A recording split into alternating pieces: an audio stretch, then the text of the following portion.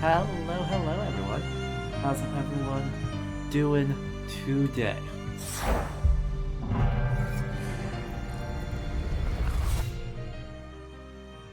Thank you, Game Watch. Jakista, Liz, Faith, good to see you. Good morning from Aotearoa. Yep, good afternoon from the United States. So, yeah. Mostly looks like chat is talking about how good the music is, which is true. Carlos Viola, the composer for this game, did unbelievable work. And so, huge shouts to them for making an absolute banger of a soundtrack. Now, today's stream is going to come to all of you in about 3 parts. The first part, cleanup. The second part, stabbing the final boss in the face, or attempting to. And the third part, Google Doc. Because, I think this game's going to, or this Google Doc content's going to dovetail very nicely with yesterday's Google Doc content. In that this game is obviously extremely religious. And yet the way it approaches religion is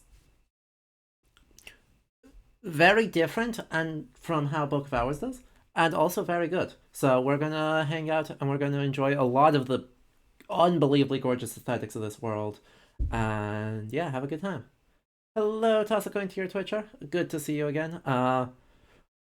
We're gonna go through basically every area in this world and just like observe and talk about it and be like, wow, this world is very pretty and very, very Southern Spanish, and that's gonna be good. Sacerdos, hello. Glad to see all the usual gang here. I think I looked up pretty much everything we need to do, to be able to finish all the narratively interesting side quests. And then we'll go stab a final boss and see what this Milagros actually has going for it, which, based off the previous game, was not very much. So we'll see how that overall works.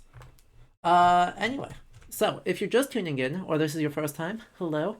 My name's Adam. I'm a professional historian. I work in a special collections library, so I'm on the public history side. And so here at Lido History, we do a ton of historical and historical adjacent content. Mostly talking about how games interpret the past, but hopefully branching out to other stuff fairly soon. So if that sounds up your alley, make sure you hit that follow button and say hello. And if you want to support the channel, consider subscribing here on Twitch, which is currently discounted, or heading over to Patreon and supporting us for as little as $2 a month to help support all of the work we do as the channel and project continues to expand. You spent all day working on a chapter of horrible crimes against humanity being committed in a colonial Mexican city. Yike. And now I'm down for a nice cathartic Catholic guilt. True. We're going to be talking, I think, a lot about guilt, because I think it approaches it very differently between this game and Blasphemous 1. And that's going to be good for us to kind of dig into that idea. And the idea of, I guess, devotion and all the very confrades, the confrades we have fought throughout the game, the ideas of piety and the manifestations of piety, and the ways in which that is dubiously self-destructive. We'll find out. There's a lot of interesting thoughts I have percolating. We'll see if they turn into something coherent at the end. But we can't do that. We can't get to the end without starting at the beginning. So let's hop into today's game. Boom. So, I have...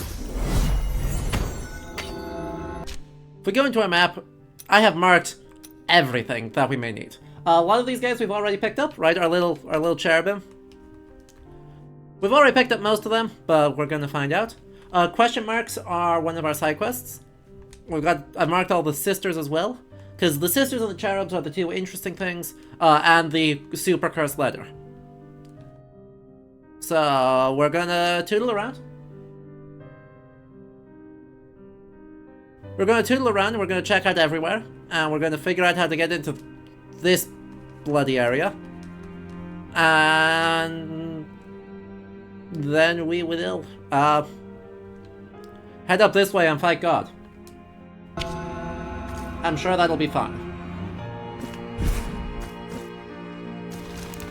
If this is your first time seeing the game, by the way, welcome to the end game. But we are El Penitente, a sinner who has decided, or a somebody who was raised from the dead in order to prevent the birth of the child of the miracle.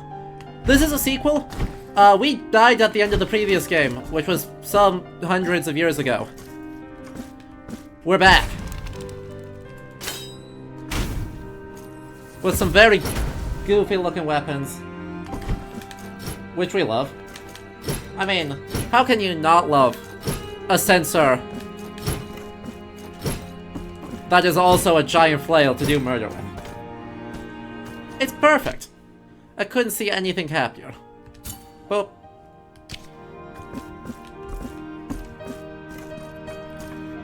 here we are, by the way, in our central city, which is about as southern Spanish as you can get.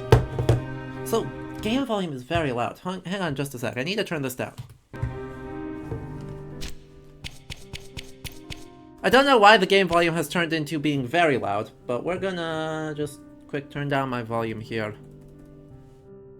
So that it is not burning my ears off. There we go.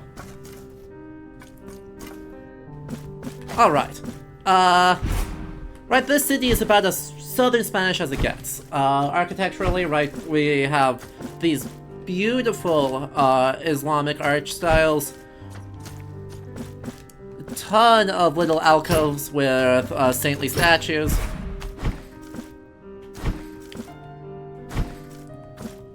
And just, right, a really nice, like, 18th century old town.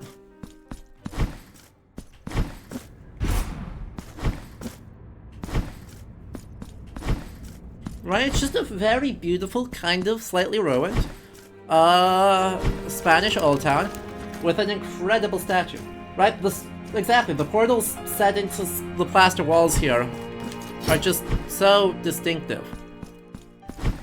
So much of this game is so distinctively Spanish or more generally Southern European, right? Like, you know, some of these little, like, wall alcoves with little icons in them, I could see being in Italy as well.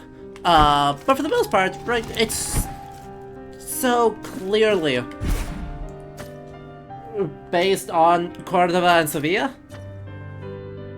And that is good. That is how it should be. Also, you know, the statue that we have produced of Nuestra Senora, just incredible. Just frankly, such a perfect rendition of, like, actual versions of, or actual depictions of the Virgin Mary and or similar female sanctified figures that exist in Spain. Yeah, that's the statue the carpenter made. It's so good.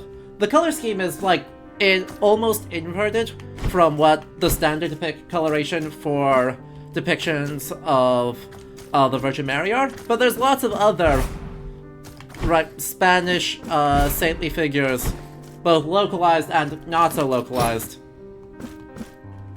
that this reminds me of.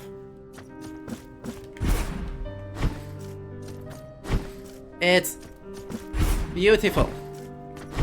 If this is your first time seeing the game, by the way, also, I should put in a general content warning for blood and body horror, because there is a lot of that around, because the thing this game gets about Catholicism that I think very few other games get about Catholicism is that it is obsessed with bones and blood and body parts. and the sacrifice thereof. You might need to show off some photos of icons for an exhibition in your server tomorrow. 100% yes. Absolutely yes, all the time.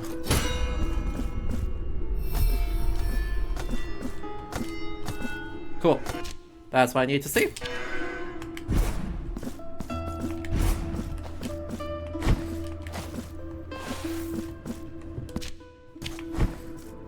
And that's there.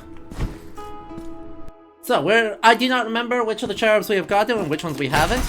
So, rather than stress about it, I'm just gonna check everywhere.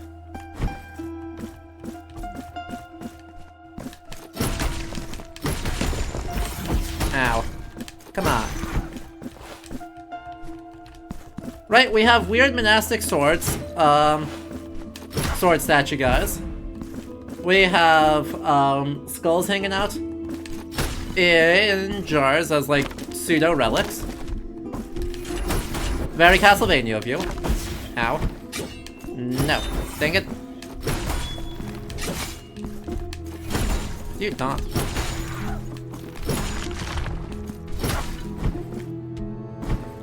And it's all good. Alright, so, is there a cherub over here? There is not. Oh.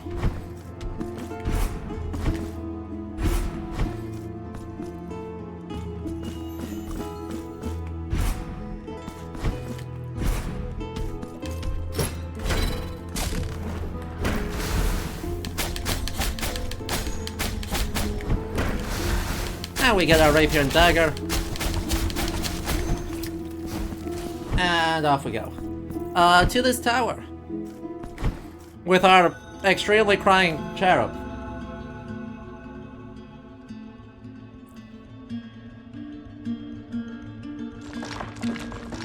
We have unlocked very many more of them.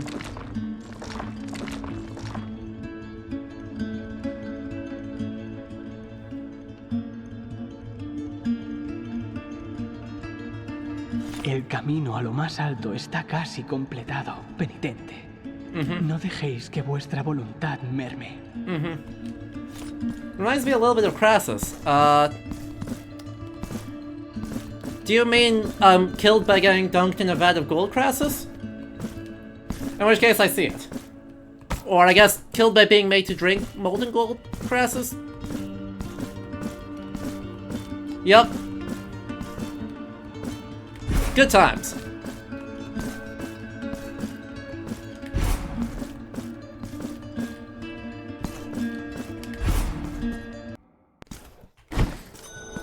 And by good times, I mean very bad times. For him.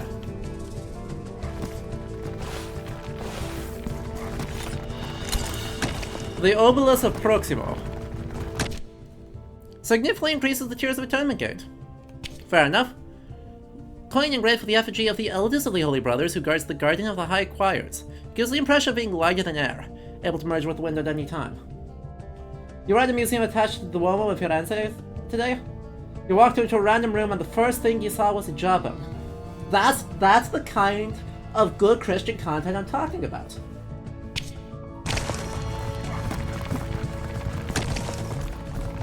Right? Just... We're in a church? What's the first thing we need? Jawbones.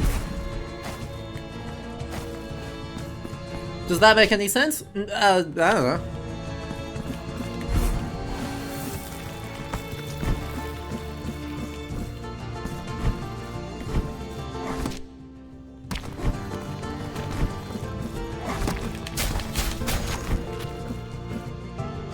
It doesn't not make sense.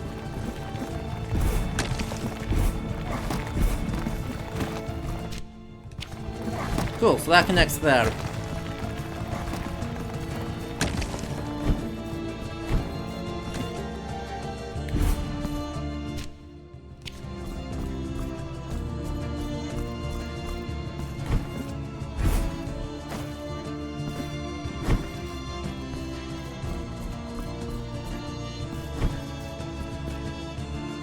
Hey, look! And here's the guys we've been trying to get. If I equip the right guy, though, that would help. Prayers. Giant lightning bolts. I bet I can hit it with that one, though. Yeah. 28 out of 33.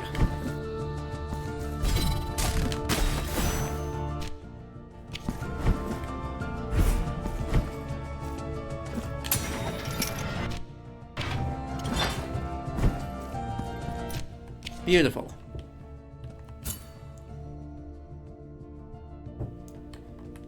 Alright, so much for that one. Let's head back up this way. 5 to go. Exactly, 5 to go, but I don't remember which 5. And so, I don't know, we're just gonna experiment.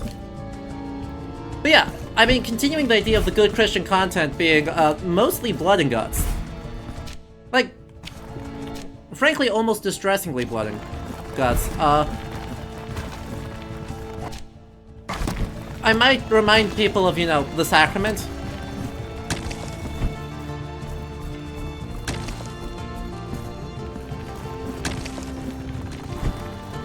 Like, the sacrament is the very definition of what is blood and guts. Because transubstantiation, if you take it at all literally,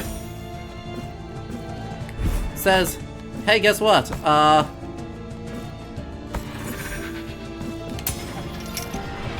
This is the body of Christ and the blood of Christ, and when you eat it, it turns into cannibalism? Anyway, the holy oil of everlasting anointment. Phial of consecrated oil. The priest commissioned perfumers to make oils to anoint the weapons of soldiers in battle, so as to bless their souls and increase their morale. The priest slowly lifted the thick slate that covered the coffin, still covered by the moisture of earth, and the dust inside swirled in the air. He introduced a trembling hand under the luxurious liturgic garments that dressed the corpse of the pontiff, looking for something that only he knew was there. A tiny, ornated phial, whose knot, braided in different colors, effortlessly unraveled in his hands. Dense and dark oil stirred inside the depths of the phial. The priest felt a chill and could not help looking at the withered and grey skull of the pontiff. It seemed to regard him from beneath his empty, blackened sockets. He clenched the flask in his fingers and quickly fled from that place, feeling the cold pontiff's stare as a dagger in his back. Hey! Good content. This priest, super screwed, by the way. Just for the record. Just for the record, taking something from a sanctified tomb. Huge no-no. The idea that he is ridden with terror, and that the corpse of the saint, is glaring a curse at him? Wow. Magnificent. All over the place. Literally so many times.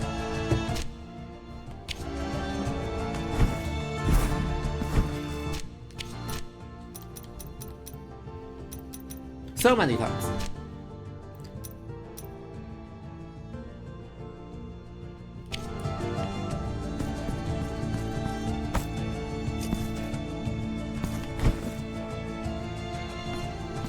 See,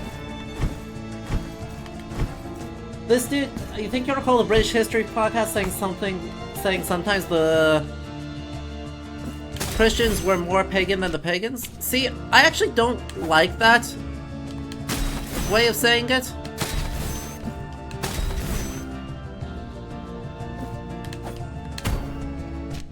Mostly because,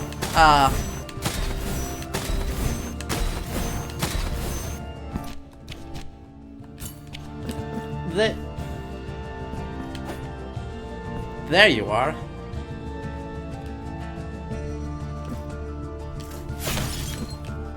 Heck.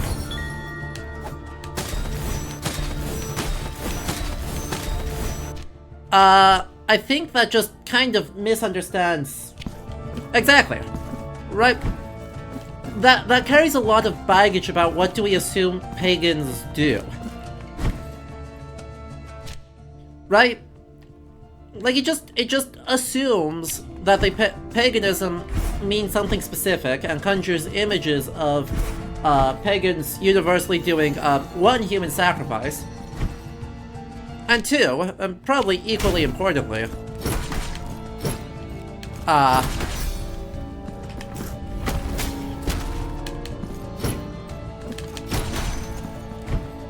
that Christianity is this very, like, Protestant, modernist way that is very much defined by individuated faith and doesn't have spooky...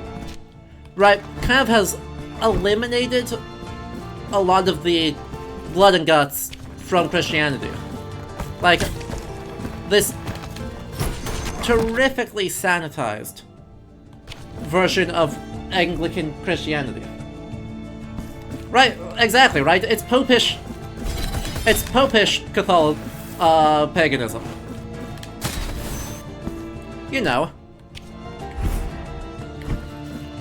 That totally sensible sentence.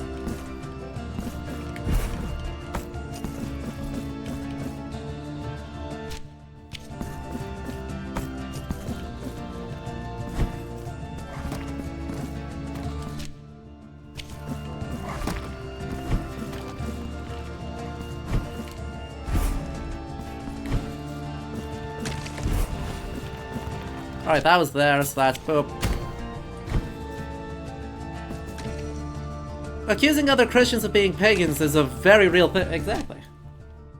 Has led to plenty of incredibly screwed up treatments of other people. So yeah, I'm not a huge fan of that formulation.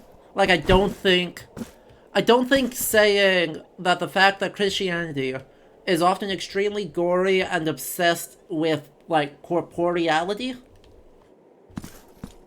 in a way that strikes 21st century people as sometimes being a little bit human sacrificey is a super useful way to think about it.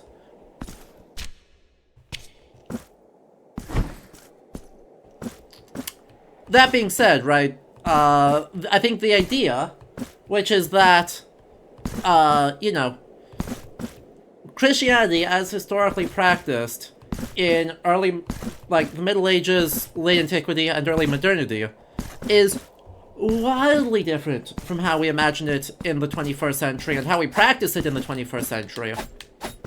I think that instinct is good, even if I disagree with the exact formulation that they're using to communicate that. Anyway, as we enter this spooky area, welcome to the Alhambra.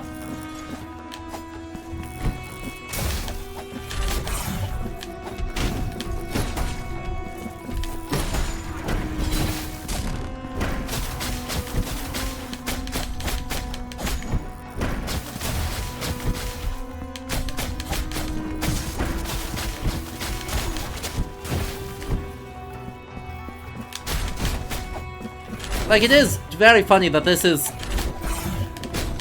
Alright, I guess it's not funny, it's just like a true sentence that we need to remember about, you know, southern Spain, is that this is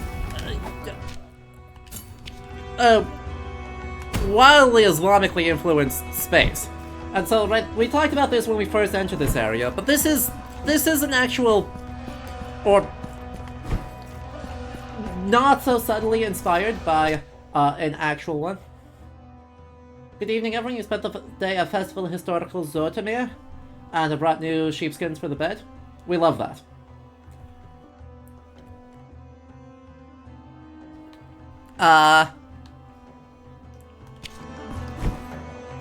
Right, when we... Exactly, Liz. You say it very well. Whoa.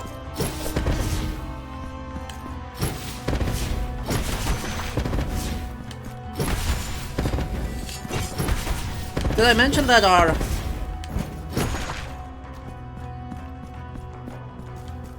guys like that? Anyway.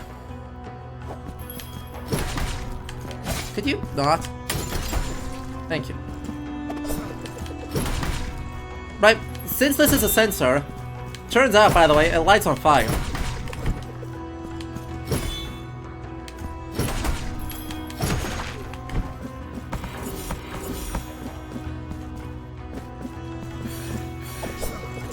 Ow. Sure.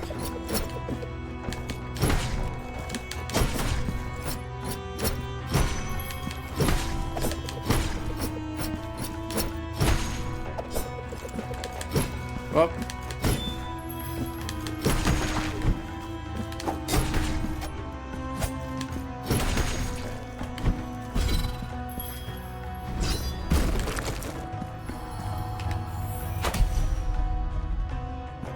American Virgin. Hooray. So yeah. Where was I? Oh yeah, the Alhambra. Right, the Alhambra is just, you know, a real space, right? It's a place that actually exists, and it is very cool. I was lucky enough to get to go there, but it's a palace for Carlos V, but before then, it's a Islamic palace for the Nasridi Emirate in for the Nasridi Emirate in what's its face?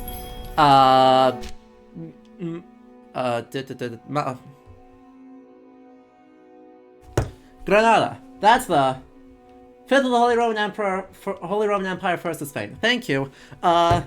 It is the Nasridi Palace in Granada until 1492, when Ferdinand and Isabel capture it after besieging the city for most of a year. And it is amazing.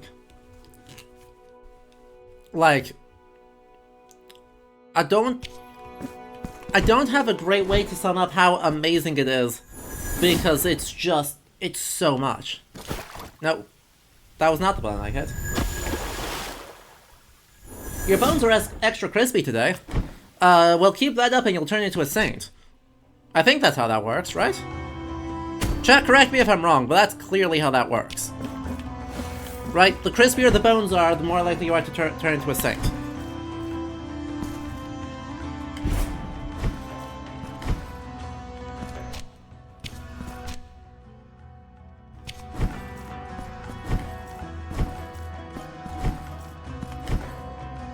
Love the crunch. Whoa. Well.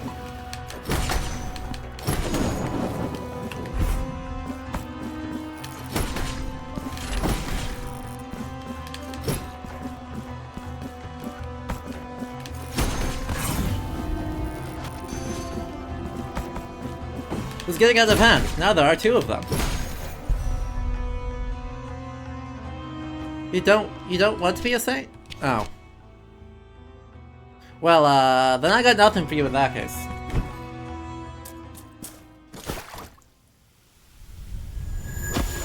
Freeze dry the crunch, so that we can say you're incorruptible and thus lug around your body everywhere to make miracles. See?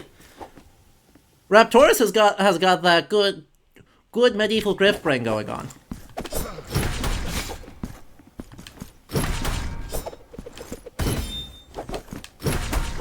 Ah! No.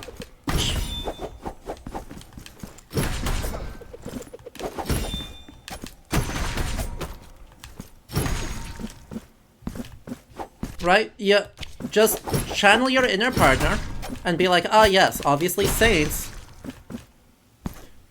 It's incorruptible. They're incorruptible because, you know, don't worry about it. And having been made incorruptible... Oh, hang on.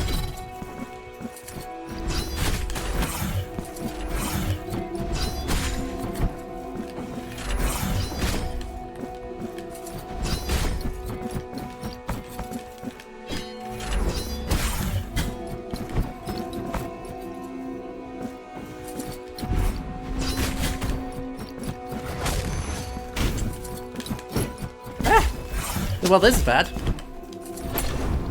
Let's just stop time for a moment, okay?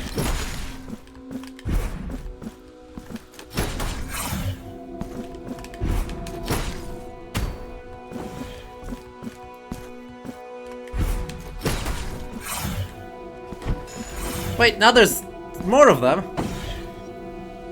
I'm just gonna leave, okay? Ah, I need to go the other way. Oh no. Hopefully this keeps too many of them from showing up. That being said, I think that means we've already gotten this guy. Yes.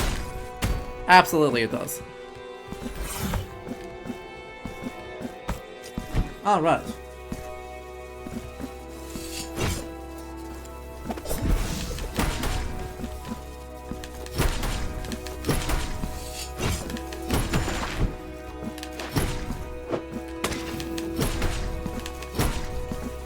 No, don't light yourself on fire. Honestly. They're part of those traveling kind of exhibition things that go around church or something, the other ones being either about how cool the Shroud of Turin is, or the times Jesus decided that bread was lame and was extra about it. See? I mean... fair play, Jesus, but,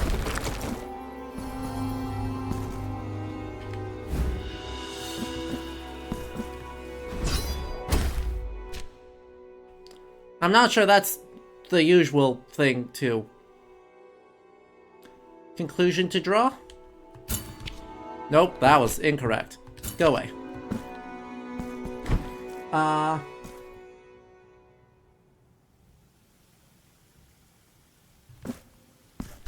Anyway.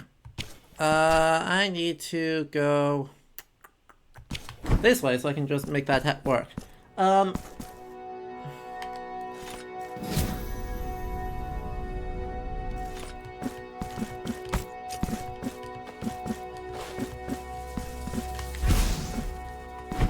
You're perpetually hungry out of your bones, bully me. I don't know how that makes someone a saint. I mean, according to an Old English monk called Oser, that's how Alfred the Great, right? Alfred the Great, who may or may not have had Crohn's disease, right, was made more saintly by the torments of his flesh, so that he would be not distracted from his work, from devotion to God, by things like, you know, physical comfort. Is that propaganda? Is that cope? Yes. I was gonna say propaganda, but truly it's just cope. But do we take it anyway? Yes. Yes, we do. Anyway, remember this. We have a, cursed letter. The first step for the one who seeks redemption lies in performing an act of humility. For this thou must seek out the largest looking glass, prostrate thyself before thine reflection, look thyself in the eye, and beg forgiveness. Turns out...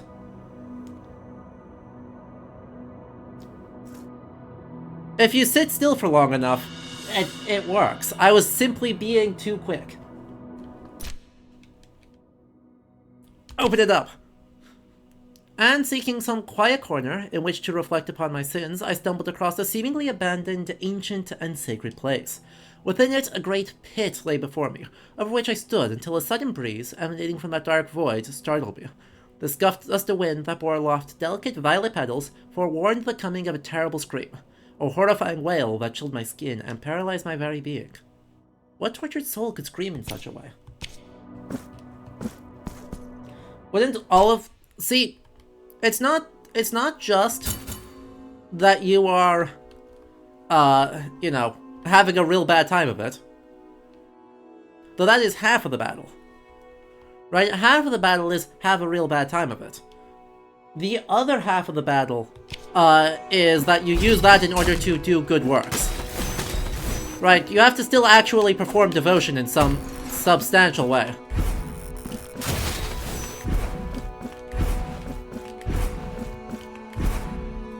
Which is...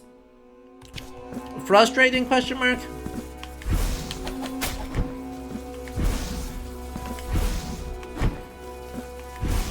So you're half of the way to turning into a saint.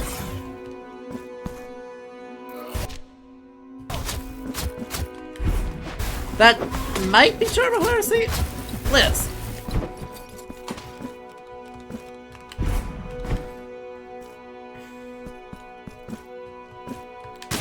Don't sell yourself short here.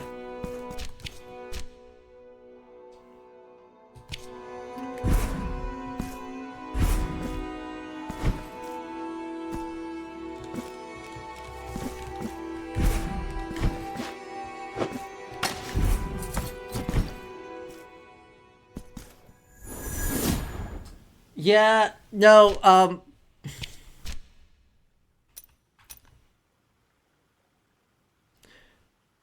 it's very heresy.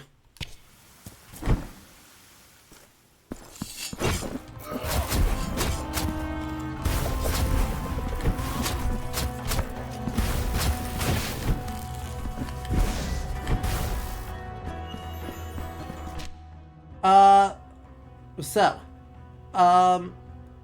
this dude, that is you just did a Protestantism? Right? The idea that a saint is someone that the church is sure has gone to heaven. That's what we call Protestantism. Right, that's how Protestant denominations that believe in saints at all, which is most of them, deal with saints. Right, they're just people that have definitely gone to heaven. And that's all you need to say about them.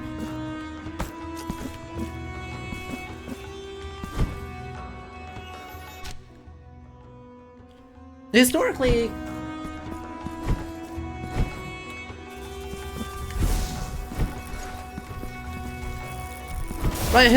being sanctified has a bunch of extra stuff attached to it.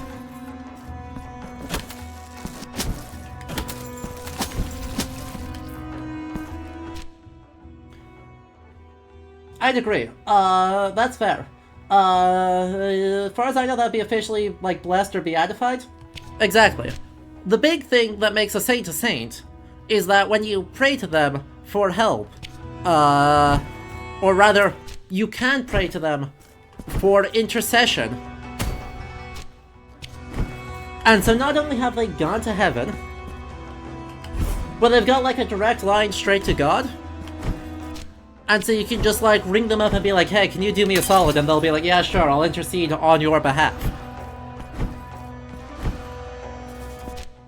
So they are people that God has chosen to do works through, and in turn have extra sway with God to affect the will of the person who is praying to them.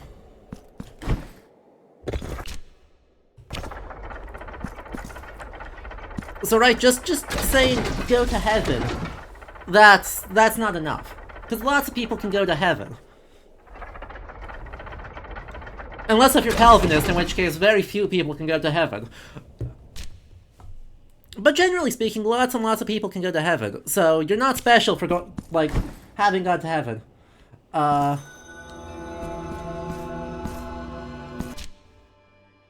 It's mostly a matter of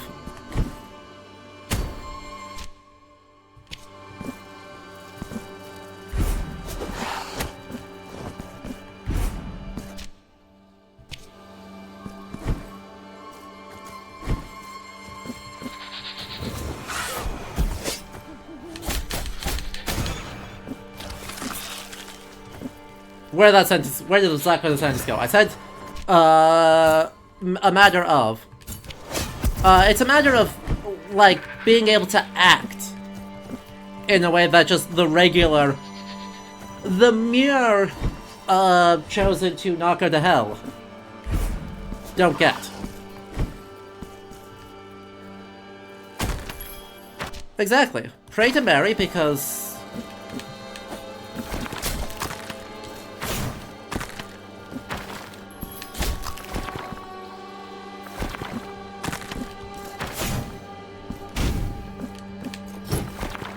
Ow.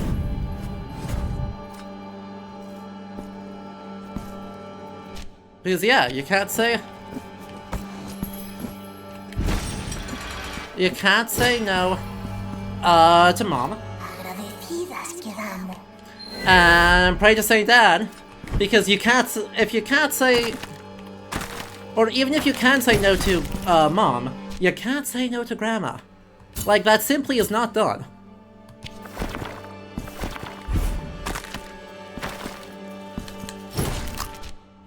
And you know, having lived in a Catholic or having seen enough Catholic households, I was raised Lutheran. But I have enough Catholic friends to know, like, no, that tracks. Don't mess with the Catholic grandma. Also, don't mess with the Jewish grandma.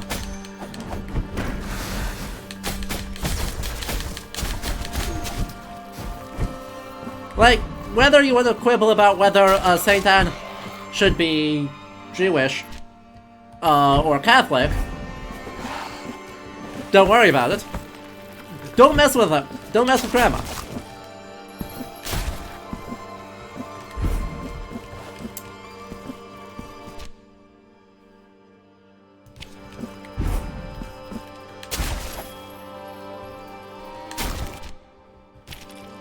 Seems to be culturally universal. Yeah, there's some places that are more...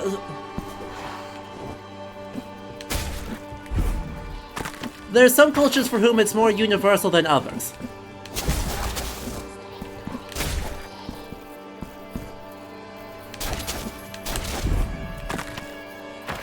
Ow.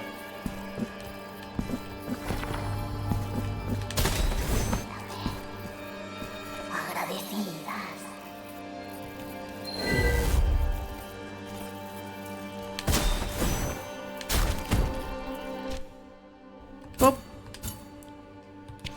And now this way.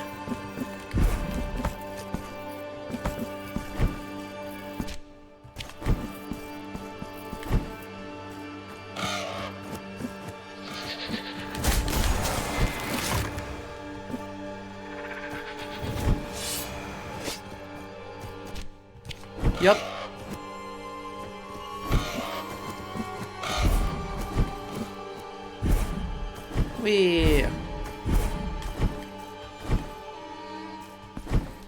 I'm gonna see if we've got another person here. We sure do. Nice. Well, that was what we call progress.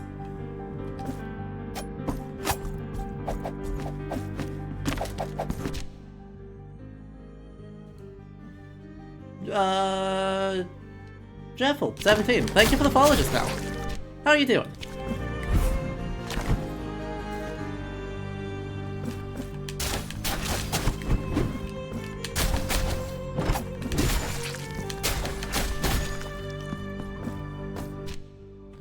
What if you don't have a grandma or a mother?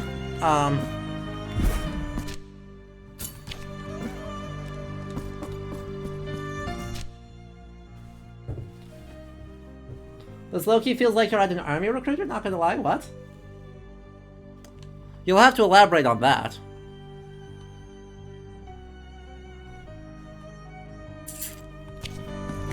Sainthood recruiter? Ha! Fair enough.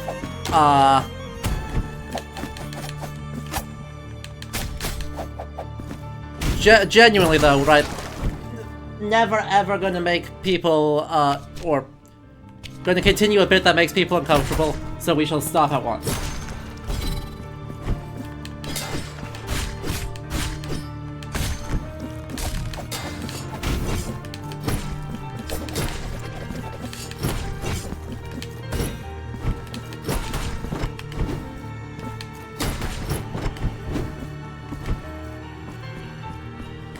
Will you get a scholarship if you become a saint?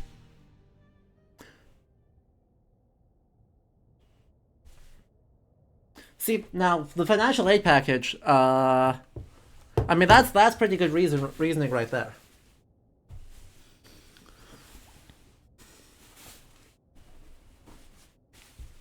Not that theoretically you should need one, because something, you know, Kingdom of Heaven, all earthly needs shall be, fixed. And also you're dead, but you never know. Capitalism in the 21st century is awfully persistent, so maybe there may be something here. There may be something to this.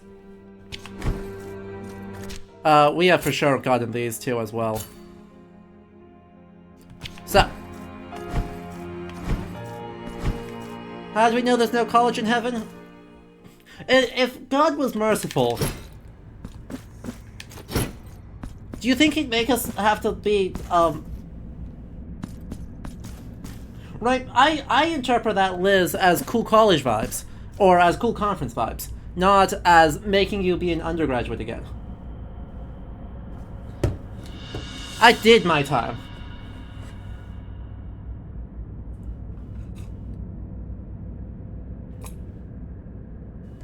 Now, I assume Purgatory is high school.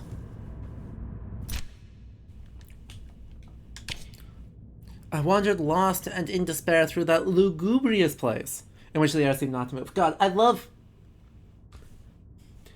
do love how they've localized this game to be as extravagant as possible. Right? Lugubrious is just... that's a good word right there. In which the air seemed not to move. Eventually I stumbled across an old bell lying broken on the ground next to one of the many walls I had encountered on my travels. Walls that threatened there would be no way out of this place. Born in frustration, my stick dealt them many a blow. I do not know how it happened. Just studying forever without having to do the job that's supposed to come out of that honestly sounds like heaven to me. True. Infinite research time. Right, that's why I'm saying cool conference vibes. Right, you don't have to deal with the jerk faces at conferences. You just get to hang out with your friends, collectively being excited about stuff, sharing in research, and just communally having knowledge, without having to deal with homework, term papers, the academic job market, the jerks who run academia, university administrations, and non-existent paychecks. I don't know, that sounds good.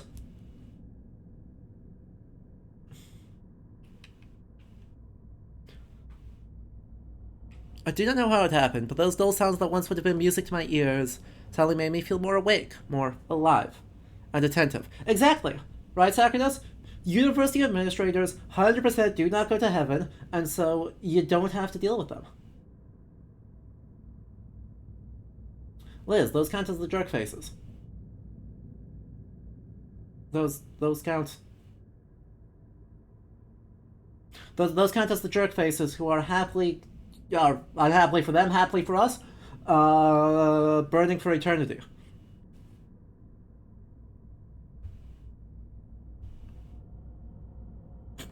I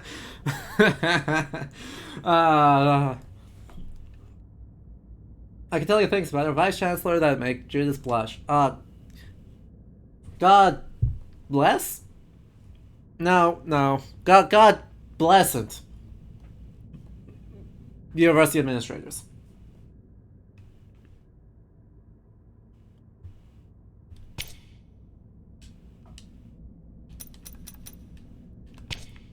God bless it. Whoop.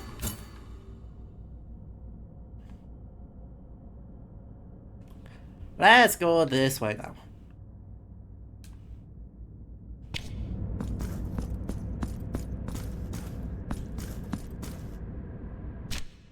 Right, is that what I want to do? No, I want to go down here. Is there a, like, convenient way to go down? Yeah, there's a warp room right there. I was like, where the heck is it?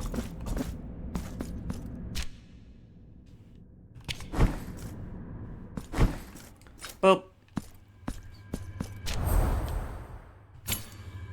We must give smooches. Let's actually read this, huh? Piece of cloth used by the high sanctities to cleanse their hands after being kissed.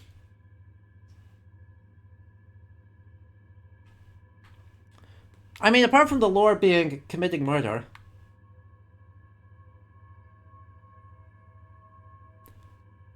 We all share the same beauty and grandeur, the same skin made from light itself, the same voice that sounds like a gift from the high heavens. What if I was in fact different? What if I truly was the most divine of them all? The only one deserving adoration? Yes, all will kneel before me, all will worship me, all will wait eternities to share my presence and fight for the honor of kissing my flesh. I just need to make sure the others disappear. Turns out, by the way, this is a thing that is, like, particularly Spanish. The idea that you greet religious figures, prelates and bishops, by kissing their hands. And so his name is just the act of hand kissing.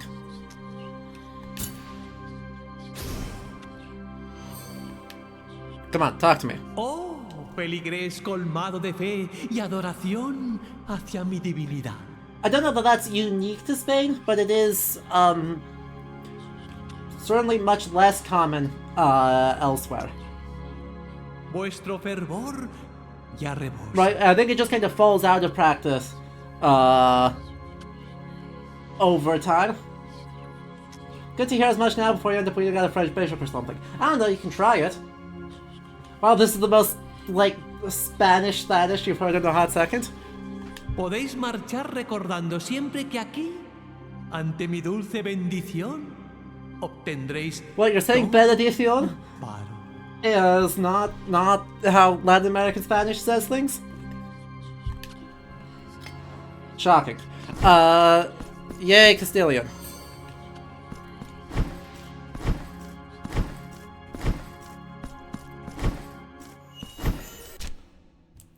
Yay for super duper Castilian.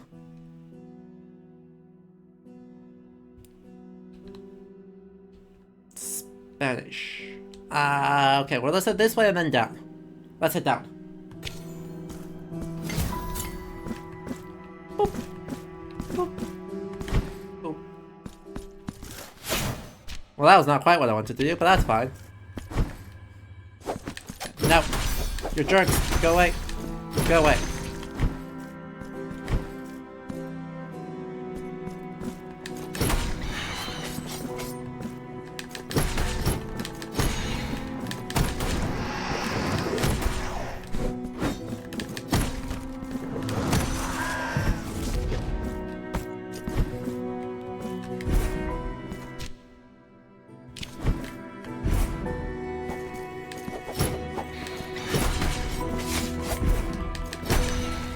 Nailed it. There was one lady waiting to Isabella of memory serves who decided to kiss the foot of a mummified saint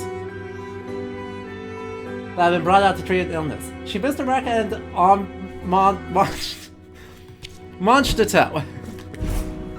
I mean, that's hilarious. I also hate that. Thank you.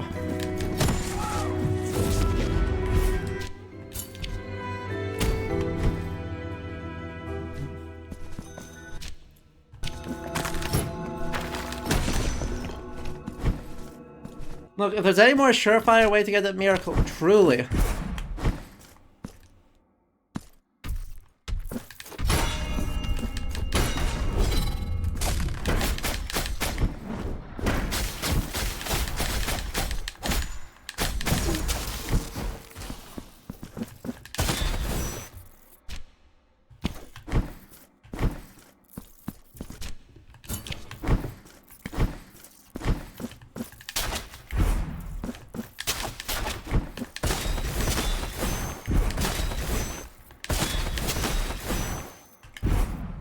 Taking a bite of relics is pretty on brand. Meh. Depends on the relic.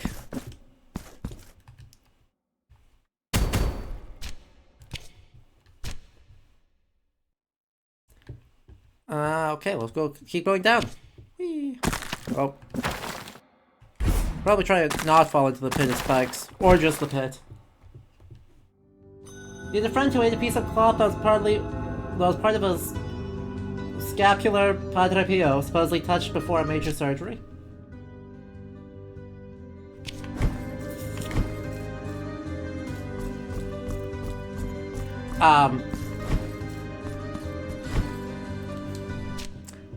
Yum?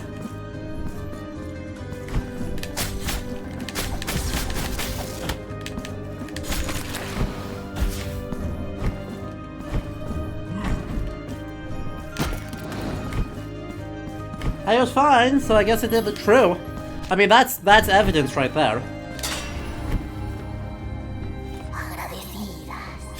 It's him! I can't believe I forgot it was him. It's our friend from the first game! Yay!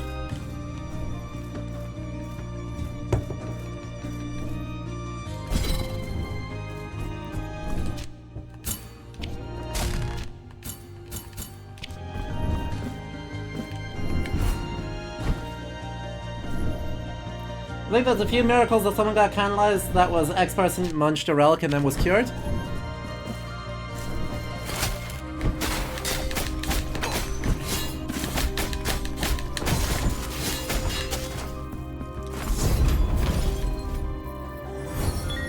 I mean, yeah, eminently likely.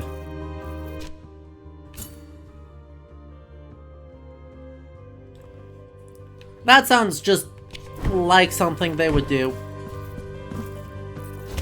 You know?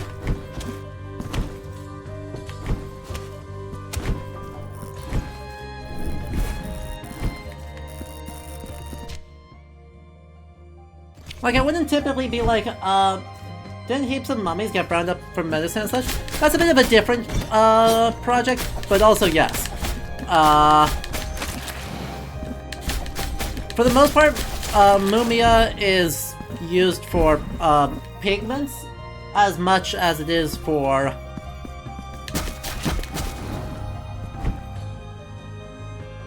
Right, it's used for pigments for painting more than it is used for, consumption. But it is at least occasionally used in the 18th and 19th century, well, as early as the 16th century, but especially in the 18th and 19th century, by fashionable Europeans as a part of a tonic in their weird quest of turn everything into medicine. Chocolate, medicinal. Coca-Cola, medicinal. There's cocaine in it, therefore you know it's good for you. Don't question it. Most candies, medicinal. Everything else, medicinal.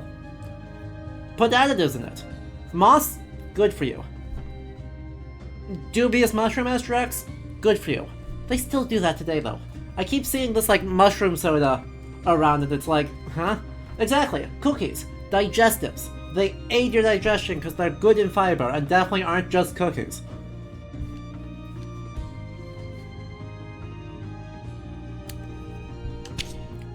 That decrepit and gnarled old man then looked up from the ground and blurted out, "If once thou art passed beneath its skull, a fleshless relic that still scrutinizes all with its last living eye, like a grim cyclops, thou must do so twice more." Whoop.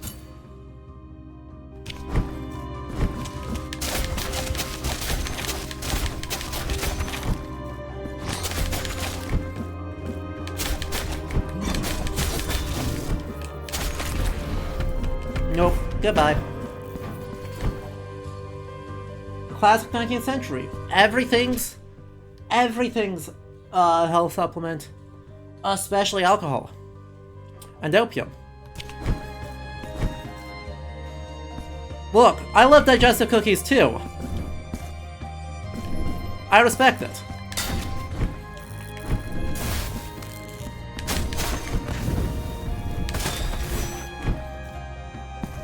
I just don't assert that they're medicinal. Hobnobs?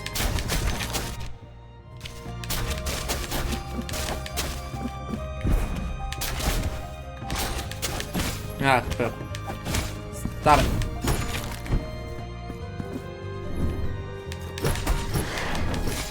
Ow.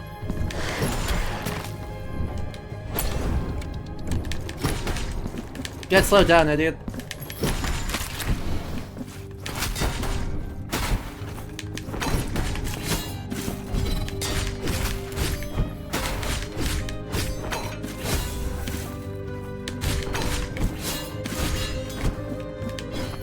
I wonder what the secret is of this.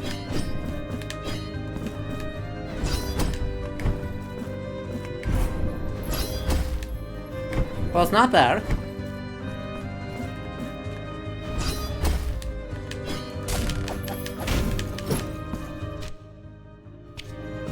And that counts as a different room, so like...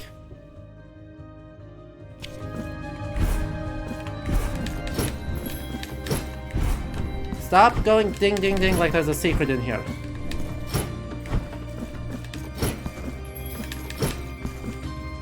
Grrr.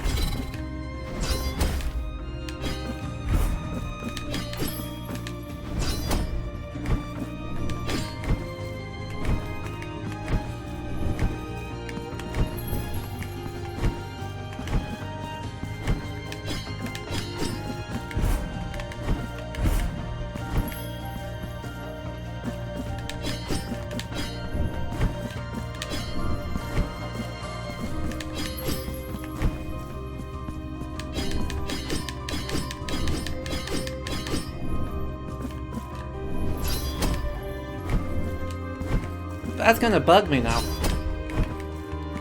Now that I know that there supposedly is a secret in this room, I need to know what it is.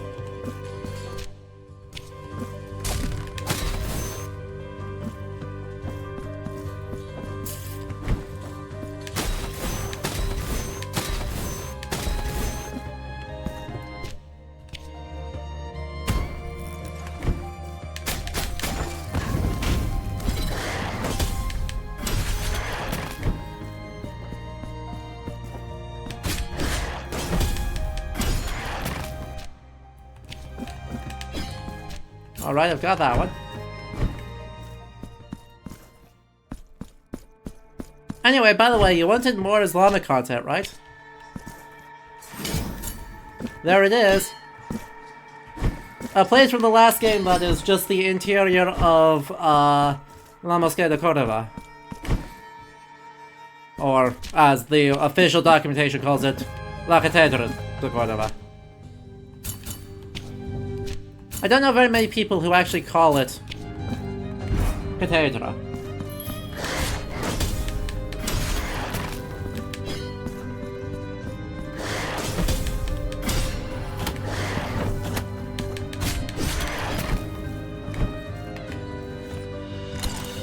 Ooh, the lips of the golden mask.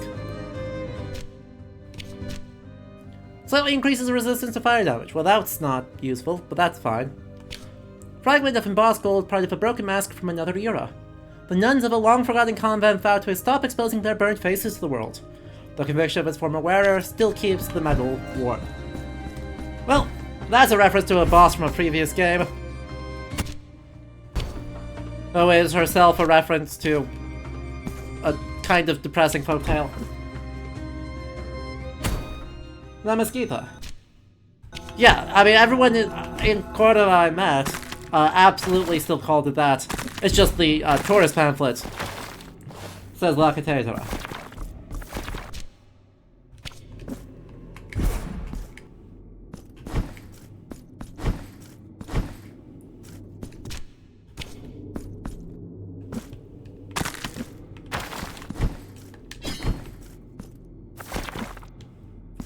Do I have a favorite Assassin's Creed historical game?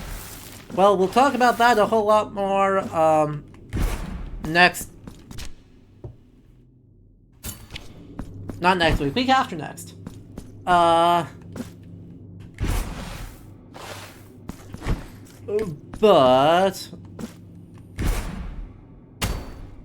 I mean, right, Assassin's Creed 4 obviously did some things that are very interesting. But I don't know that any beats Assassin's Creed 2, right? Oh. Help. What? I guess I'm supposed to go up and then over to get out. Tragic.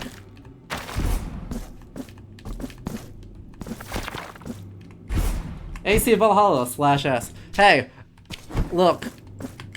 Exactly 50% of Assassin's Creed Valhalla had exceptionally good history.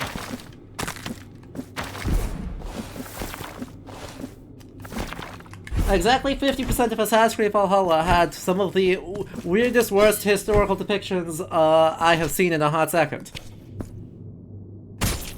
Ow.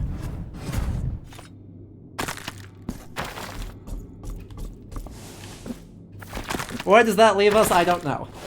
It leaves us at Assassin's Creed Valhalla is one of the video games of all time.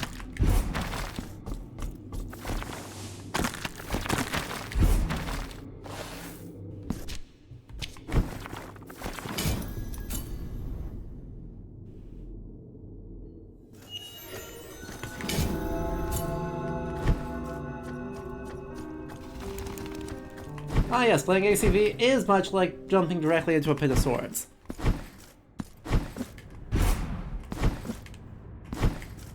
We'll see how Mirage is. I am excited, but also... Hey. 1. 2. Oh. Black Flag was fun, the ending was bleak. The Black Flag, right, I mean, obviously I just finished a playthrough of Black Flag. Black Flag does some really fun stuff because it's a really well-suited time period for the kinds of stories Assassin's Creed is good at telling, in a way that the Viking Age really wasn't. And the way that the Crusades certainly weren't. Also, Freedom Cry. Yeah. Don't, please don't dig up Weird Fate stuff. I don't know if I need that in my life. Sealed envelope. My redemption, my forgiveness, all is useless. This pilgrimage without end no longer matters. The sacrifices, the prayers, the supplications are of no account. Now I understand. The miracle will not listen to one such as I, for I am nothing. If I cannot obtain forgiveness, then only death awaits me, the one that lies at the bottom of this towering cliff. The curse will soon be over, for nothing of my being will remain. The cool sea breeze will comfort me and give me the strength to finally end it. Farewell. Voynich. Inexplicable Voynich content. Yes, we will have to revisit Freedom Cry, and it will be a very good time had by everyone. The starting one died. Faith, the starting one hath gone kaput. So there is no first stream. Nothing of particular import happened, besides, the Voynich manuscript showed up and ruined my day.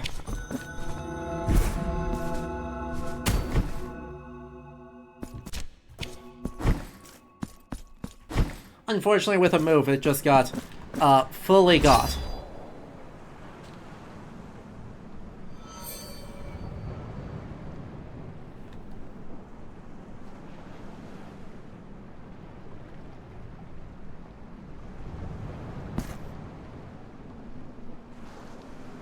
Neat. Surrogate to the memory of your eyes. Halts the passage of time. Well, that's maybe good.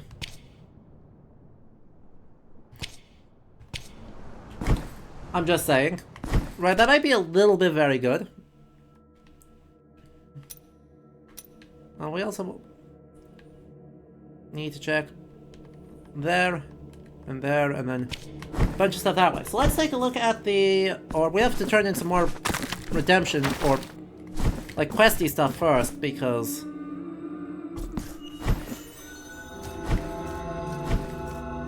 Is that on top of the healing time stop? I assume it's like identical to the healing time stop, just bigger. And, you know, not only when you heal.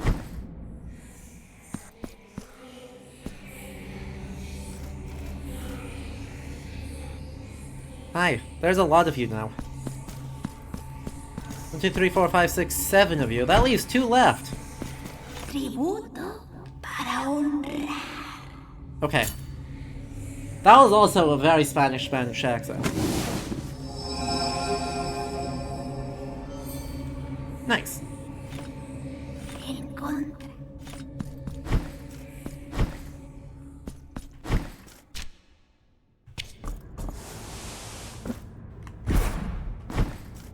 If only Liberation hadn't drop-kicked it into oblivion. Look.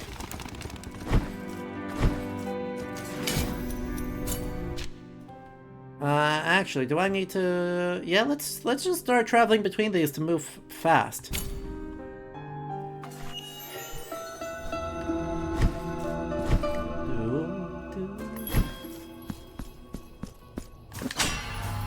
Found her!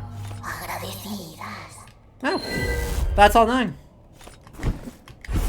Well, that makes that easy. Goodbye. Goodbye.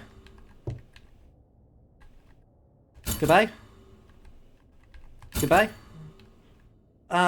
Cool. That just leaves a couple of places. We got something down here. We got some stuff over here. And then we have to find 2 more. Actually, no. There's a Cupid here, so we have 2 Cupids left to find. Because I know where that one is. So somewhere on, you know, this...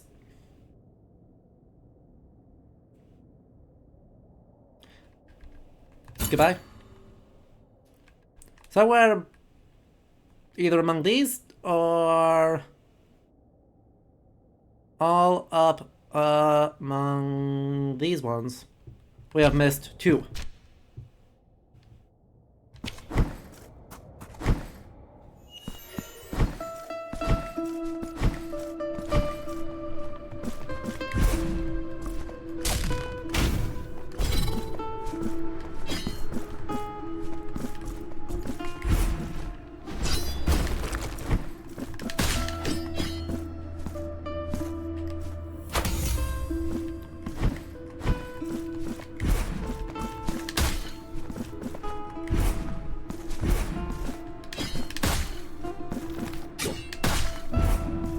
Anywho,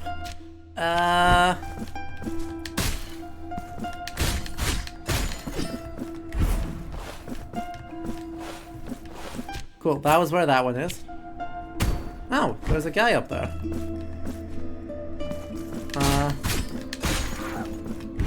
Where's the bell for that?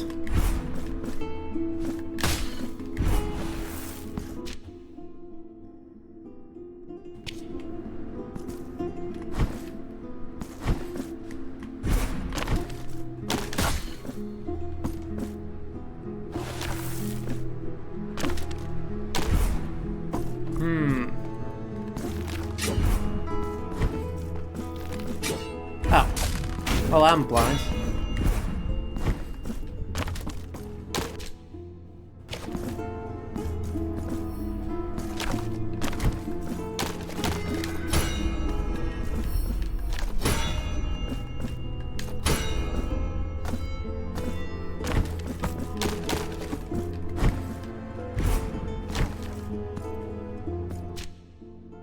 That was incorrect. Please try again.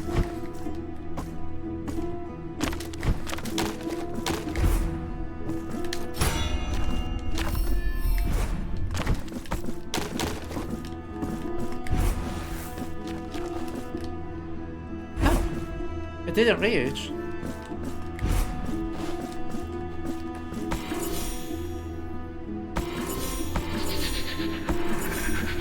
Wait, what?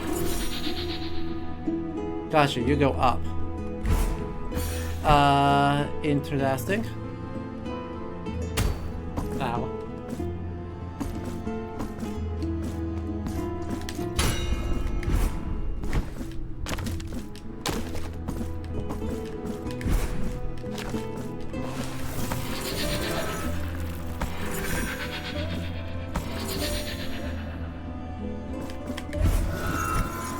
Wow, that was a weirdly complex strategy.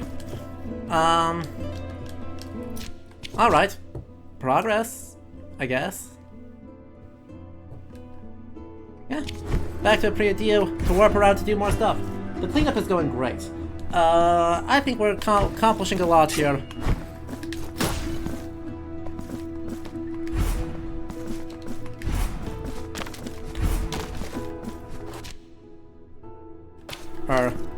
Assuming I can walk the correct direction. Apparently that can be complicated. Alright. You'd think with how big those are, I wouldn't have that problem, but, you know. Sometimes it'd be like that. God, Sacred Entombments is such a cool area.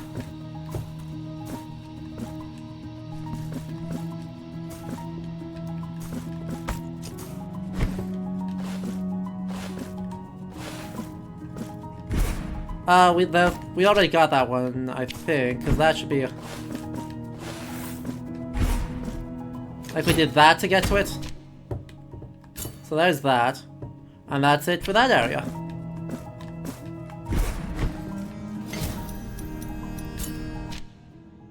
The being able to warp between these to just check places at speed is very appreciated. Like, there's just a lot of oomph. So instead we go to the Severed Tower. Which, not as cool of an area, but still very good, right? They really have real good aesthetic stuff here. Right? Like, they really, really know what they're doing with how they construct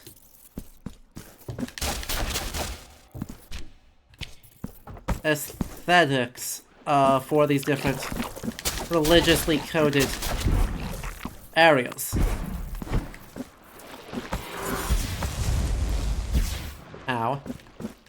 Not cool.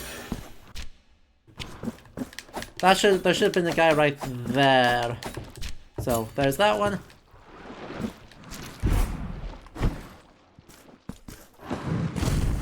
You're dreading the Dragon Age stream?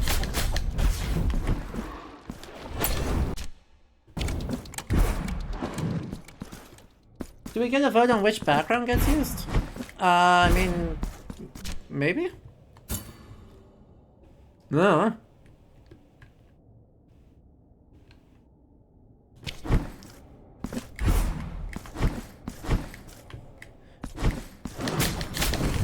If you want that, let me know.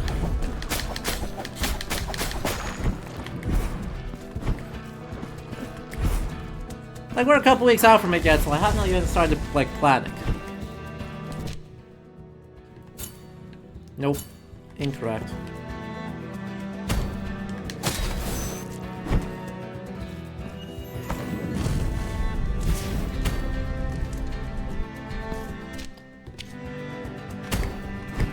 These games bring out the worst disagreements anyone has ever had? Well, that's unfortunate.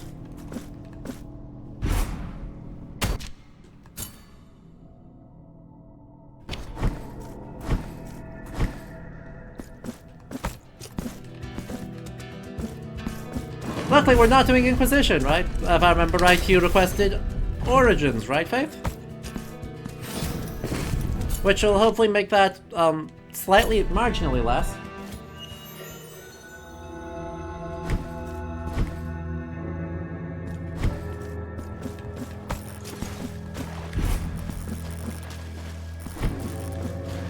Okay, seriously, how the heck do I get up to there? Ow.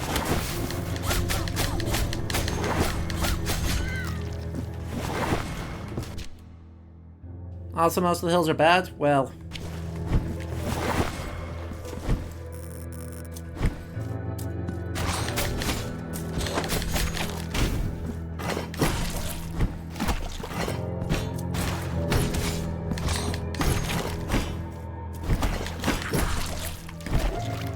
not necessarily a ton I can do about that.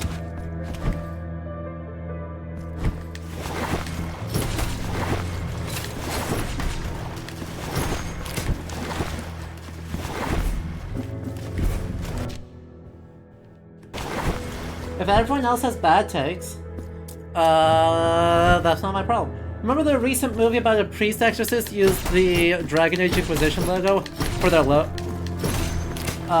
Bible? I remember that. That was very funny.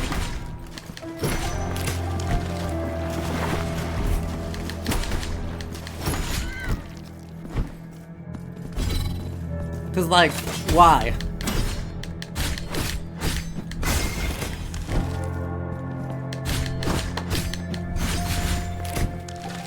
Like, come on, guys.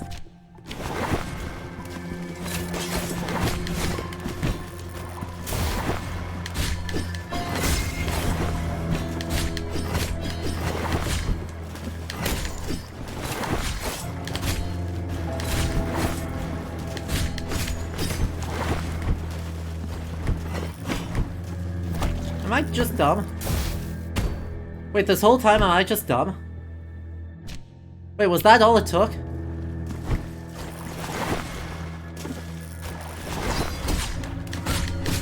Wait, I spent multiple streams going like, where the hell is the entrance to this?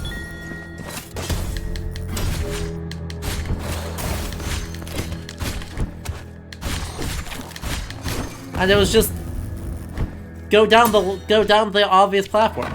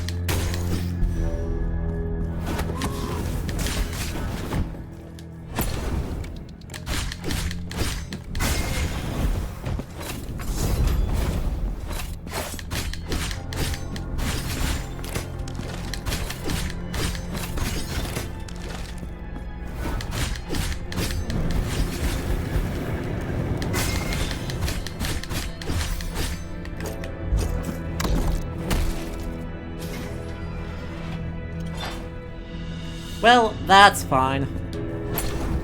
Let's talk about this room, because this room is very good.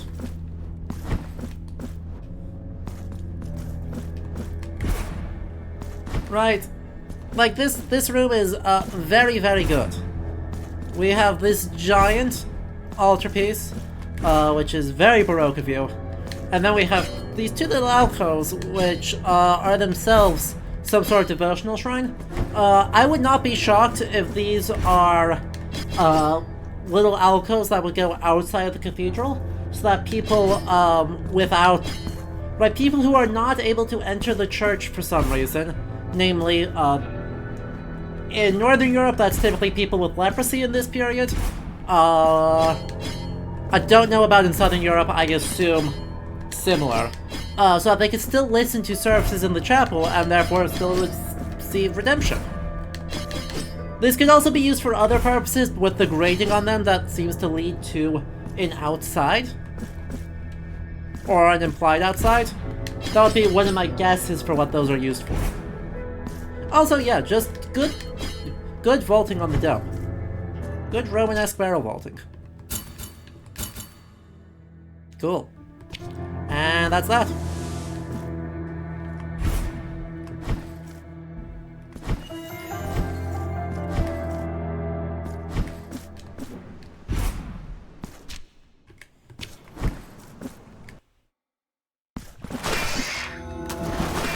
Thank you.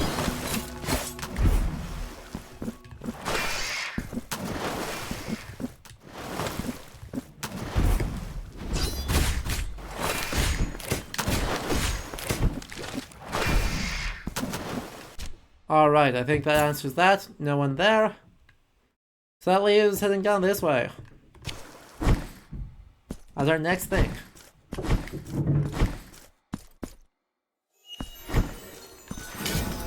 Let's go. Down there. Okay. So where does this leave us? We go this way, then we go down, and then we work our way around. Or we go this way and then we work our way around that way. Both options are good.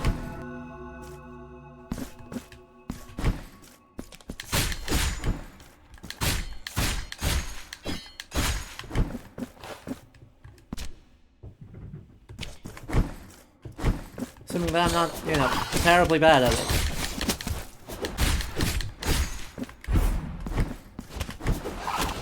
Ow. Come on. Don't gotta be like that.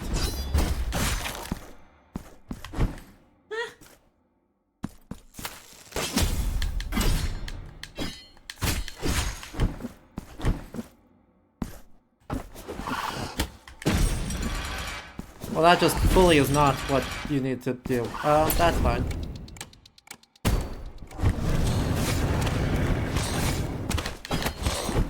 This is fine. Everything's fine. Don't worry about it.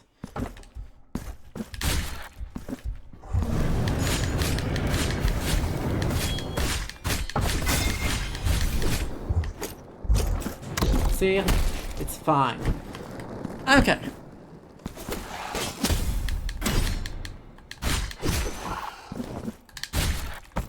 So.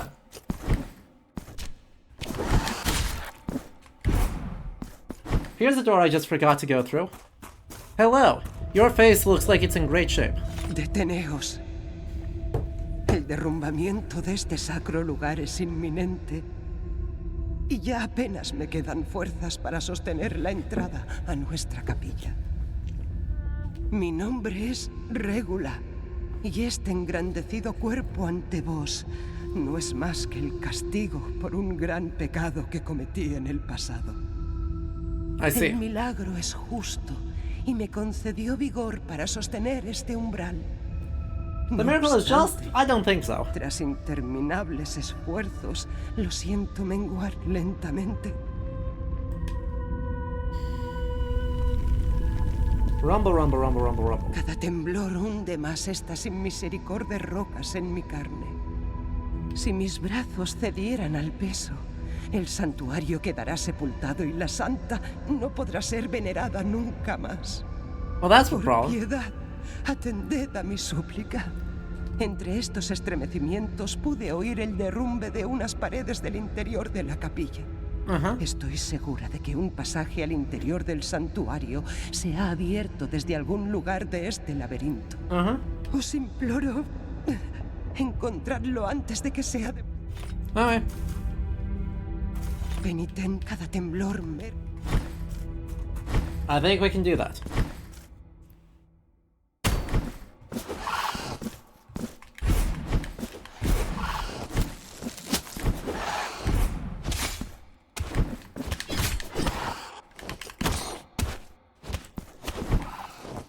Fine. Go this way. And...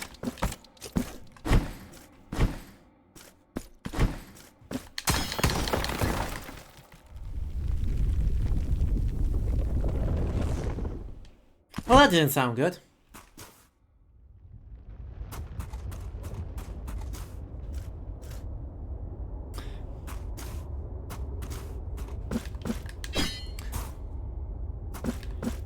Oops. But hey, nice statue. Our lady, presumably with the golden visage, based off of, you know, the paint on her face. Nice spot.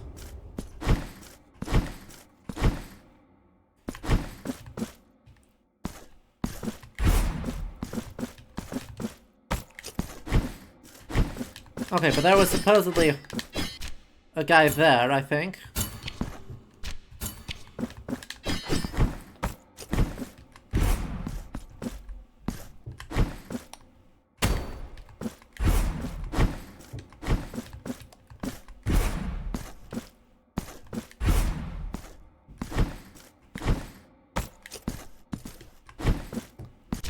I think?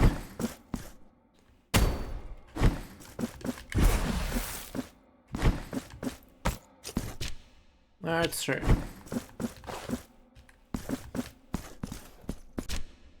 Yeah. That's the top side of the labyrinth. So that's the way out. So yeah, no cherub there. Back the other way we go! Having squished someone. Maybe she'll be okay. You know, she was granted lots of vigor, right? Right.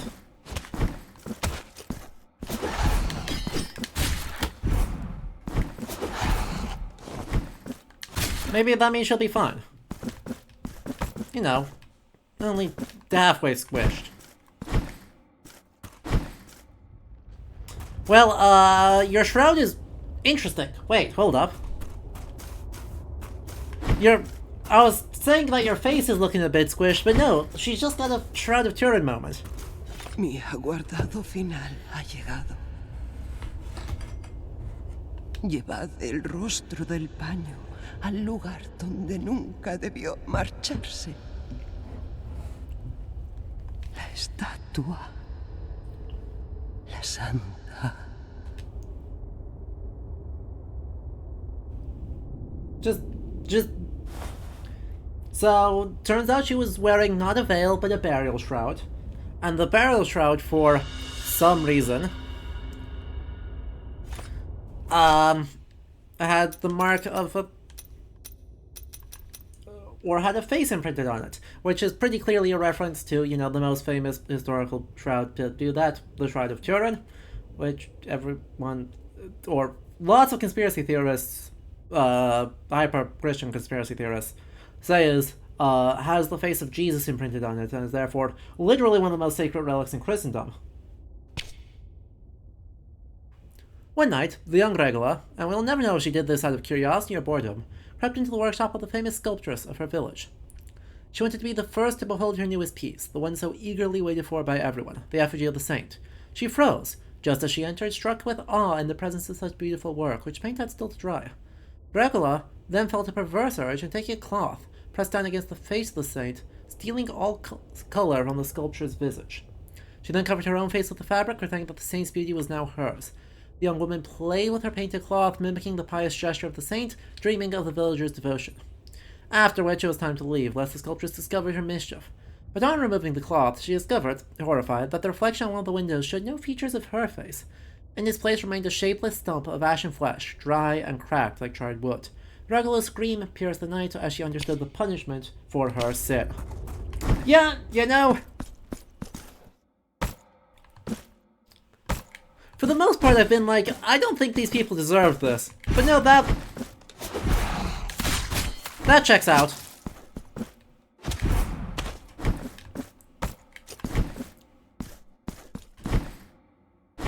That one's a pretty sinny sin.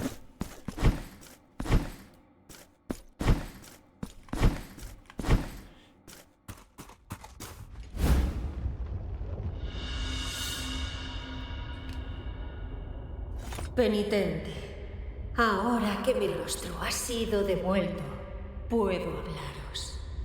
Mis devotos volverán a esta capilla gracias a vuestros actos y al sacrificio de la beata. She's beata now. Oh, Régula, no busquéis más mi perdón, pues ya lo tenéis. Ahora ya estáis a mi lado y podéis descansar vuestra sufrida espalda en mis brazos. Intercession works, chat. En cuanto a vos, penitente, aceptad esto como recuerdo de Régula. Agradecida quedaré siempre. Que mi bendición quede con vos.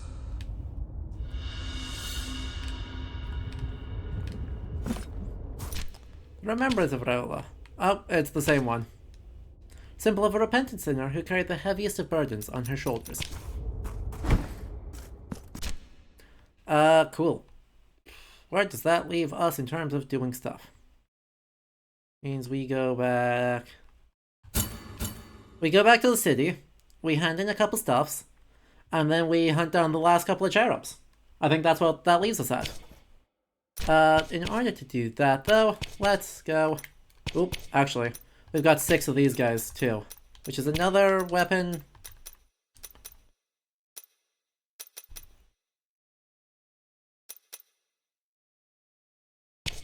let's actually upgrade the other one first. Shockwaves on the ground, soul combustion. Ding. 3, 6, 9, presumably 12. 12 more, and we'll be done. Hell hydrate, alright.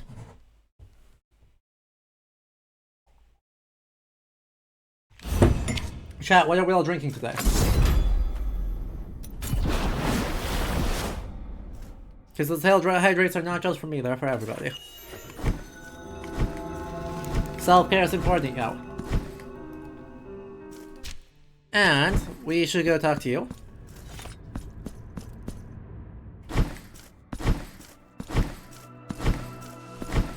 Well, hello. Concentrate a sphere of guilt.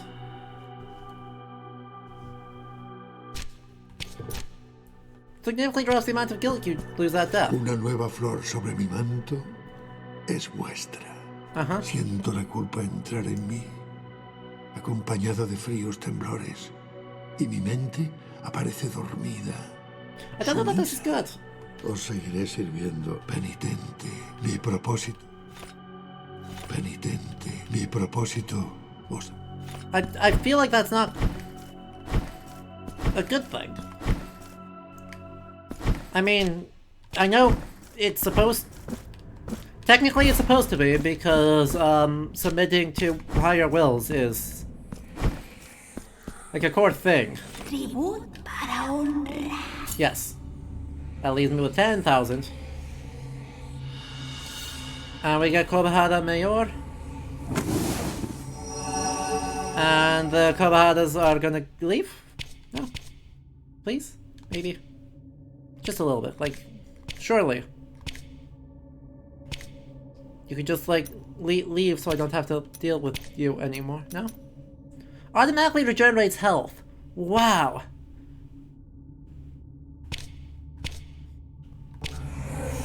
Hermano, agradecido viaje. Journey very far. Very far. Okay, goodbye. Oh. Goodbye again.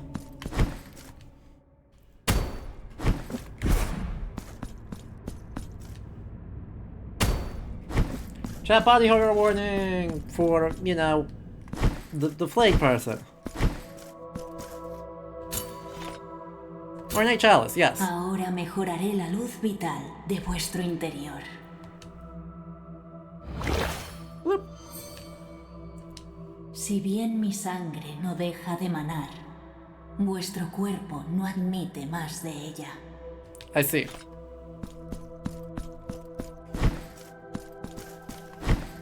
I mean, where does that leave us? Oh. No answer. Well, you know, understood.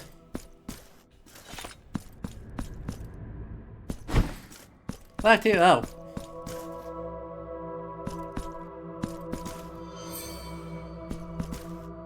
The chalice is broken and you do be a skeleton. Good job, team. Cherubim. Good work. Those do be some crunchy bones right there.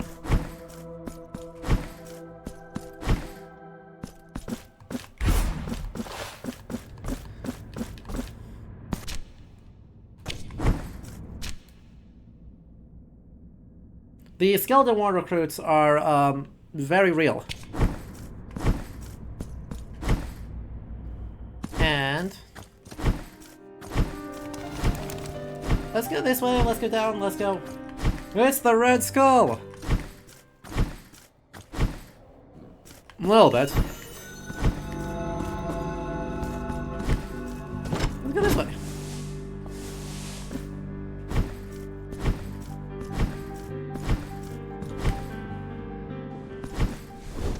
Whee! Hello? Puede que tenga algo.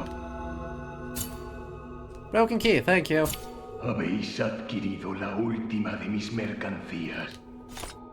Penitente. Debo pediros un inmerecido favor.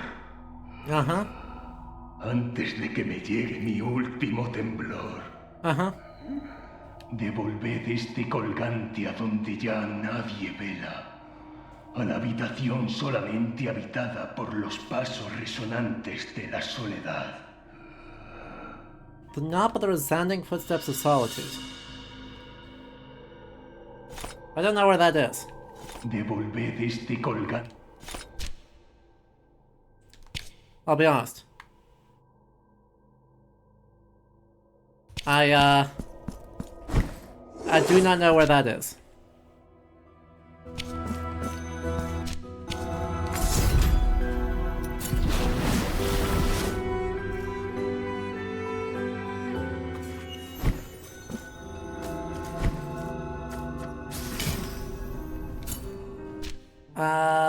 Okay then.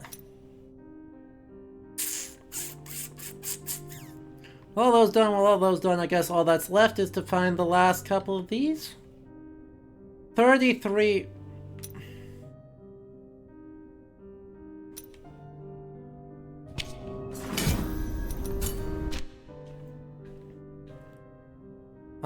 who might have ones near them? You might have one near you.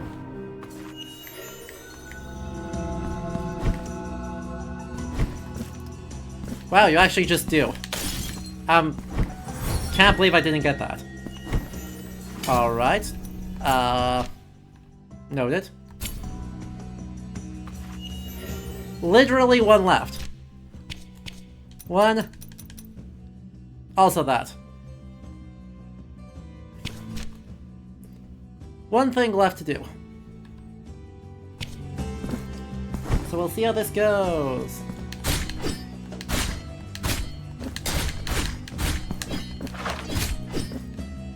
No.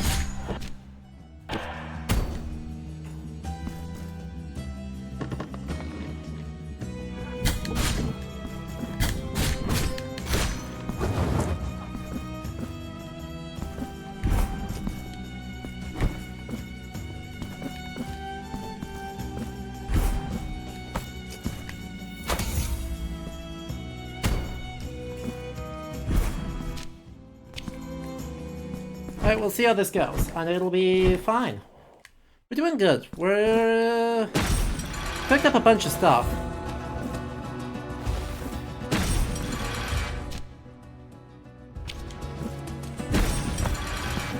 feels to me like progress. We'll see if this maybe is lucky and then this is actually our last one. I don't think it is. I think we've probably already gotten that one.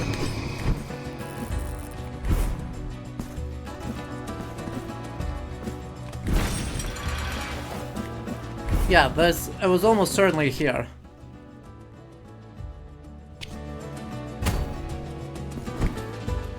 Because, yeah, this was a shortcut, so, not there. So we return to the city. Because that's almost certainly faster.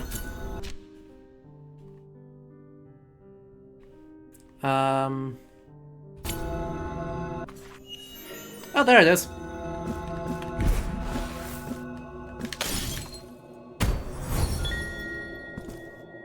Solitude. There doesn't happen to be a hermitage or something nearby. I don't think so.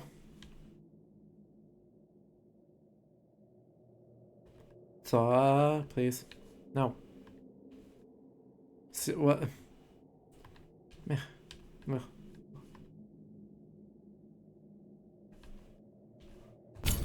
That was so difficult to get to.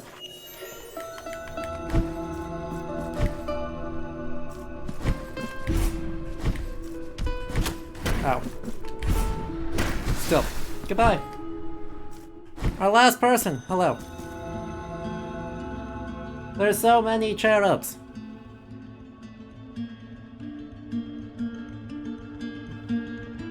Blue. Blue. 1, 2, 4. All of them. I'll look up during the ad break where that is. And we'll do that before we finish up the, final boss. Penitente de inflexible voluntad. Mis hermanos y yo os estamos agradecidos. Mirad cómo se elevan. Como si el peso de sus cuerpos les hubiera sido arrebatado. Y con él, el camino ahora está completado. Yay. Lo más alto de este jardín nos espera.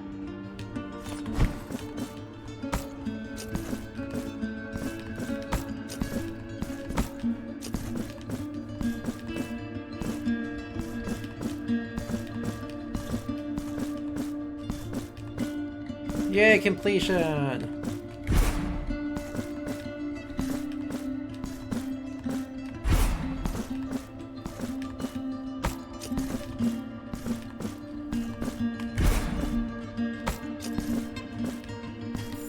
And 3 marks of martyrdom. Wow. I mean, good haul.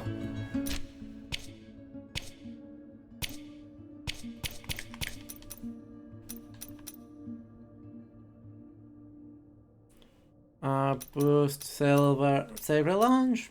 Boost sacred cross. Let's do that.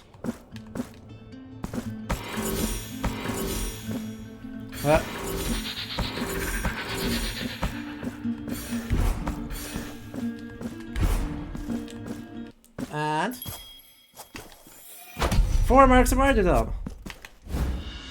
And a giant rattle. An oversized toy from a purer, happier time. The guardian of the High Guardians will rejoice in its form. When faith withers from people's hearts, that is when the holy brothers of the Golden Visage drift away. They vanish in the wind, fading like a dream in the morning light. As from hope they are born, and without it they wane. Proximo, the eldest of them, watched over the children, but the designs of the miracle anchored him to the ground, condemning him to follow their departure with nothing but a longing gaze. He then raises the old rattle, his only memento left from his divine origin, and softly shakes it. A sweet tinkling resonates in the air and travels with the wind, a quiet beckoning. So the Holy Brothers know they are never alone, that someone is waiting for them. And I feel a pang inside them, a longing call, wherever they are, wherever the wind had taken them. Whoop, there was something else up there. I think.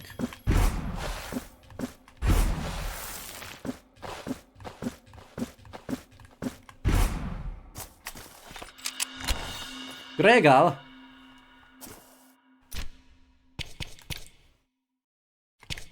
Whomst? Automatically regenerates fervor. When the child, after such an exhausting ordeal, finally reached the city, he felt his hopes crumbling to dust. For there he was greeted only by misery and desolation, by faces withered by pain and loss, starving bodies crawling down streets, and grieving souls that wept in near silence. The city was but a haven for the lost, a ruined maze where only hellish suffering could be found. Filled by despair, the child's eyes searched the sky in sorrow. There, just above the city, hovered a vast cloud, thicker than any others, dyed in pinks and orange shades by the twilight sun that was about to hide behind the distant mountains. Enraptured by the beauty of such vision, he observed as the shape seemingly molded itself into a heart of colossal proportions.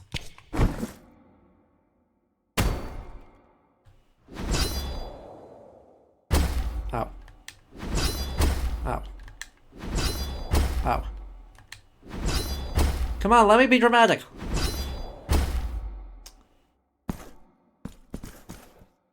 Yes. The giant rattle. Vuestros actos nos llenan de dicha, penitente. Siempre hallaréis hogar en este jardín. A vuestra caridad nos entregamos. Aww. A remembrance of Proximo. Vuestros actos siempre hallarán a vuestra caridad. So if I leave and then I walk back, there's not going to be something terrible happens, right? Thank you. Honestly, I expected more terrible things. Because that's just the vibe of this game. A vuestro servicio. Hand over a memento. Yes. And in turn, the woman of the stolen face. He labrado una. Yep. A remembrance of Proximo. You have acquired Proximo.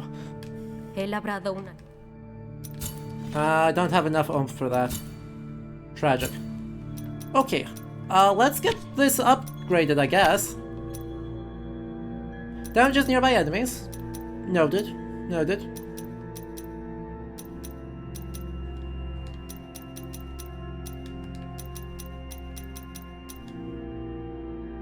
Oh.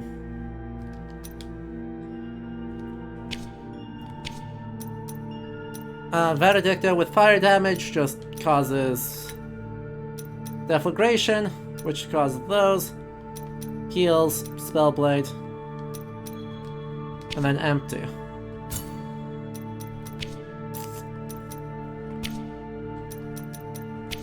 There's gotta be a good crit combo, right? Physical damage, that one. Like, cause there was a late game one that was just crit plus 10. Literally just 10% crit. Oh, and that has a resonance? Just increases their strength, okay. Yeah. Increases crit chance even more. There's something that, upgraded... Really, those two don't synergize.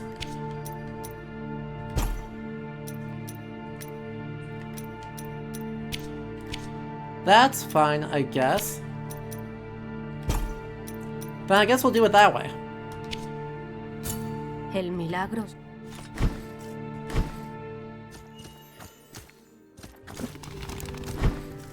Cool. What does that leave us to do? There was one other thing that we needed to do that I do not remember. Oh, it was related to the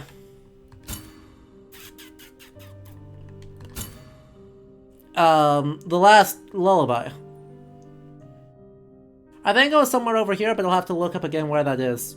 Or we just don't worry about it. It's another, like, platforming challenge if we beat it. So I'm not too worried. So, you know, this may be just 2 things left undone. And that'll have to be okay.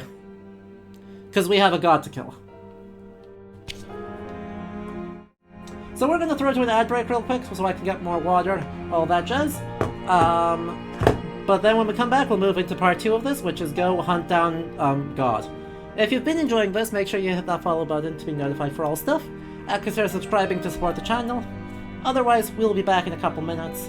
I will leave you, as always, with our questing snails, and I'll make sure this music is back on. Don't go anywhere. We'll be right back.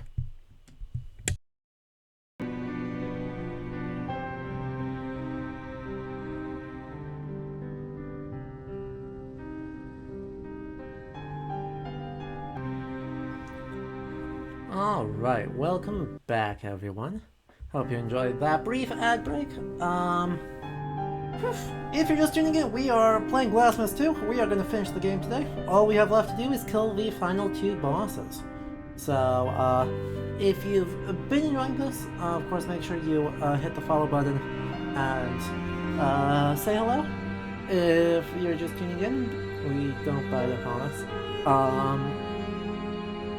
But yeah, I've been having a great time with this game. We got to tour around kind of everywhere very quickly, able to see a ton of the different historical architectural designs that the game draws inspiration of, and get to see some really interesting things about chapels, saintly practice, forgiveness, etc.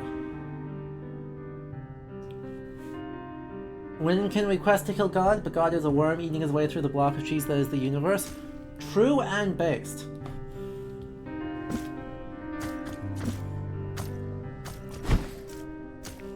I think that would be fantastic final boss design, actually.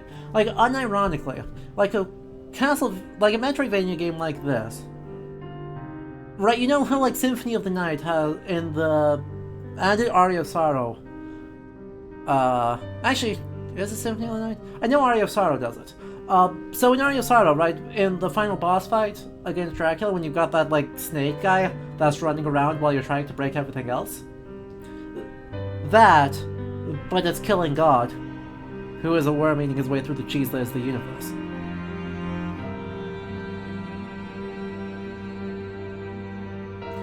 We have the power. The spectacle could be insane. Sadly, I don't think that's going to be the case this time. I fear there's significantly more floating heads in our future. So I guess let's stop procrastinating and go kill the miracle.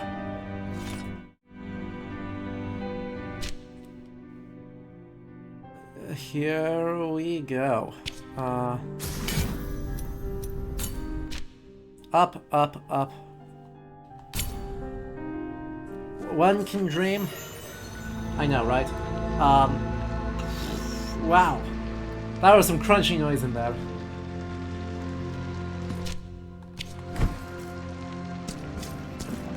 Well, we are significantly stronger now than we were. So,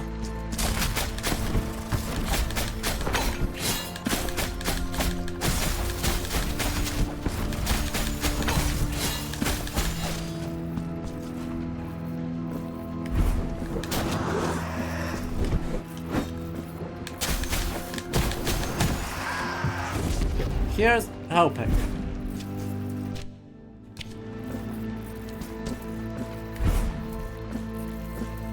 Cause, this area's not easy. Ow.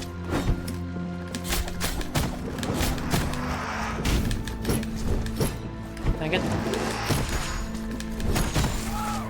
Let's get our prayers set up, huh? Cause returning to port is not the correct option here.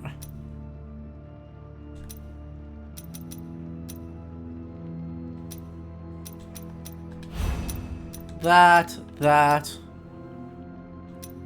Yeah, those will all work.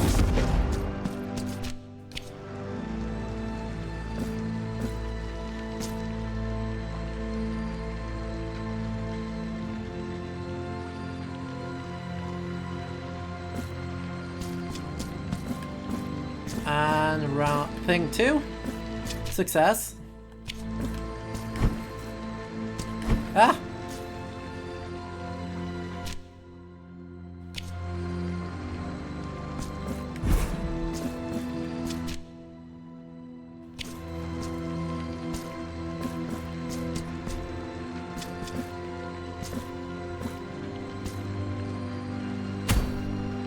I don't know if I actually wanted that. I wanted to see what was around in the other area. That might be foolish of me. But that's fine.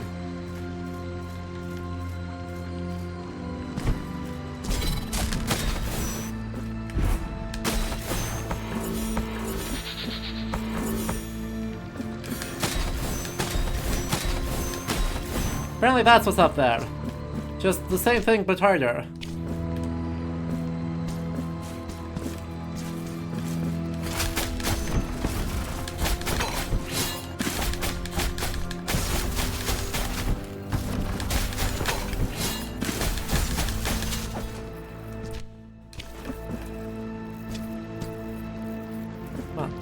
There we go.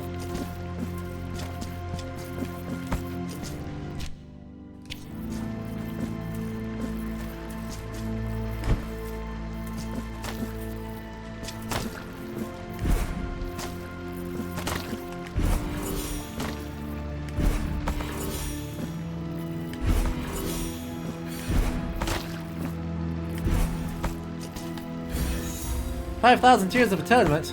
Oh no, it's useless."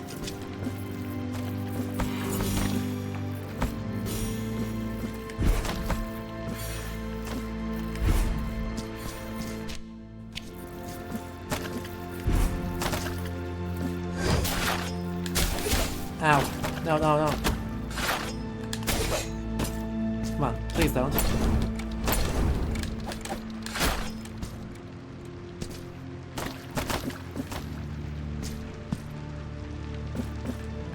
Hello? You okay?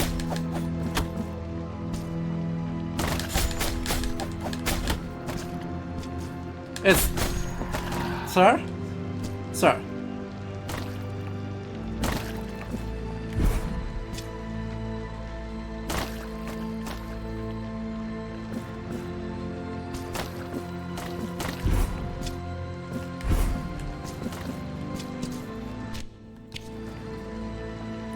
You remind me of the Titan from Nausicaa of the Valley of the Winds? That's a good shout. And big combat. No, just die.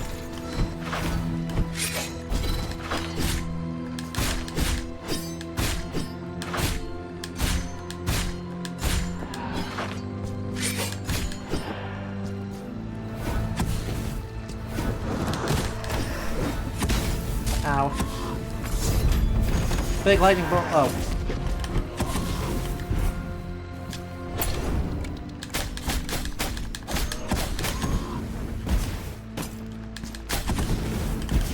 Dang it.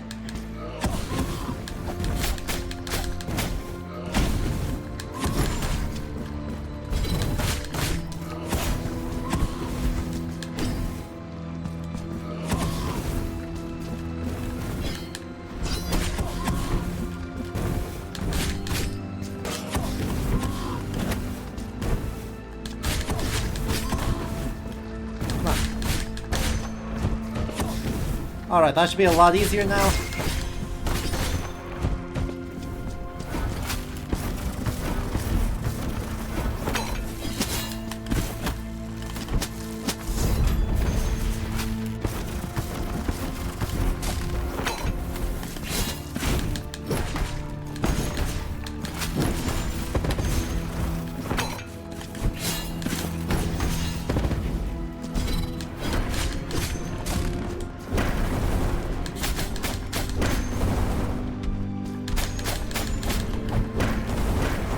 Ow.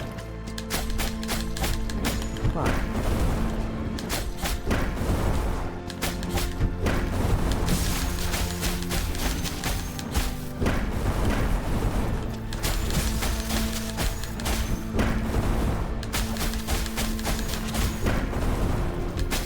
Three, four, five, six, seven.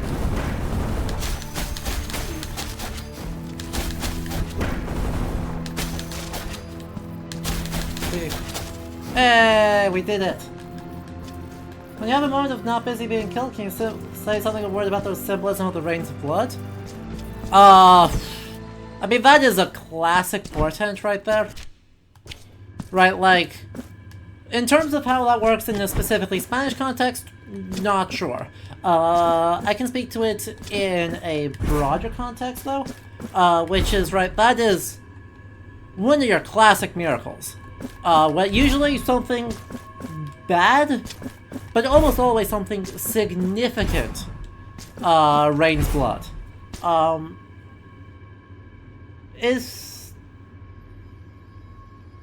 Is it the crucifixion that it rains blood and the temple curtain tears?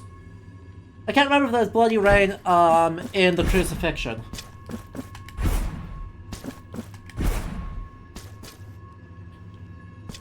Just as a medievalist, in a medievalist, right, we get bloody rains in Icelandic sagas at the Battle of Clontarf in 1014. We get bloody rain for an locally venerated saint. Thunder and an earthquake, but no blood rain, as if I remember correctly. That sounds right. There's something else biblical with rains of blood, right? I don't remember what it is. But what is it? In Ervega Saga, we get an Irish enslaved woman who predicts her own death, and there's a bloody rain that portends it. Oh, in Revelation. That makes sense. Yeah, that checks out. When the sun turns black, the moon turns the color of blood, and then there's bloody rain that falls as well. So, you know, it is widely understood in the medieval world to be apocalyptic. Right, this is the end of the world. And so anytime that is not the end of the world and you see rains of blood,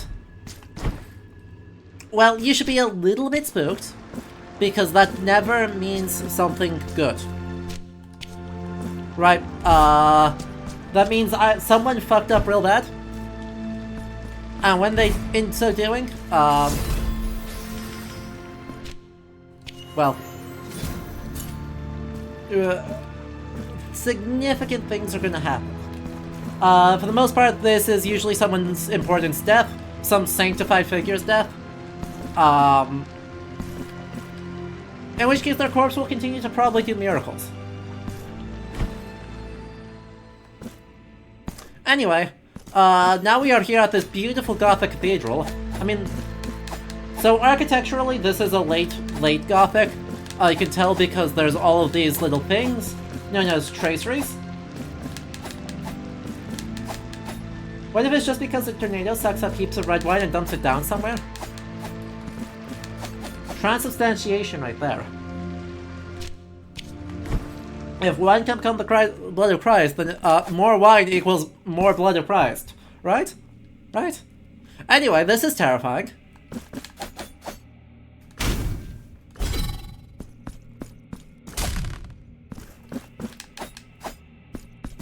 I don't think I like... You know, I was expecting a cathedral-y inside, but no. No. Esta espera, esta interminable espera ha sido mi penitencia. Okay. La penitencia original, tan antigua como el milagro mismo. I don't like that. Also, what's Crisanta from the previous game doing entre here? los penitentes, perpetuo por su gracia, perpetuo para guardaros esta eternidad. Hey, even Jesus had to share Golgotha with two others? Milagro mío, atended mi ruego. Please don't. No, don't. Otorgadme vuestra bendición para cumplir con vuestra santa encomienda. Miracle. I'm asking you, buddy, pal. We've been through a lot together. Con heridas. Lacerad el pergamino ajado que Ignore everything he's saying, please. I mean, it survived your killing it last time. Pues soy el primer penitente. Y vos seréis el último. Sir.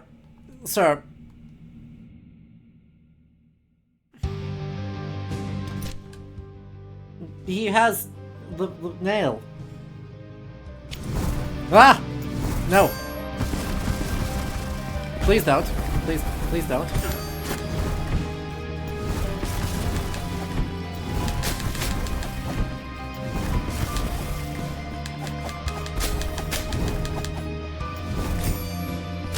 Ow.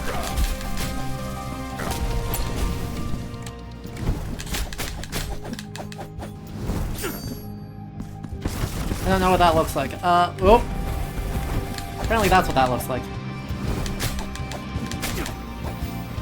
Don't laser beams me. Ah! I can't believe I dodged that.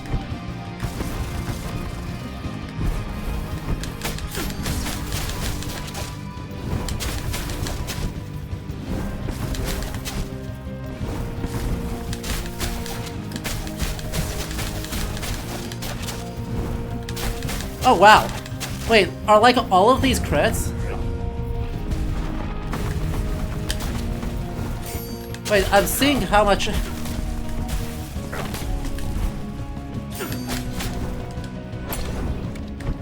Oh, dang it, I screwed that up.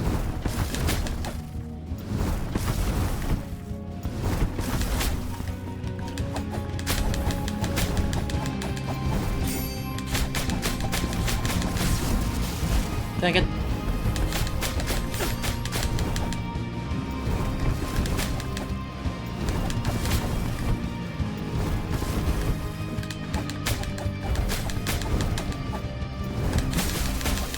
Because I noticed I was gaining health. But I'm gaining health every single time I hit him with a lightning bolt.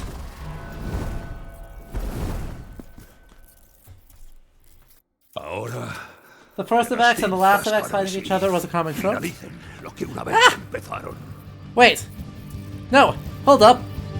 Mi penitencia No! aún no ha terminado. Hang on.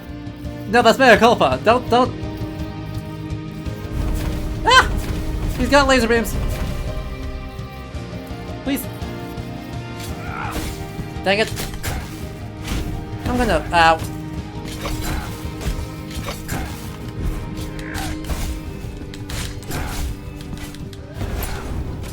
I got the heal off. So that's something.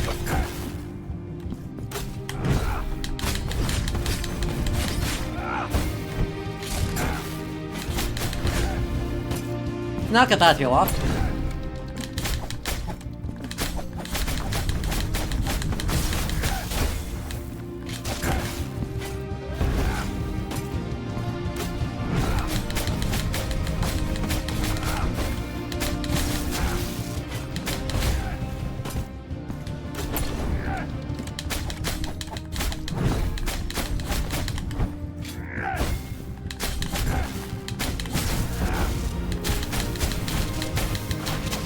Ah!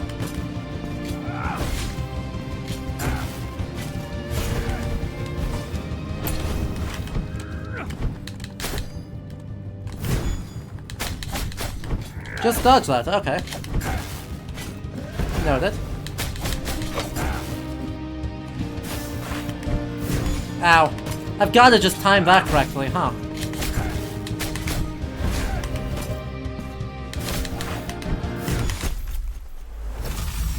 Through the powers of anime Lich Jesus, all things are possible. Yeah. Noted. Thank you, anime Lich Jesus. The fact that his first phase is just literally stigmata is fantastic. I'm a big fan of that. Pues soy el primer penitente. Like, y vos. I mean, yes. Seréis el último. The idea that the stigmata is giving him magic powers is very silly.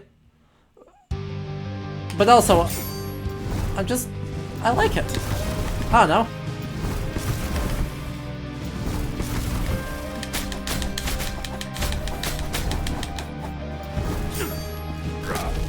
I was worried you were gonna do that. I see. Don't drop a sun on me. Ow.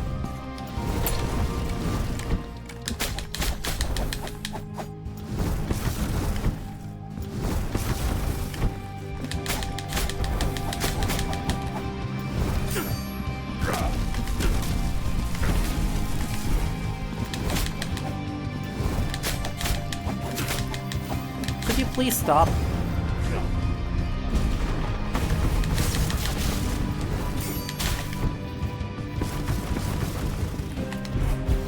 Dang it.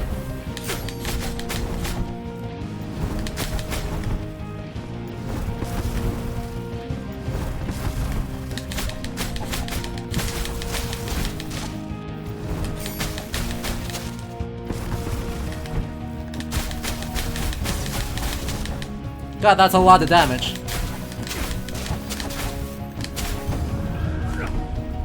Ah, that was more damage. I've got to heal through that.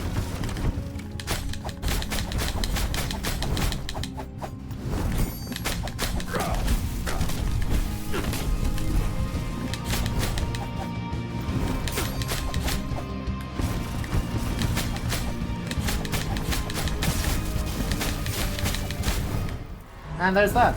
Shout out to the real dramatic cape reveal. True. Ahora que las cintas carmesí finalicen lo que una vez empezaron. I know, this is the big Castlevania fight, right? Like, this is the guy. Penitencia aún no ha terminado.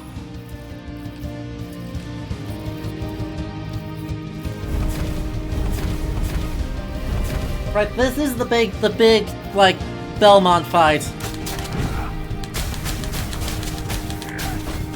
I disagree, but that's fine. Dang it.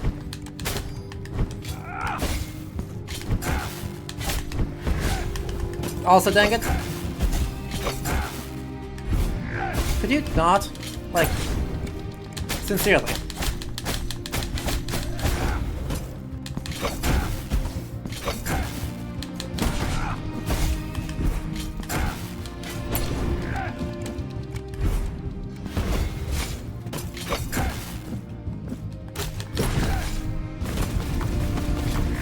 Thank you.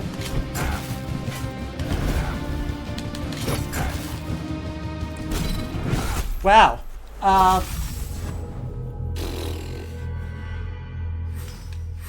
This is... Unless Jesus starts throwing hands, this should be the big fight. I'd observe that our objective is there. And we're currently there.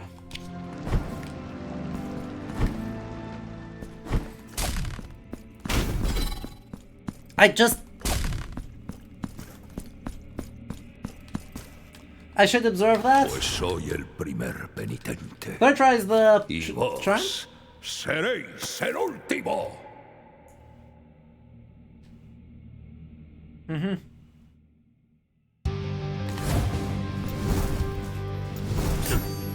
Ah, heck, that's lightning bolts.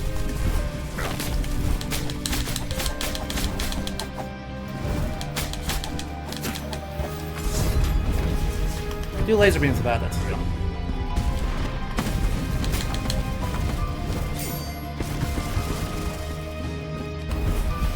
Dang it.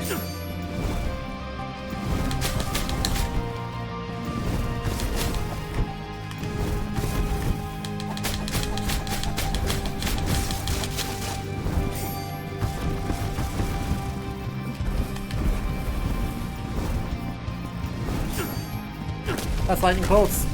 Lightning bolts. Lightning bolts.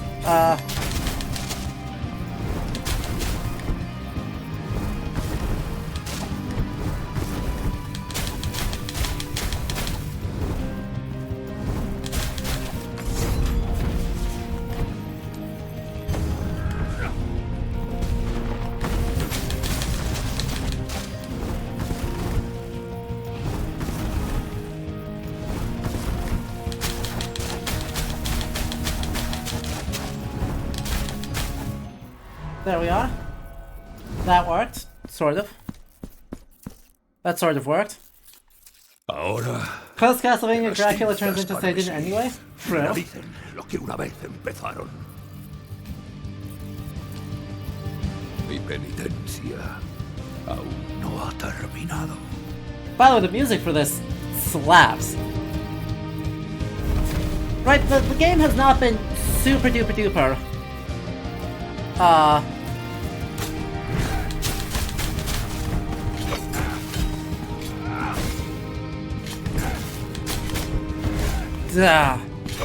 Every time.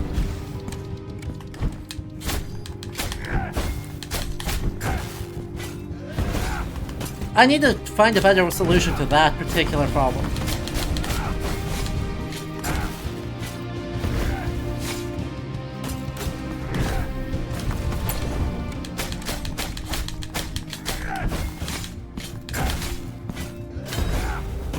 Because blocking just is not it.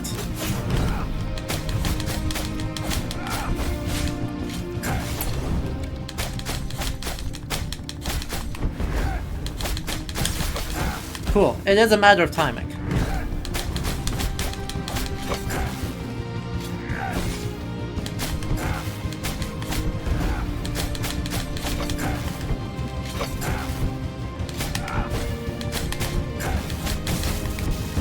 Ugh, mistimed that one.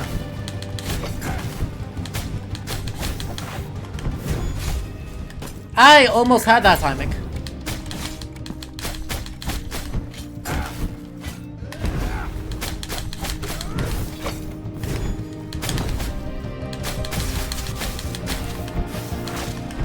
Ah.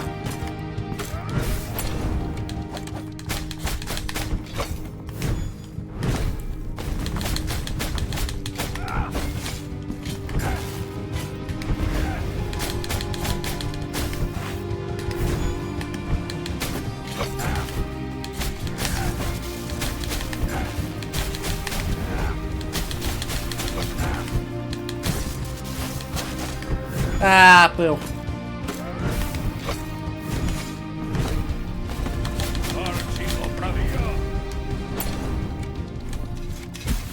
Ah, what? The Confrades?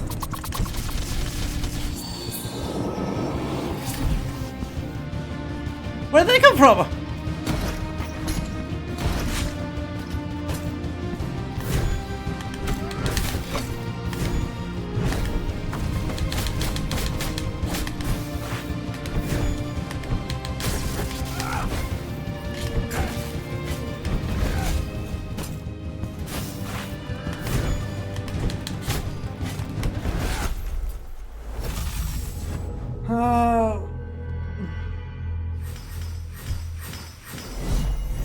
This is why you never do these games? True. Oh.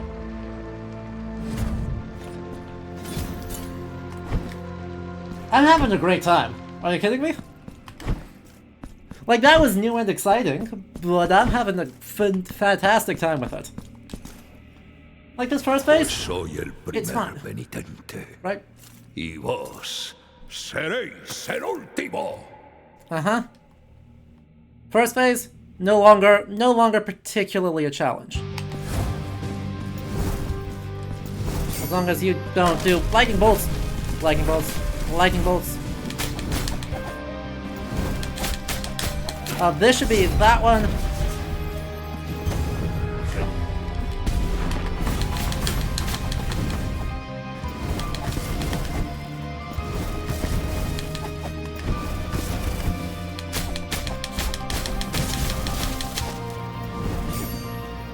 That's lightning bolts. Lightning bolt. Come on, just didn't dodge.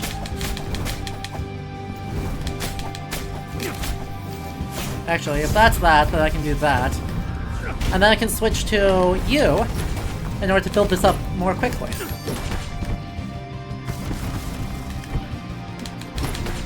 Right, like, if I need to build this up, this is the way to do it.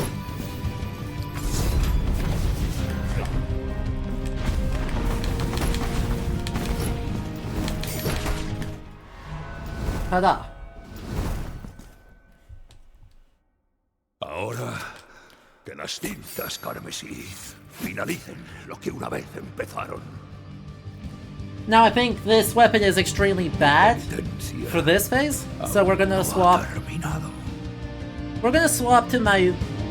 We're gonna try something different, and we're gonna try and use our third sword, right? Albarrega. Now, well, that's already gone dubiously, huh?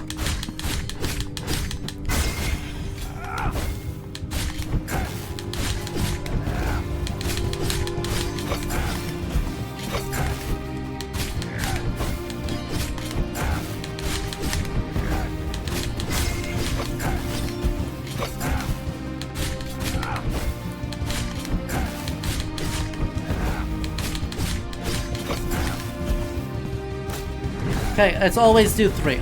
It's just should.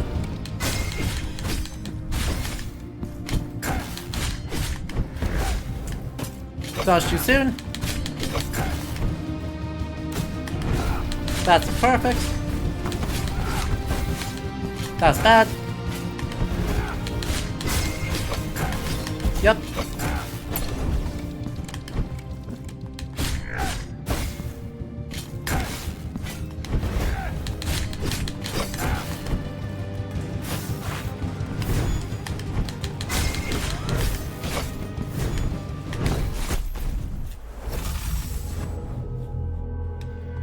And there's another death. Add it to the counter. I don't think that I liked that more than I liked how...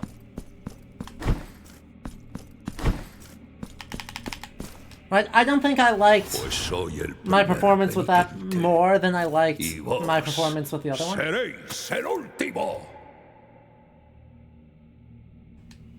Okay.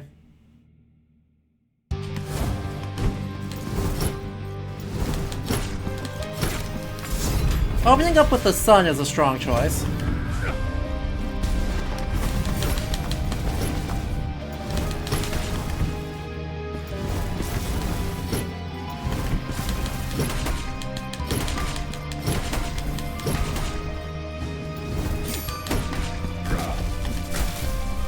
Cool. Cool.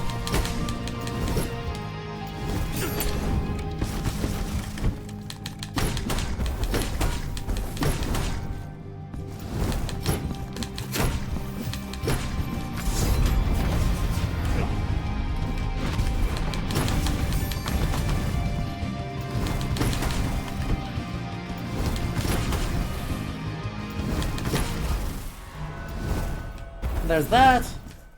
This is not a particularly good performance on my part, but we'll see if it's good enough. Alright, so we're gonna swap back to the rapier. Mi penitencia aún no ha terminado. And the lesson, right, the lesson we've learned is that aggression is everything.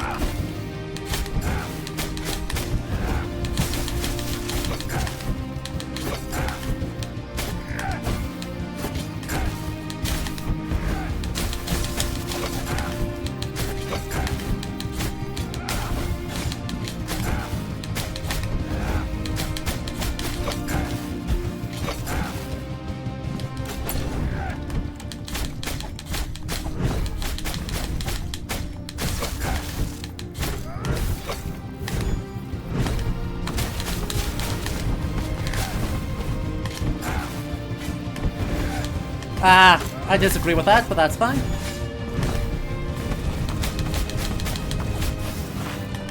Yeah, I didn't think I'd survive that.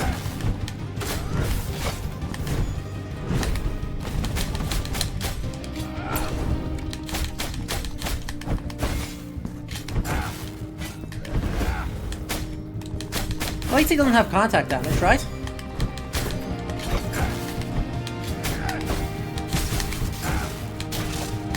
Dang it.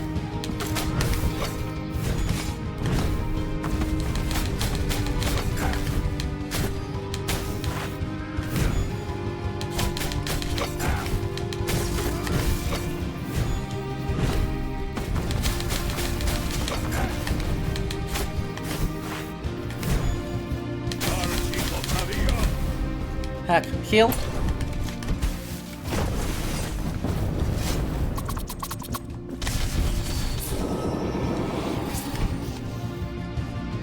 Survive this.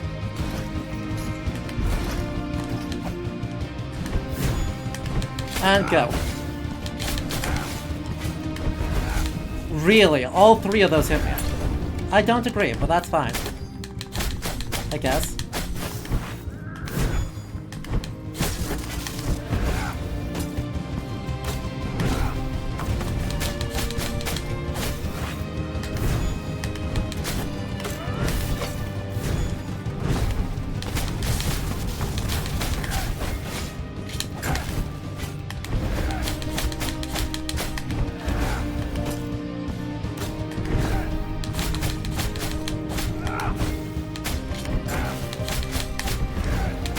Got him. Tolkien got me on the Prologue of Satan's train, but this is advanced. It's Prologue of Jesus's. Woohoo! Yep.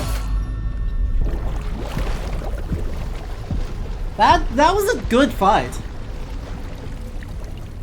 Right, so that has the same vibe to me as, like, Artorias in Dark Souls 1, where that is a good, clean fight.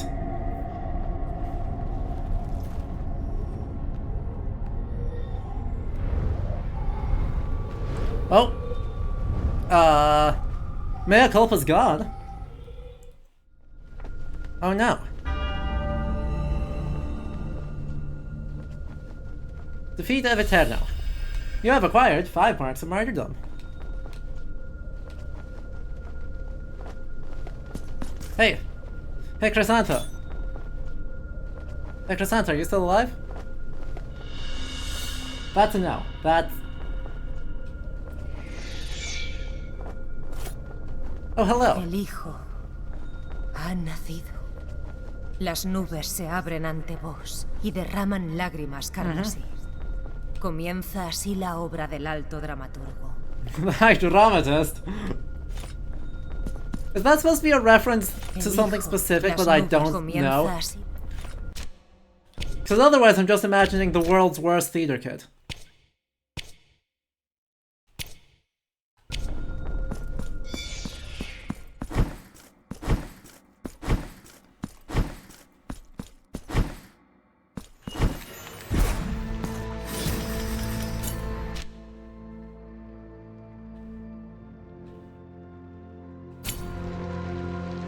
Anyway,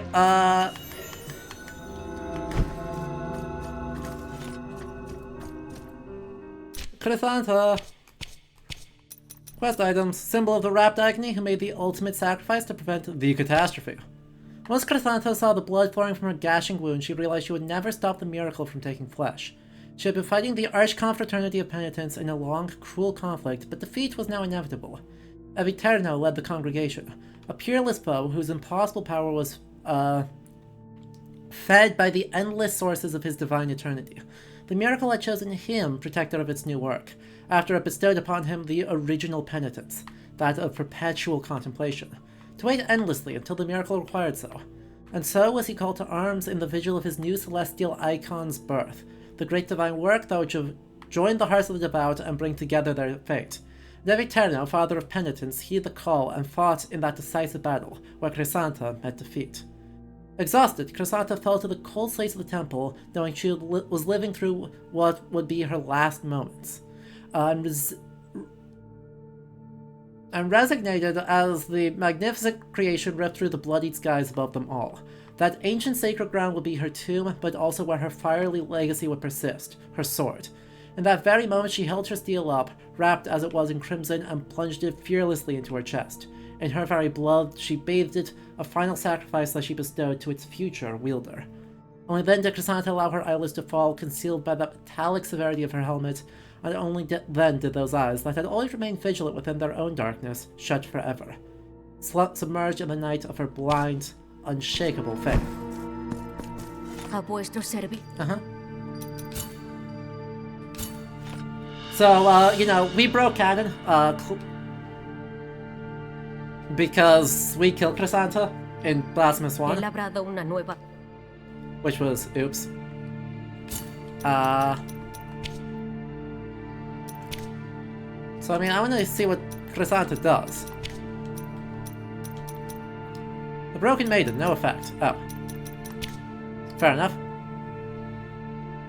Turns the penitent one's dodging skill into an almost instant movement? Tell me more. El milagro.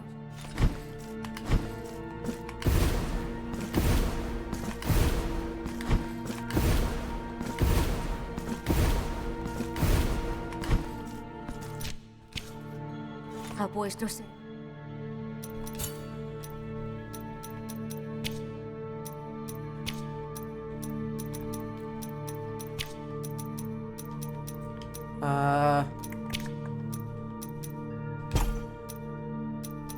Yeah, that works. El milagro. So that's not a good sign. Just, I'm gonna say it. This bodes poorly. And since I only have 9 of these...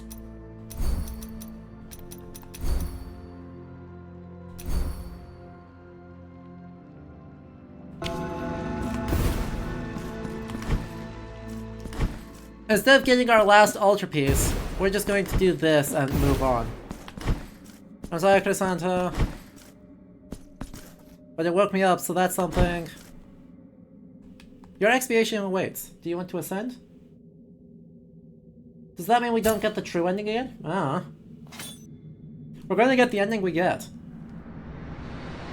I imagine that there's gonna be DLC for this game that's gonna give us a new ending anyway. But for the time being, we're gonna focus on the Child of the Miracle. Who, yep, that sure is a Spanish Halo.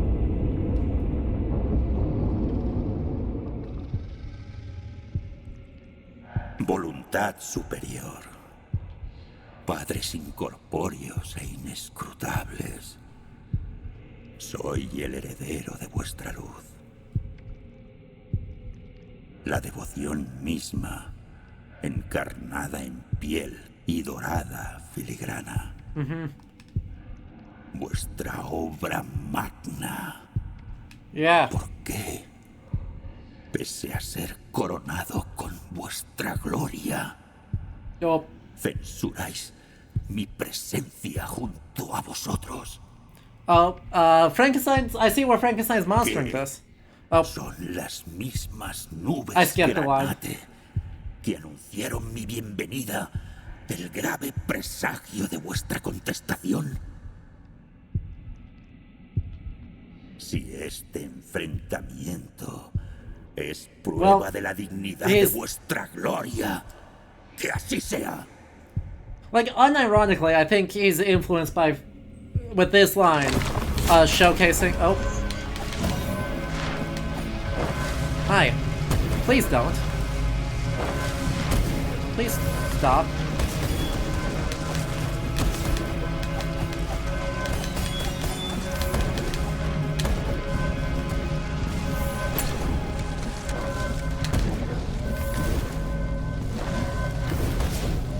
Oh god, do I have to dash through this? While they're open? What? Huh? How does this...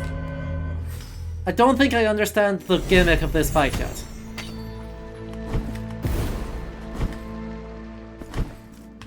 Is it not enough to hit them? Do I have to actually dash through them?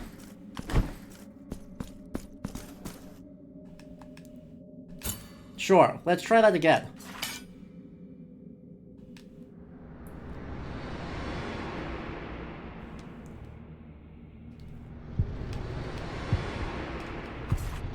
Yes, yes, yes. I'm back. Don't worry about it. Come on, I understand you're being dramatic.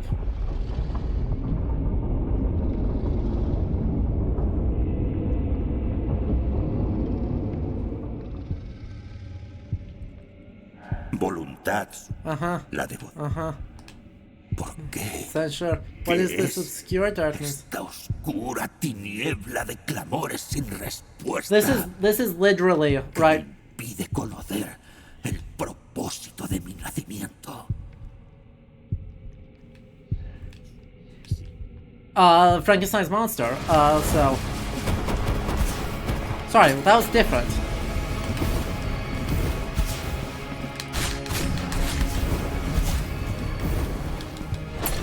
Cool.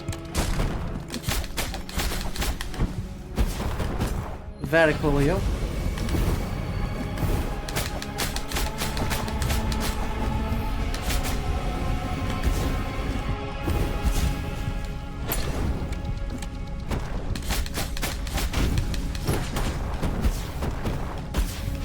Very cool.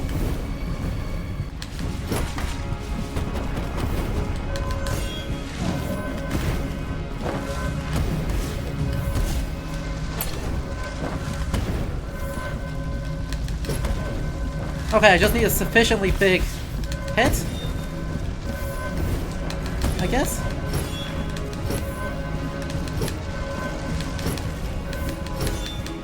I need a sufficiently large hit.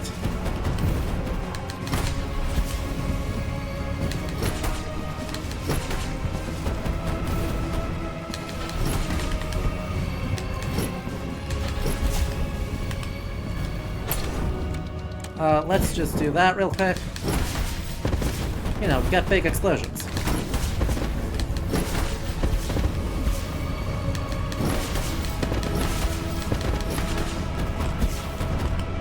Ow. It's gonna hurt like hell.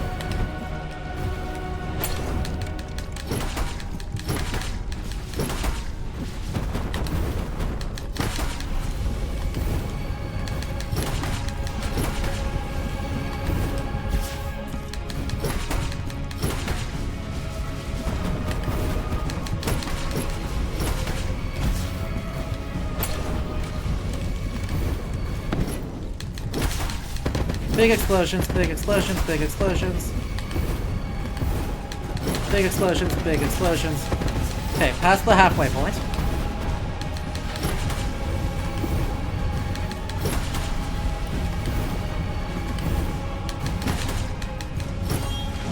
Gara.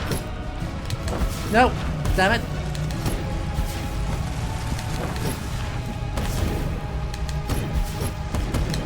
I'm gonna lose it this time at the very end. Oh, that feels so bad.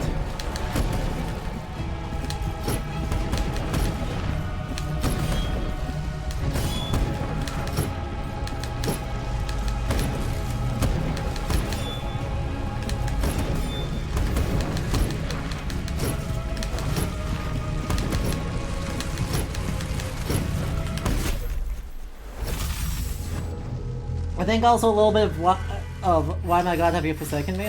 Yeah. I see that. I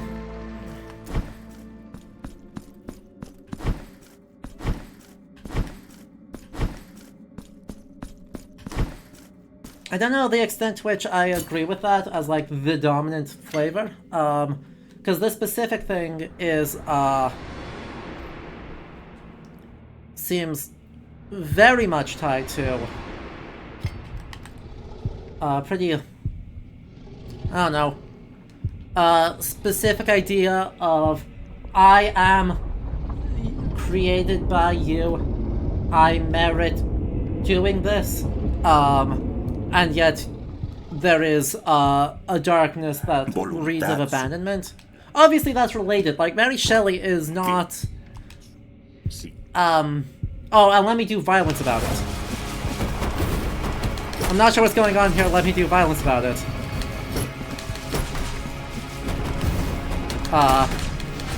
Because I think, ow, somewhat important as an understanding of, you know, the literature. Oh good, we're just doing more of this.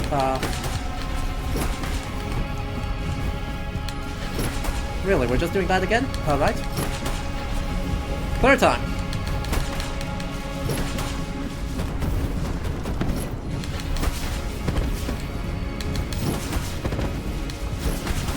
Ow, please, please stop.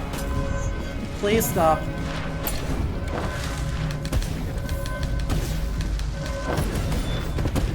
Oh my god.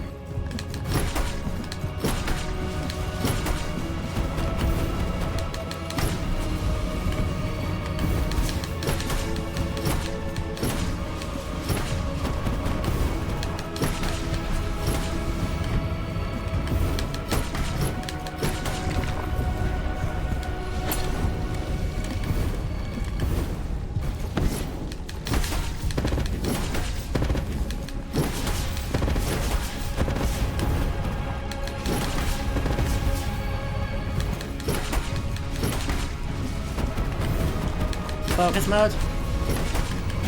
Ow.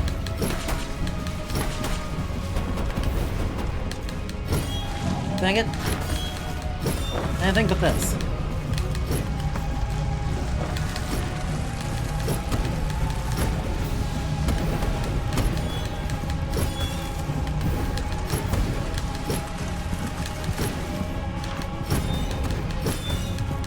Stop it. Oh god. With that desperation attack, I'm just gonna try and kill you fast, okay? I'm gonna kill it fast.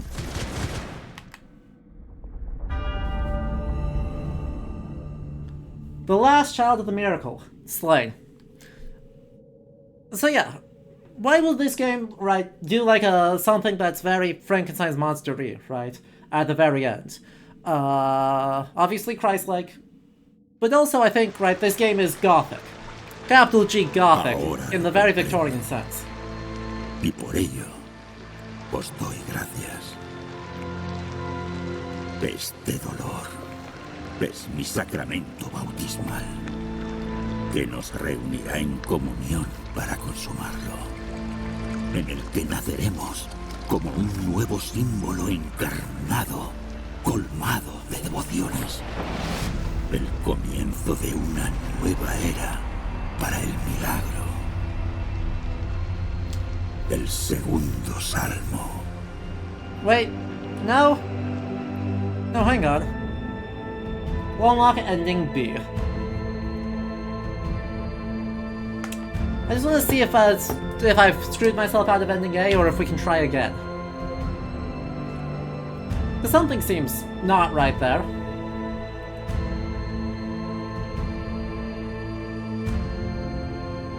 That reads like a bad ending. Now, right, like just getting absolutely rolled at the very end. That's a bad ending. So, let's just take a look real quick, see if that ending, if it's possible to get the other ending in a way that is fast.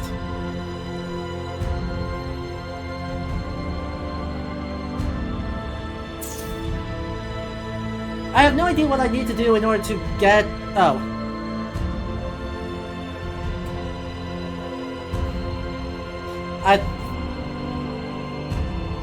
I did forget to do a couple things in the cleanup that may be part of the problem. Let's just... Give me like 2 moments here. Let's try and look this up. The music's probably gonna cut out and things are gonna pause, and that is okay. Assuming my computer doesn't crash in the process. Chad, do we live? Things don't... Cool. My whole computer lagged out. Stream went, for a moment. Blasphemous 2. Ending. Hey. Let's see. That's the default ending, yeah.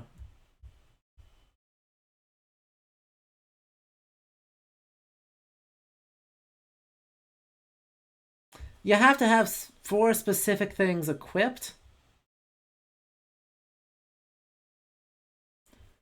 Oh.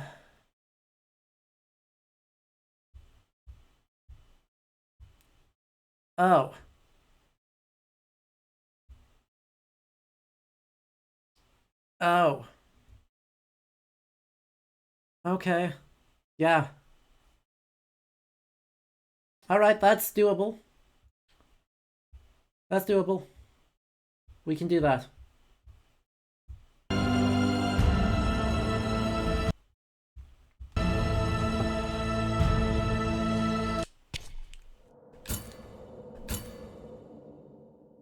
So, in order to do this, we need to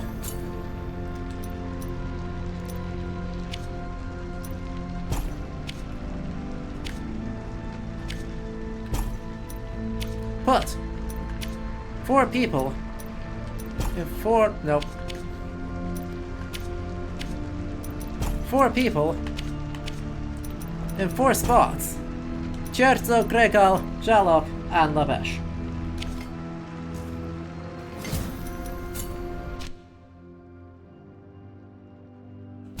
Then we go back down here. At least the end credit music went very hard. That's very true. Having gone over here,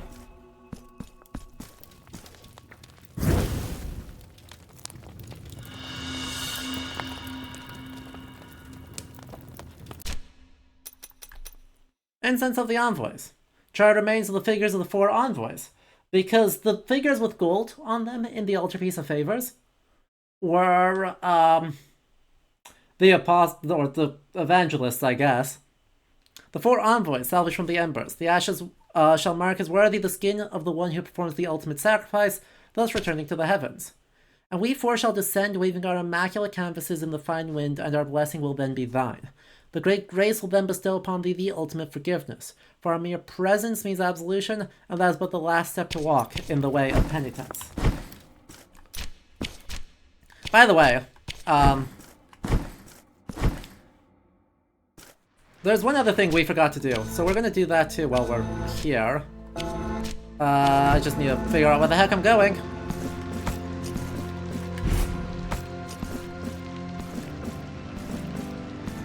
Here. Travel. Down, down, down. There. Don't worry, I've just got to beat the boss again without one of the most powerful things we've had. Oh look, it's just gone. With a broken key.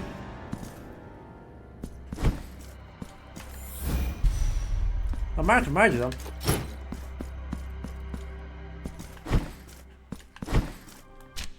Gee willikers.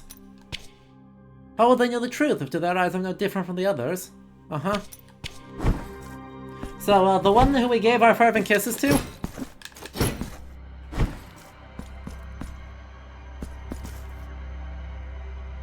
Spooky.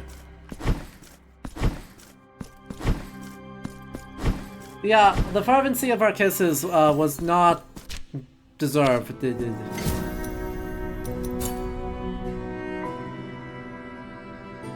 Turns out.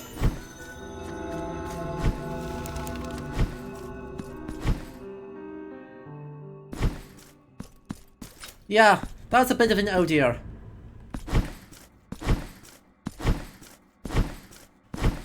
And... ¿Deseáis entrega, pues? Last skill for me, please. ¿El sacramento ahora? Thank you. So, you know, there's that.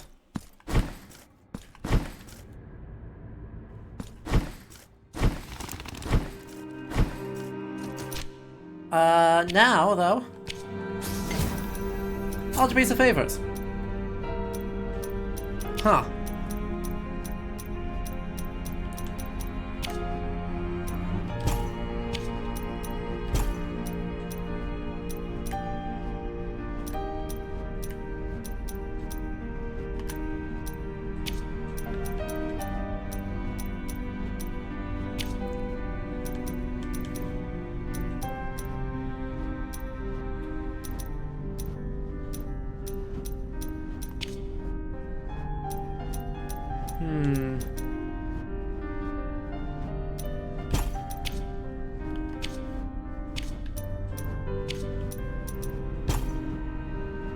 That's just, right, Lavish's favor, yeah.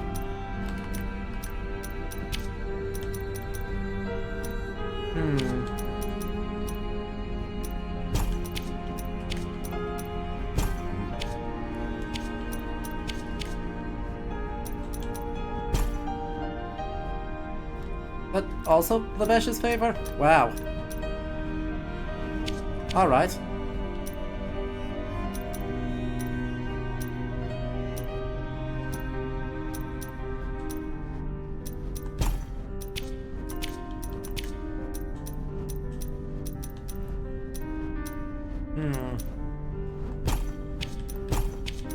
Let's see if there's any, like, weird synergies here that I would not expect. I don't expect any of those, but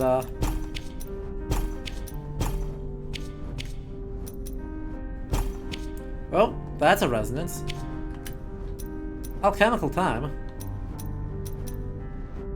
Drinking a battle flask allows the passage of time for a few seconds. Fair enough. That's not very good, honestly, but that's fine. We'll do that. Oh! That's very good. And then we will do that. Alright. Take two. Having confessed, and now inhabiting lots of incense. That should be everything we need. We'll see if this should work. If it doesn't, do you want to give it incense to the envoys? Yes. Ta-da!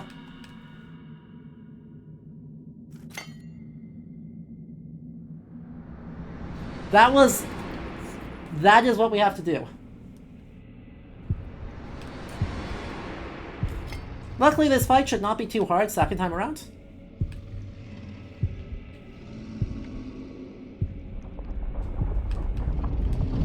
I shouldn't say that too loudly, huh? But this fight is no different, it's just a different cutscene.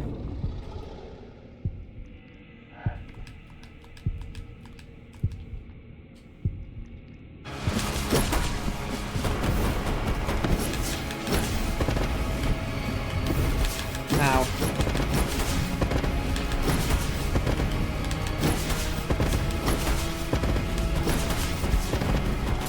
Also, ow.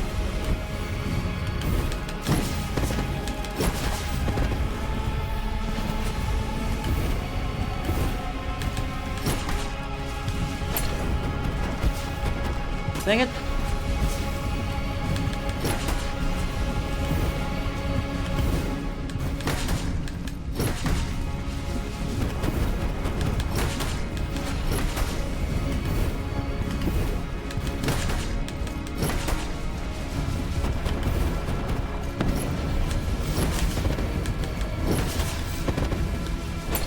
No.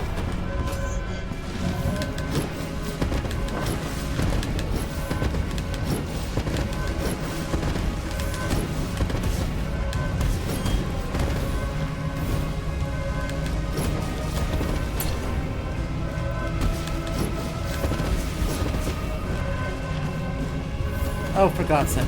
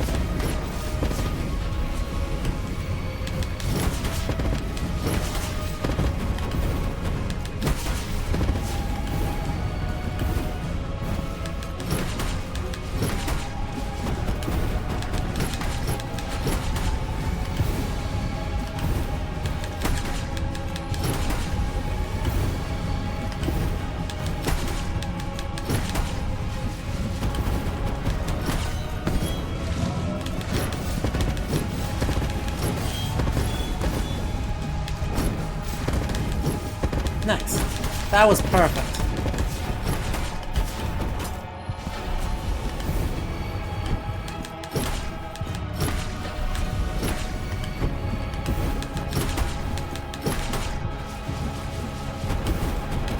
Oh, don't worry. I expect there's going to be more of that in the DLC. Right. Like, remember Jakista, right? They implemented that in the DLC.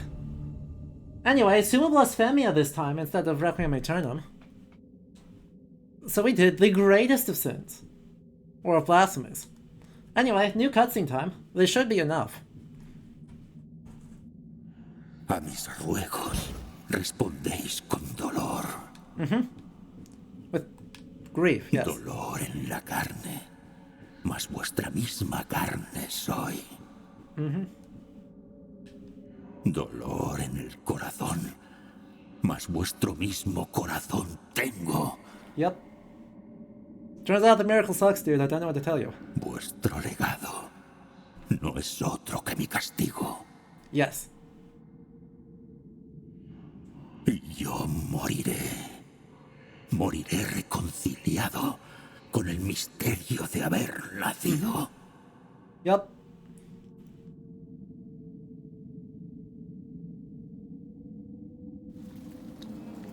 La devoción de tantos se hizo carne y sintió dolor. Esa aflicción llega a su fin, pues el icono cae y con él los designios y la caprichosa voluntad del milagro. Oh, that's way better. This is a way better ending. Y vos ascenderéis en cuerpo y alma.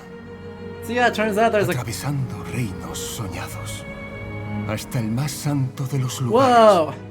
Cuna de todas las bendiciones.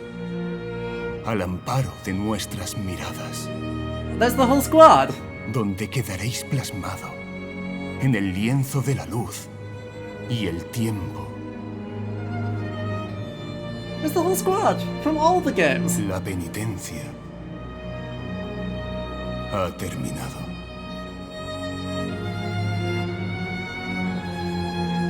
Nice. That's way better. I like this. I like this music more too. So yeah, it turns out there's capital G God, and that was aggressively Renaissance, right? The depictions of Christ in splendor. Raphael and Michelangelo both have spectacular ones. That's that. Wow, a happy ending in a Blasphemous game. And let's not get ahead of ourselves. But also, yeah, that was pretty happy.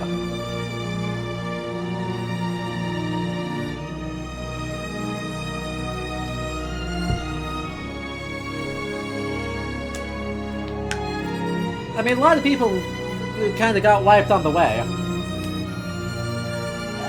But yeah. So, surprising nobody. Okay. Probably surprising some people. A little bit surprising me. Secretly Gnosticism. Right? The lore of the game makes way more sense if we replace Milagro with Demiurge.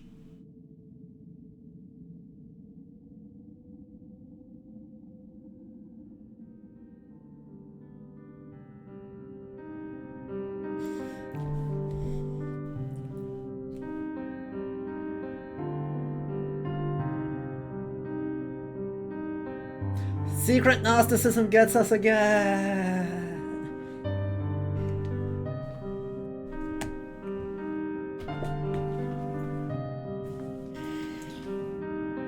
It's always Gnosticism in it. God damn it. I mean, I'm a fan, right? Gnosticism is such a good video game theology. Right, let's be real. There's a reason why Gnosticism is so popular, and it's not just because Japan. Gnosticism is basically for a video game, letting you have your cake and eat it too. Because you can have the big go kill God fight. Right, it lets you have a go big kill God fight with huge stakes. And then say, yeah, that doesn't ruin everything. Big disagree? It's overrated if you find it pointless, boring, superficial, and babyish. Well, those are strong feelings. You're welcome to them.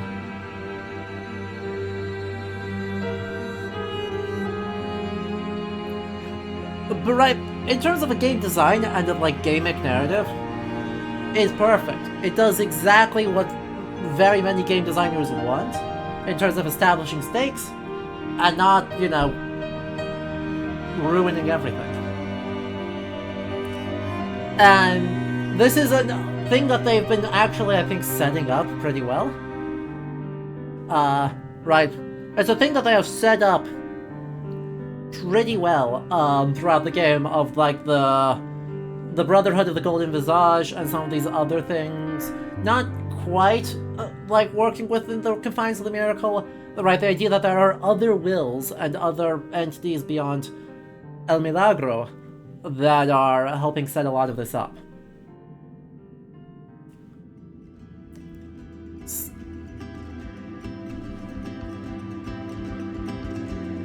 Right, and that's so like I'm not upset about that, right? I think that it sells it fairly well, and I think that was kind of a necessary thing, right? I don't know, that feels like that was kind of necessary for us, for the catharsis of the game. To have there be, like, a something else. Because otherwise, you end up with something really confusing. Right? You end up with something incredibly confusing, which is, given that the player character is El Penitente, right? Is the penitent one. What are they... For whom are they doing penance?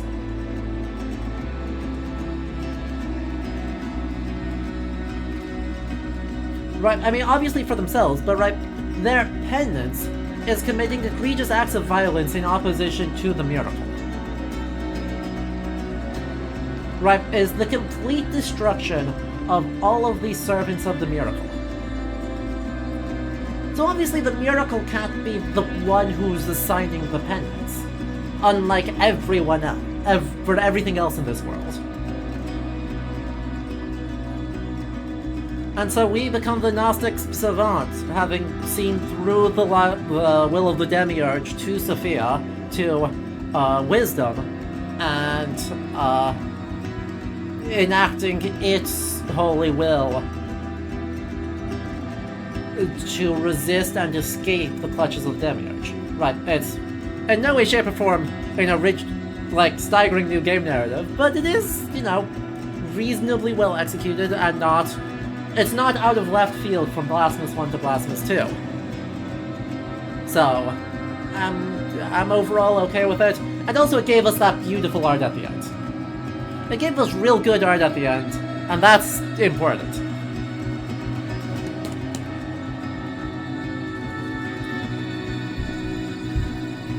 So, we are going to throw to another ad break now. And then we are going to do a relatively short, hopefully, probably, maybe, wrap-up where we're going to talk about, like, what did all that... Right, how does Blasphemous do religion? Now that we've played through Blasphemous 1 and Blasphemous 2, we were just talking yesterday about how do we do religion in video games. Well, now we can talk about that some more with this game specifically, kind of summing up my thoughts on it, what it does well as a historical game. Because what it does well as a historical game, and what it does well as a religious game, are the same. That's a Venn diagram, if that's a whole ass circle. So, yeah, we're gonna throw to that ad break. And so we'll be back in a couple minutes. As usual, I shall leave you with the snails. And we shall be back very shortly.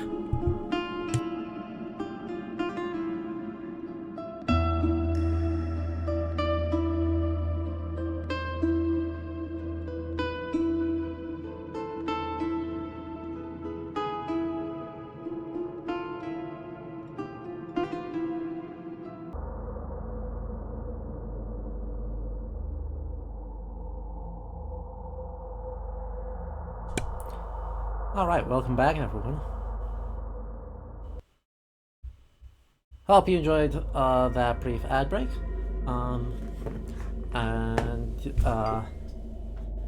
Well, looks like we've come back to a Marginalia moment redemption in celebration. So when we click back over to the Google Doc, you will have a bit of time to spam emotes at all of us. So have those queued up ready to go. As a reminder to folks, subscribers, followers, and subscribers, those subscribers get many more, to the channel, get access to a whole suite of very delightful emotes.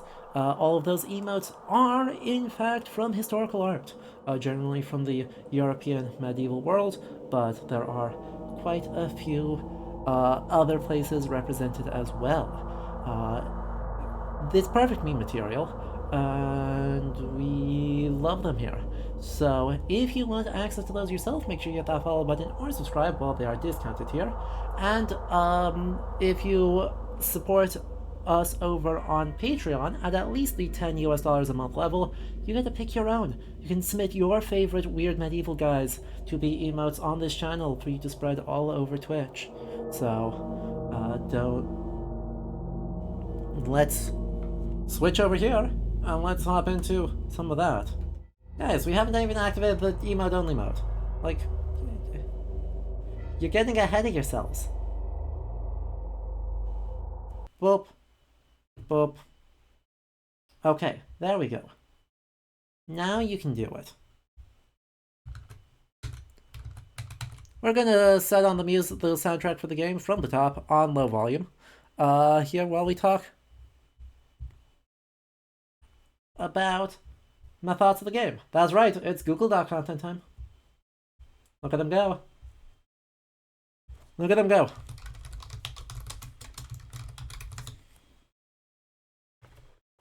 New. They're so smug. Chat, we should be smug. I'm blessed.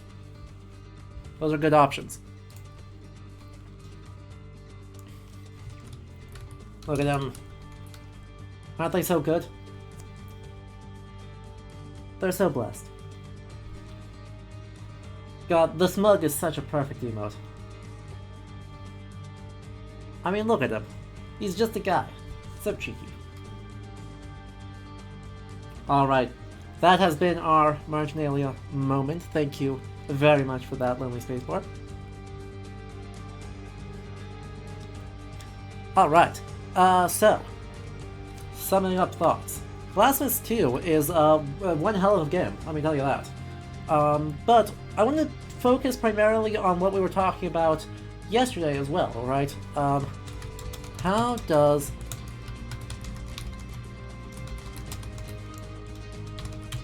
mechanize religion, right? Because let me pull up the document from last time actually, because I think that's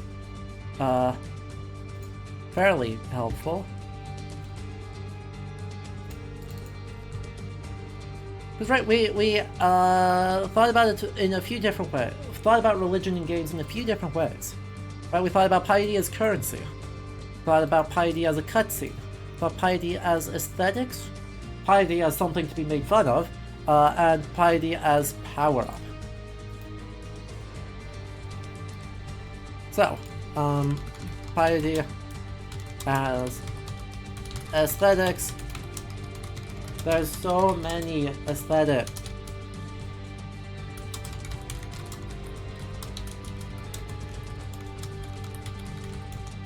Right, alright, Lonely Spacebar. Have fun skating.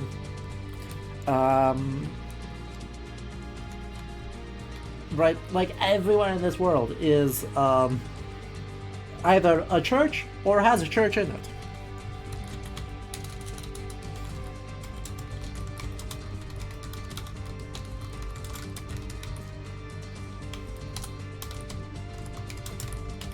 Like, but it is Spain. Right, it's hard to communicate to an American audience just how dense the number of churches in southern Spain are.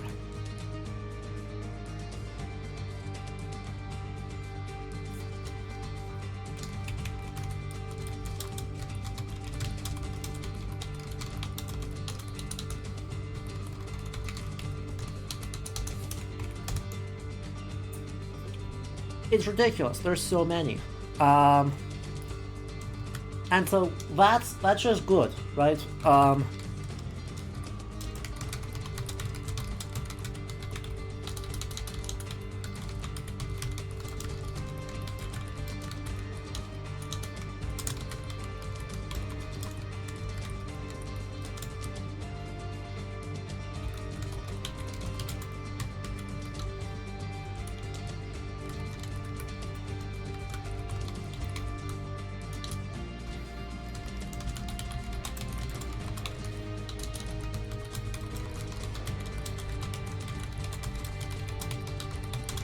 Right.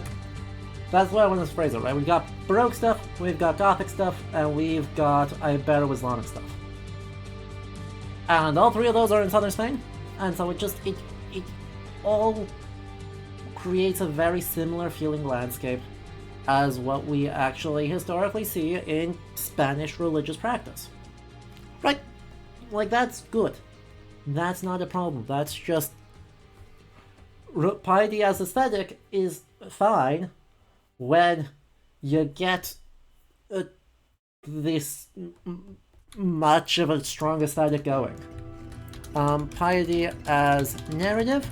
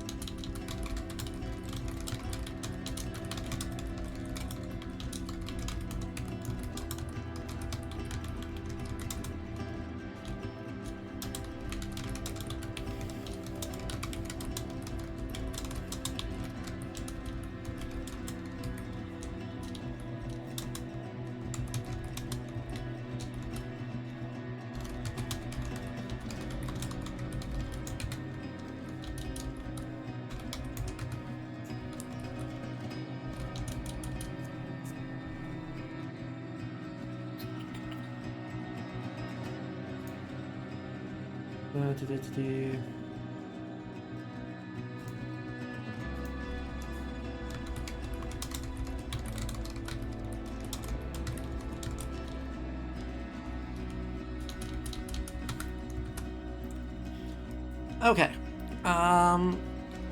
Right. Most NPCs have had some punishment literalized through them, and talk about how they deserve it.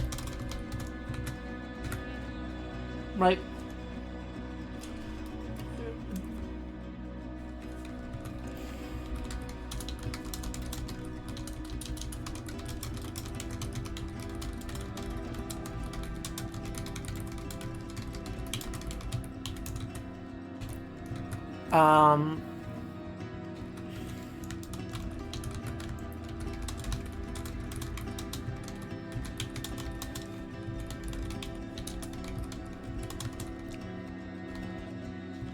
Nuestra Señora, the Miracle, Other Wills, etc. Right, so, like, basically, what all that is saying, right, is as you go through the game, as you talk to people, it's just everyone speaks religiously. Even the crazy ones. Even the crazy ones who are like, oh, doing weird time travel about their kid or about their sibling. They're speaking of the miracle and what does all that mean, and the punishment that's been inflicted upon them and all of that. And so, right, everyone else is aggressively performing penance. Point B. The lore. Guttori was...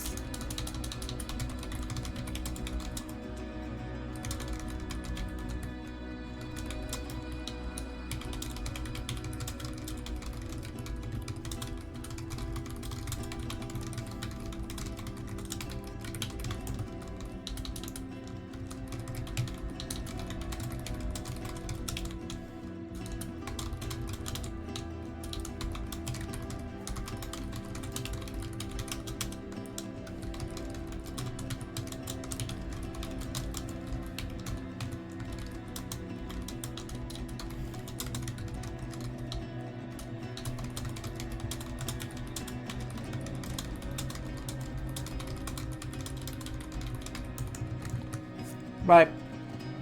That's basically what happened, right? When the miracle manifests through the works of Nuestra Señora and the weird lake, you end up with this idea that sins and the accompanying penance for those sins are literalized right then and there. And so Regula, right, for her crime of stealing a saint's icon's face, is made huge and required to ensure that the saint continues to be made accessible. And that is the work of the miracle disfiguring her body and forcing her to do that. Same with Wax Kid, right? Wax Baby, his dad was like, I cannot care for an infant on my own. Please, Miracle, help me. And then went crazy about it.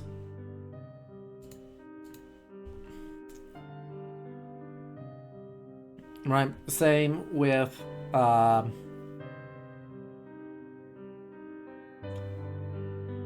who are some of the other... I mean, obviously in Blasphemous 1, Nacimiento had that same thing happen.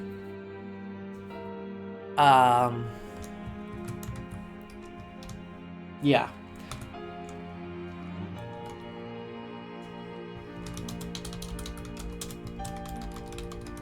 Penitente. Right, let's talk about the player character though, because the player character's narrative is weird, right? Ooh.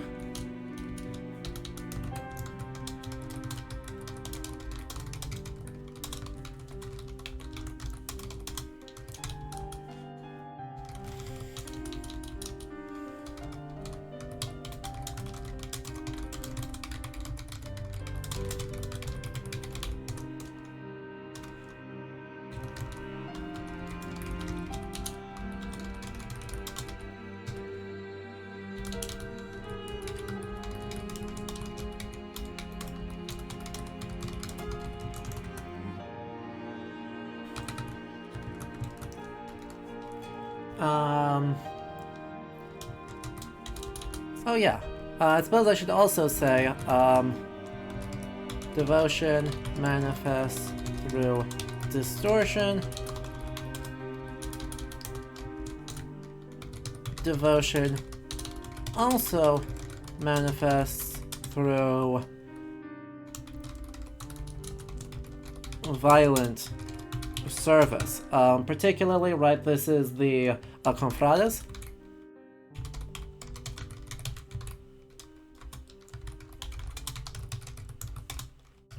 Serving as lay organizations that are devoted to the protection of the miracle. CF historical reality.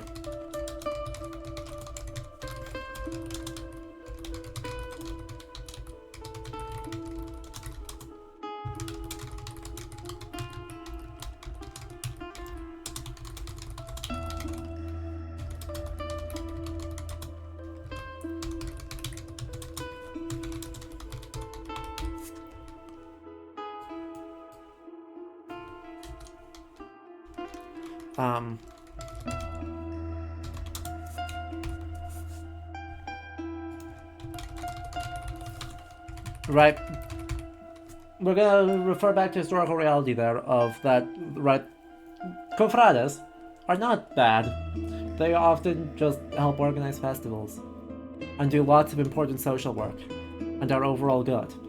But there were times where they took it upon themselves to do inquisitorial work. Which is to say, do violence about it. And in this game, right, these lay, right, guild-like organizations exist to protect the miracle.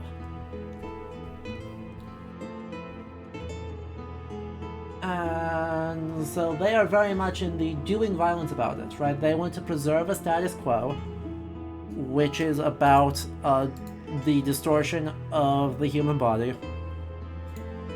and massive amounts of body horror, and everything kind of sucking. Right, everything existing in ruin, and sadness, and sucking, and yeah.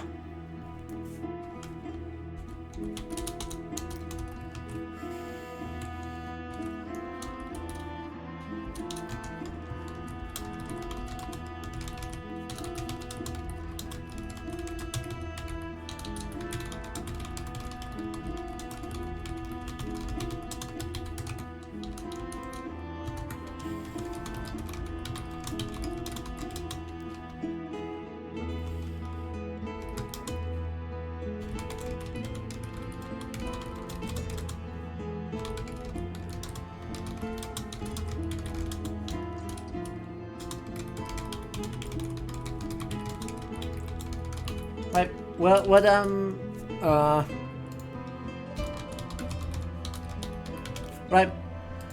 What I'm referring to here, right, with this sentence as I type it out, is, right, the idea that there's this belief in medieval Europe that actually originates with Aristotle, but is enumerated through people like St. Augustine of Hippo, that there are different layers of existence, right? The heavens, the ether, the firmament, down and down and down and down farther. And the idea is, right, because creation is one unified act, all the way up and down that chain, things are echoing each other, and affecting each other. And right, that's how, you know, the movement of the planets can affect seasons, weather patterns, the human psyche, etc. And a lot of medieval magic relies on this exact sort of resonance, right? That you're working all your way up, the whole way up from the individual elements, in Aristotle's sense, earth, fire, water, earth, through humors, right? So Galenic moral theory is based on this. A lot of Augustinian theology is based on this. Aristotelian natural philosophy is based on this. And all the way up and down, right? From the basic elements to the movement of the cosmos, are all referring to the same thing.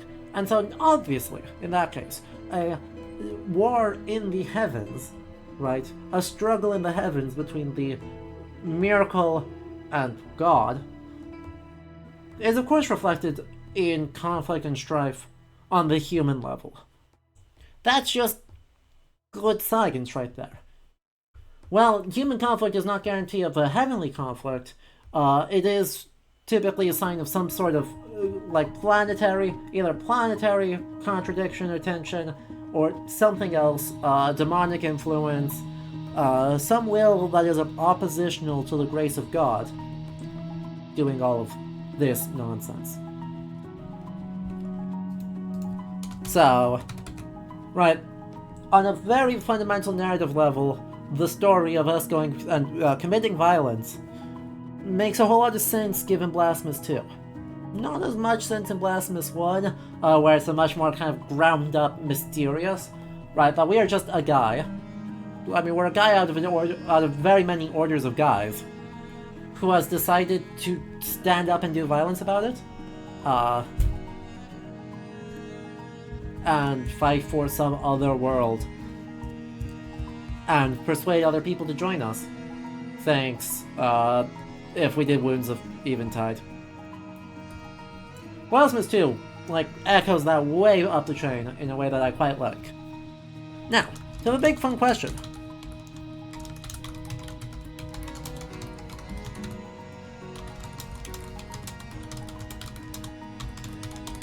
Right, when we talk about game mechanics, we're talking about verbs, right? What can the player do?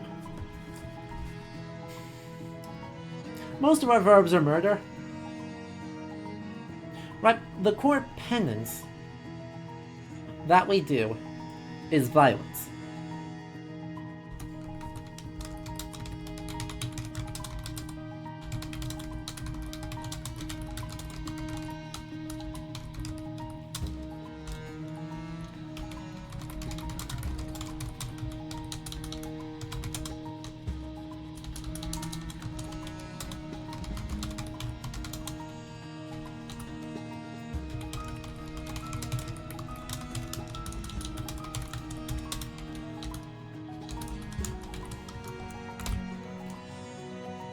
Right. Against all the random mooks who have been distorted by the miracle, we be violent against them. Against the NPCs who have retained their will, right, retained some semblance of sentience, we talk to them and they talk at us, and then they die. Because we bought up all their stuff. Right?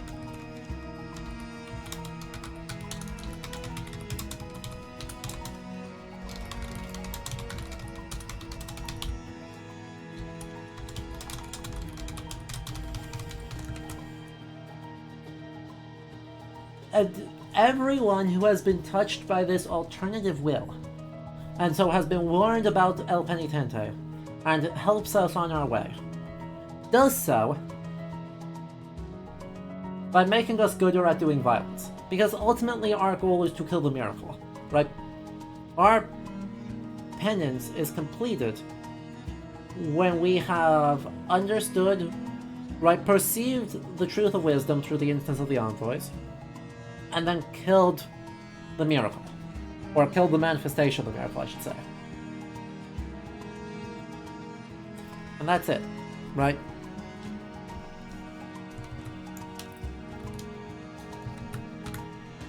And otherwise, what we end up doing, right, for like, I don't know, Wax Baby, right, we do a thing, and then we just let the guy die. We just let the guy die. Right, that I think is the mechanical justification, or the ludonarrative justification for why all of these NPC stories end badly. Right, their penance is completed by our actions, right? I guess we absorb the need for penance and express divine forgiveness through our actions. I guess you could read it that way. But that's a very weirdly inquisitorial way of doing things, right?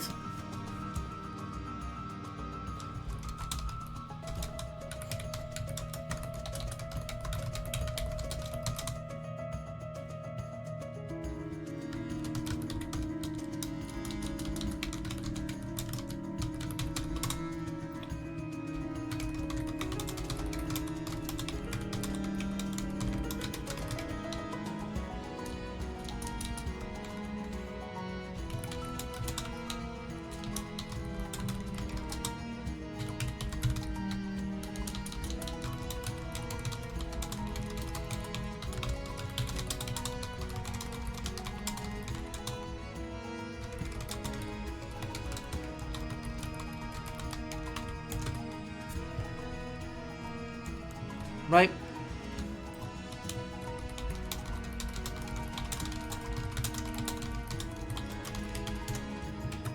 I don't know how I feel about that. It's a very, I mean, right, if we want to have this be a violent, like Gothic Baroque Spanish world, we'll kill you but it's for your own good is a very, right, bullseye, fantastic, perfectly historical approach to, religious organization,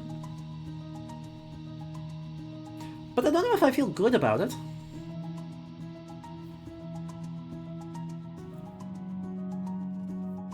Right, because we either give people stuff, right? We either fetch quest a bunch of stuff, in which case everyone either leaves or dies, or gets flayed, I guess, and then dies. Or we just flat out kill people.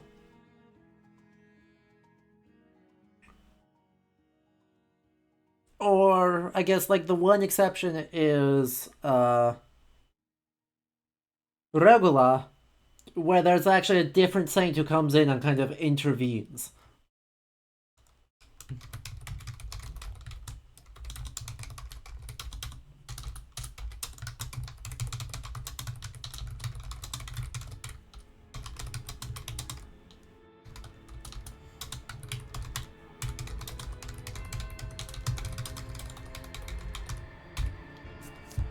Intervenes, yes.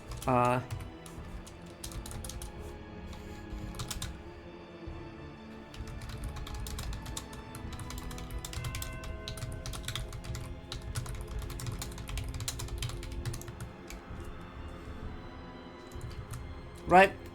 Literally, a saint tells us, don't worry about it. It's fine, she's going to heaven. It's fine. Don't worry, everyone's cool. We're chill about this. And I think that's illustrative.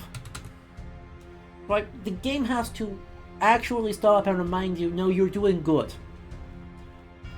Killing all these people is good, actually. And not just because they're all horrible, but because they are... there is a catharsis to this.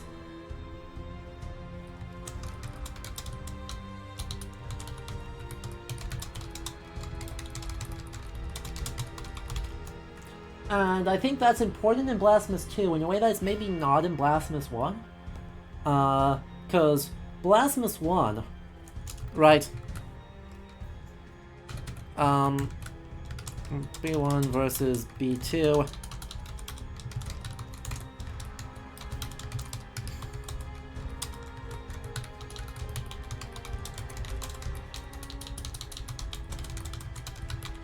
Right, at the time of Blasphemous 1, the belief among the culture is that the world is this dream of suffering, and that dying is awakening from the dream. Right? The bosses talk about this, the NPCs talk about this, and just everyone, they maybe don't want to die, but death is an awakening, like a moving, and when you awake from the mirage, very Bloodborne of it, right? I mean, let's be honest, very Bloodborne of it. When you awake from this illusion, right, this dream state, whatever you're awakening to, it, while unknowable, is different. Also very Hamlet of it, right? For in this dream of death, or for in this sleep of death, what dreams may come when we have shuffled off this mortal coil must give us pause, yada yada yada. Right, very, very Hamlet of it.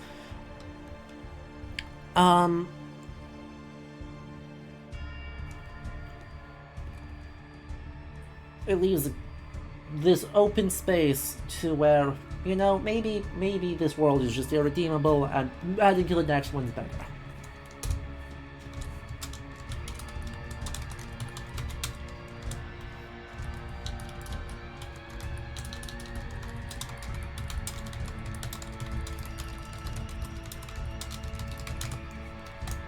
But the bosses, the confrades in Blasphemous 2, all have this like litany of open now those black gates, for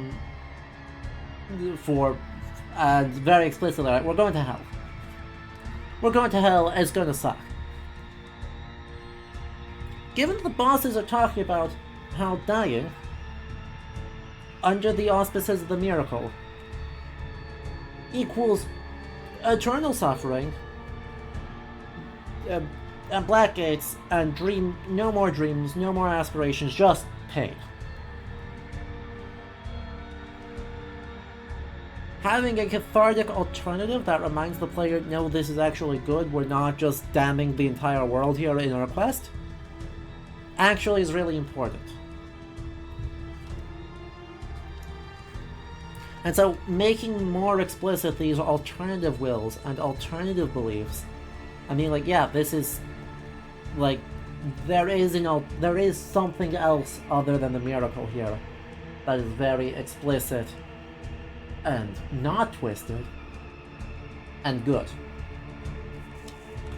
Anyway, how else can we mechanize piety? Like, rosary.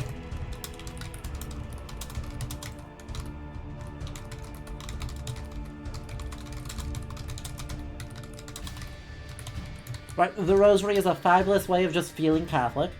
It's not really performing Catholicism. You're never, like, reciting prayers while running the rosary knots, like, counting those rosary knots in that very, very traditional prayer practice. You don't do that. But it does feel Catholic. It feels good. How else do we mechanize it?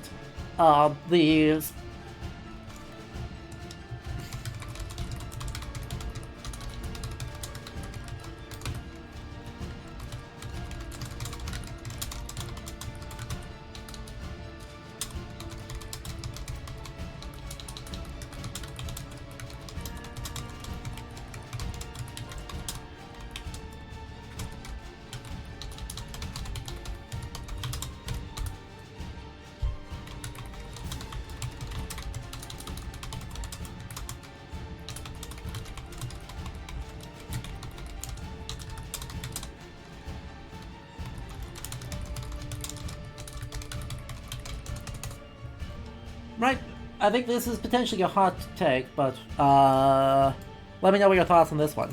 right? The quest we did today with all the letters, right? The first step was to go to the largest mirror you can find and kneel down in front of it and ask penance of yourself. And so we had to actually sit in front of the mirror and crouch for about 5 seconds for it to do the thing. Just like crouching for a moment in front of it doesn't trigger it. You have to actually stop and sit and wait. That's not belief, right? That's not inspiring the player to believe. But that's it's still a religious practice. Same thing with a few stages later when it's like, oh, walk back and forth 3 times in front of the skull in front of the shop in town. I mean, the skull is not a saint's icon. It certainly is not inside a chapel. But it bears resonances to practices of labyrinth walking in French cathedrals. This idea of that either walking or crawling through this twisted maze reciting prayers is an act of devotion, an act of penance, right? That's a very real and well-documented practice that we are echoing through our behavior in order to unlock a song that lets us stop time.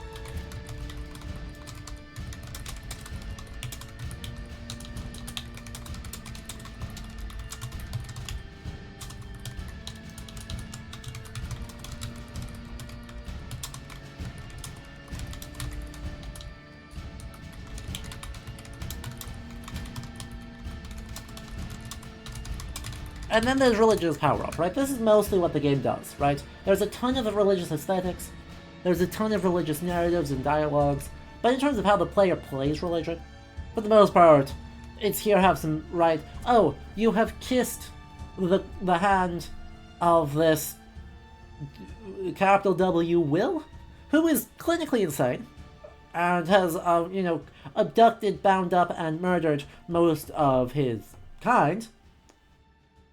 But you still get fervor about it. Doesn't matter that he's not there. You still get fervor about it. Oh, you've donated chalices to a monastery? These lavish gifts of ornate chalices? Some more hell. Etc. etc. etc.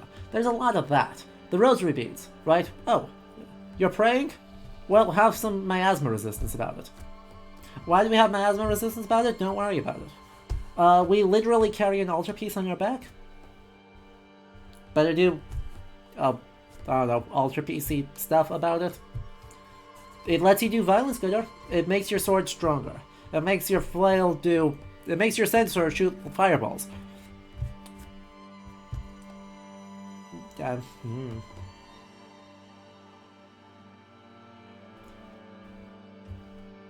At some point, this is a game whose main verb is kill, and the fact that your main verb is kill means that you gotta squish everything else in to fit around the main verb of kill.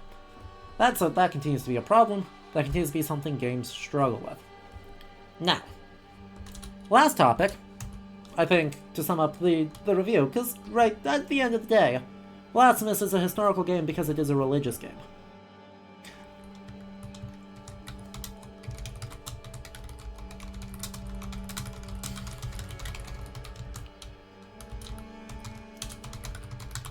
Chat, what are your thoughts? What does Blasphemous have to say about, well, specifically, Baroque Spanish Catholicism?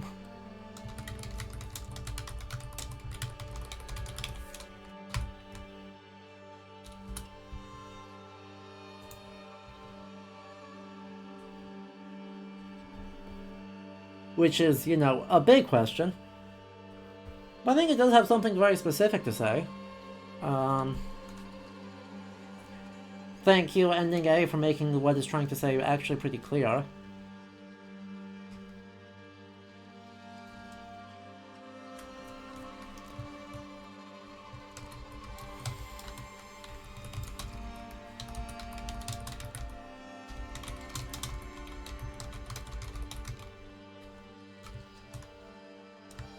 Right? It's asking the same question everyone does. Why do bad things happen to, well, innocent-ish people? Right?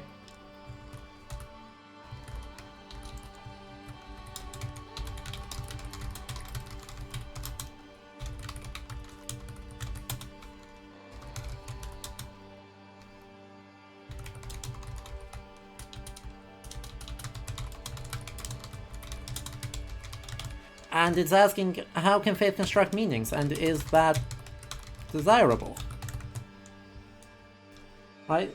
Ultimately, this is a world that the state that it communicates to us is it sucks. Everything about this world is teetering on the edge of ruin, and sucks. True in Blasphemous 1, just as true in Blasphemous 2.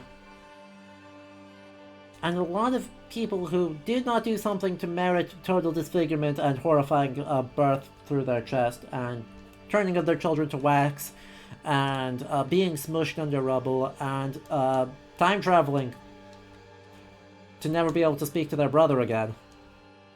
Those people did not deserve that. They weren't necessarily good people. They definitely committed transgressions, but I don't think those transgressions merited that punishment. So it's dealing very closely with, the questions of guilt and penance, and why is punishment inflicted on people disproportionately to what they have done? And how do people construct meaning through that? And its answer, right, to is that desirable is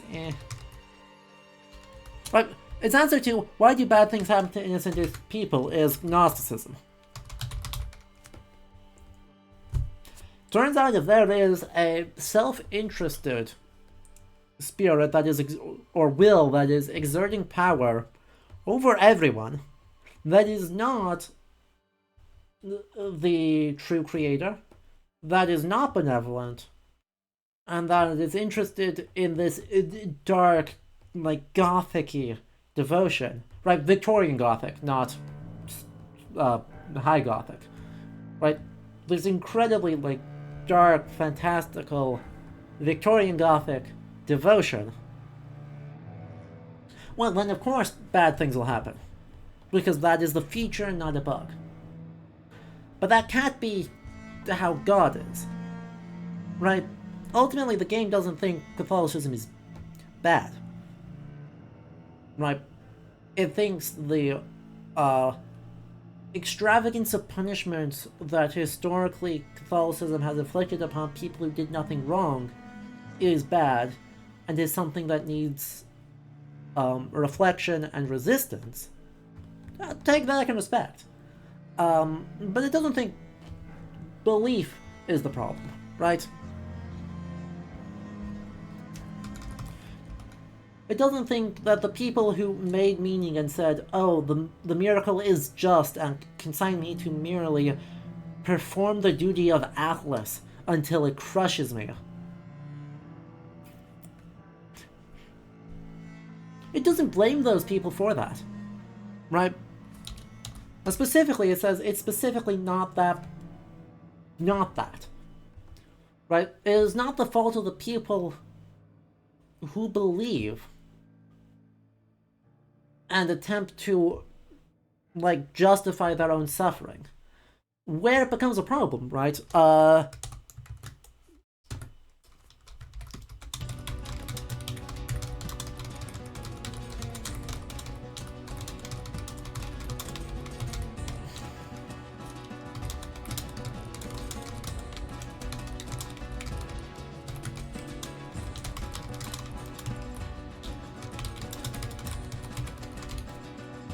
When it's used to let people, I guess, stop having their responsibility, right? Stop having agency in this world. That's how I interpret all the mooks, because everyone that we're just murdering throughout the game is someone who has been transformed, right, transfigured by the will of the miracle. Same with the NPCs who we don't murder, right, or murder less directly. Look, we may not be the good guys here, but all these random enemies, right, they exist because we need enemies in this game, but they also exist as, like, people who, having been transfigured, right, cede their agency completely to the miracle, and are just using it as a reason to not think, and that manifests as being mindlessly violent to whoever walks past. Right?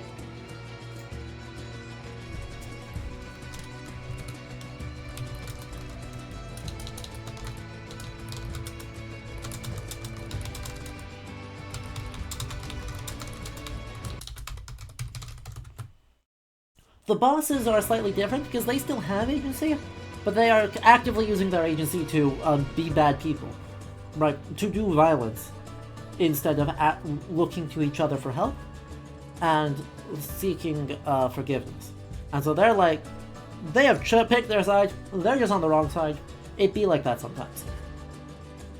The random enemies I see as the secession of will and, right, oh, you know, everyone else was doing it excuse. I was just following orders. Right, the game is unambiguous that is bad. And that you do that, and if you get got, that's on you. You're just gonna get exploded by a dude with a sensor that is as big as your torso. Look, yeah, you had it coming. But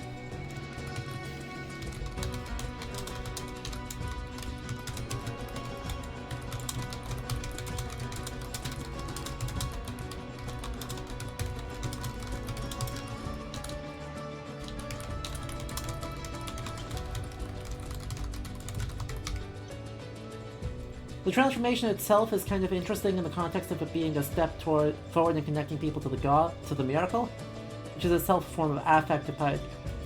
So Jeremiah, yes, but as we just saw, turns out the miracle isn't God.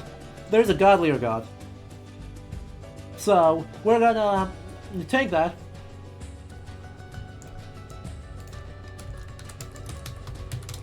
I'm gonna take that affective piety because I think that's a very good way of saying it.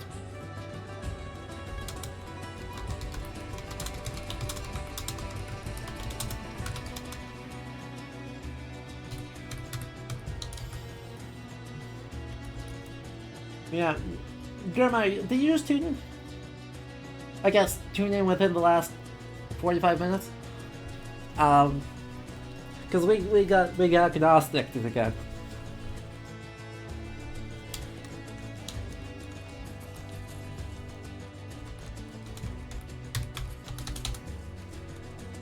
Yeah.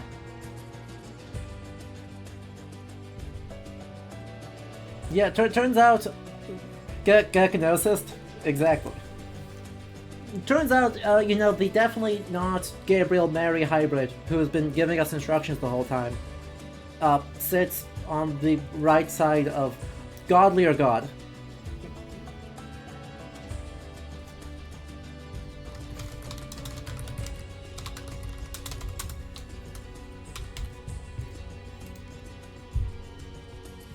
And Agamando, thank you for the follow. Or, yeah, I think I said that right. Thank you for the follow. Good to see you. We're just wrapping up some Blasphemous 2 by talking. Salve. We're talking some Spanish Catholicism and wrapping up Blasphemous 2 because we beat the final boss. We got both endings possible right now. and we went to heaven. Which is great. That means we're talking a bit about how it thinks about religion, because on this channel I do explicitly historical-ish games. We have a loose definition of historical. And to my opinion is that Blasphemous 2 is historical primarily because of how it portrays Spanish Baroque Catholicism. We're just finishing up some thoughts on that to try and, make a coherent argument about what it's trying to do. Well, I think, the game loves the aesthetics, loves the culture, and loves the piety of southern Spain. Right? It has a lot of affection for all of that. And the team's from Sevilla. I'd be kind of sad if they didn't like it. But I think it's also very clear-eyed about the historical harm that belief has done. And it reconciles that contradiction, right? That affection with that acknowledgement through Gnosis. Which, yeah?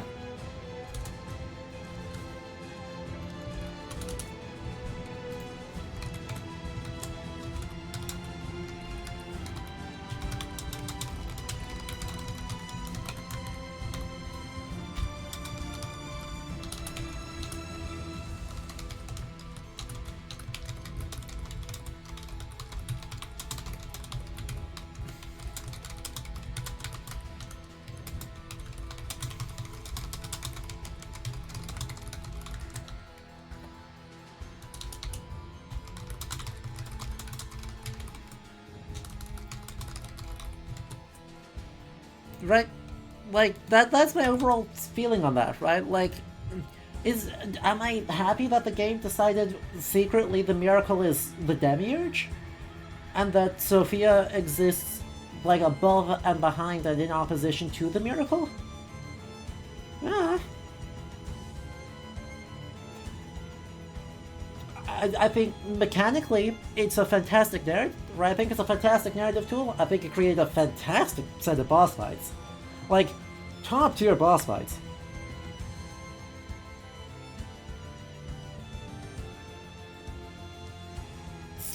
Is the game itself doing a heresy?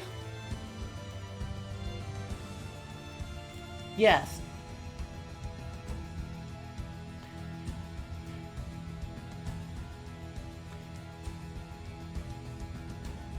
I mean, so do you mean dualistic concept of the Cathars had? Well, sort of, right?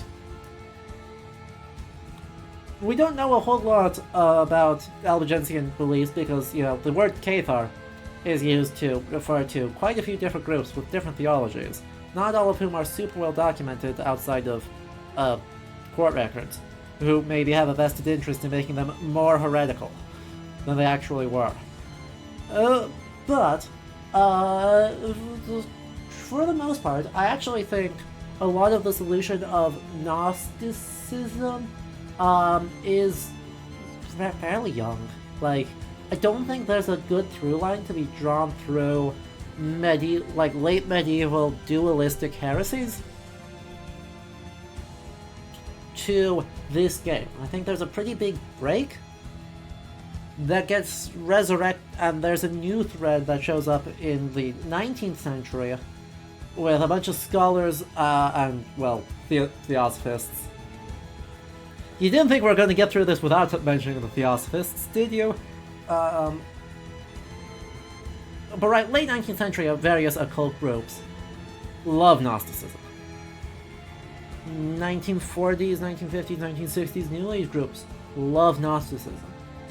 And from them, media picks up on Gnosticism, right? Philip Pullman, right, is not... When he makes the entire thing of his Dark Materials just Gnosticism, I don't think he's referring back to the Cathars, right? I don't think the Albigensians are where he's getting his Gnosticism from. I think he just likes likes the stakes that Gnosticism provides. Same thing like when Persona 5 does Gnosticism. I don't think that has a lot to do with the Cathars. I think that's mostly just Gnosticism cool.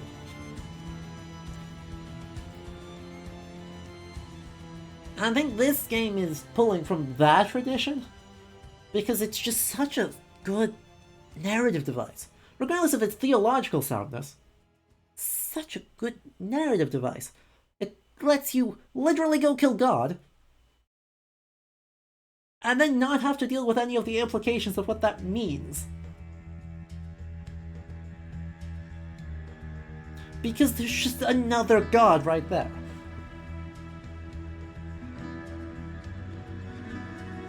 And so you get the big spectacle fight. And you get this incredibly laden imagery, right? All these things they can just pull all sorts of historical practice into. And be like, yeah, so all of this historical practice is actually in service of the demiurge. It doesn't make it invalid, it doesn't make it not beautiful, it just means you get to murder it. And then you get rewarded at the end for committing egregious amounts of violence, right? It's a good way to have good stakes and to give the player a reward for resistive violence. When most, historical religion looks at, dubiously sanctioned violence against large swaths of the population and goes like, yeah, that's maybe not great. Please stop doing pogroms. The Archbishop of Cologne to the entire city of Cologne. They ignored him. But he tried. Wait. Shout out your boy Václavian Gnosticism? True. Look. I was with him for a while, and then he went fully off the rails, and I love that for him. I stopped understanding, but I do love it for him.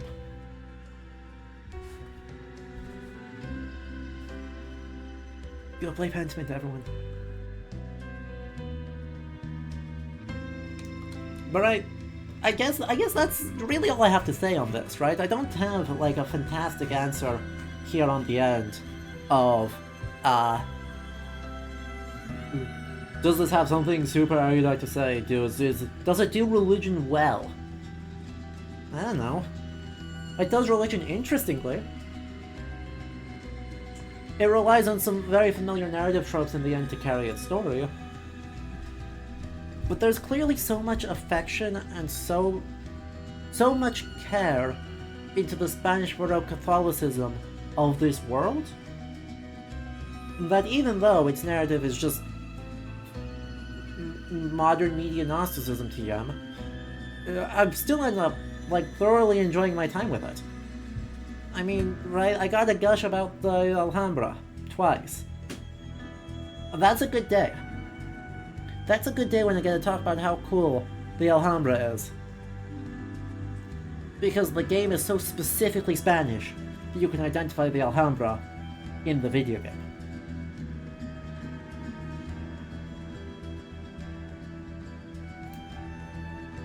And also, right, I mean, that's just such a good aesthetic. Right, even at the end of it, if you're like, I don't buy any of the rest of that, and it's truly just religion as an aesthetic, and the actual practice is kind of nonsense and all over the place. God damn, it's a good of those aesthetics.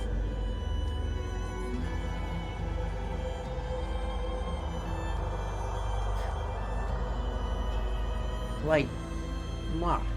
Magnificent. Big fan.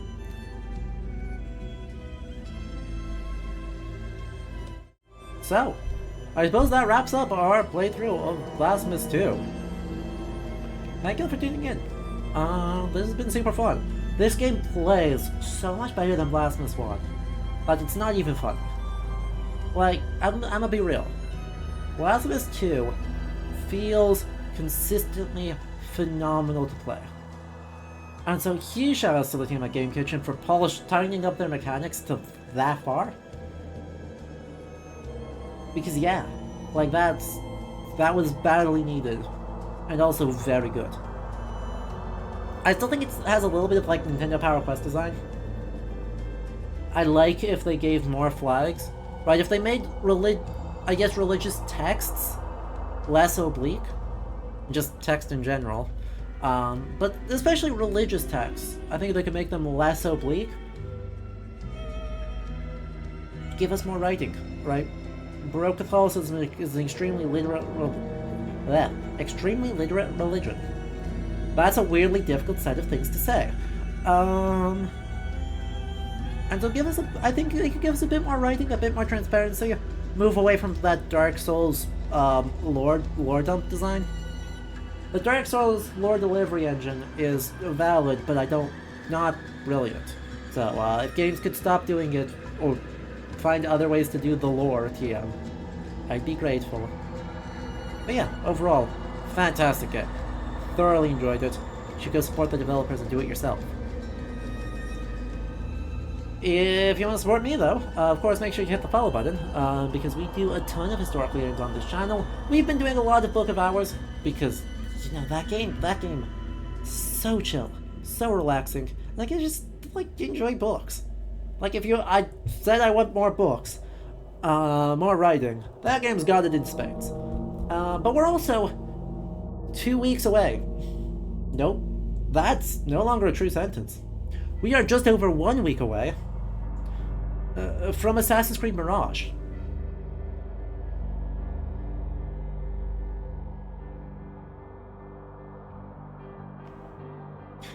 Now that's a take at the end. Yeah, seems to me that Averroes will convey the atmosphere of some sort of Gnosticism inspired. I don't remember my Averroes well enough to talk about that, but you know,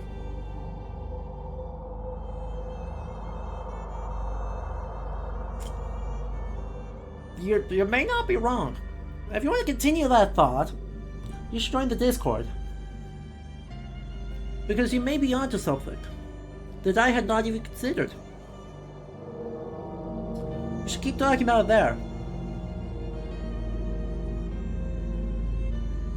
Huh. On that note, just in general, if you want to hang out with us outside of stream time, you should join the Discord.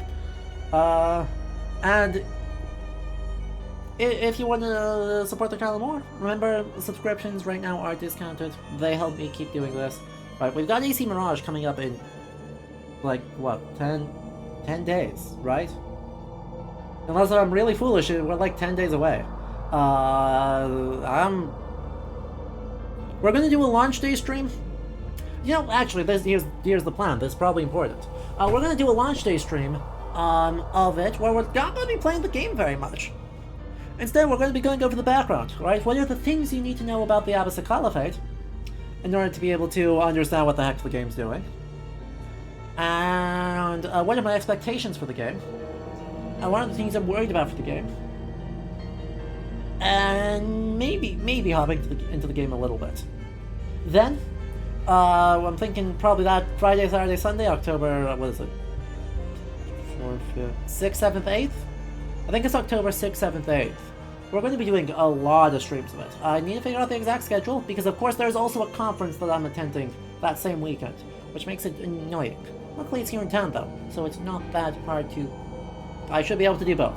So I'm going to figure out exactly what my schedule looks like that weekend, and I will post about it in the Discord, and I will set up the stream schedule here on Twitch. But October 3rd, we're going to be talking about the Abbasid Caliphate a whole bunch, and then talking about that a whole bunch more. Then 2 weeks later, God of War Pharaoh comes out. And frankly, October is way too stacked. Right, October is way too stacked for historical games. It's exciting, but also, oh boy.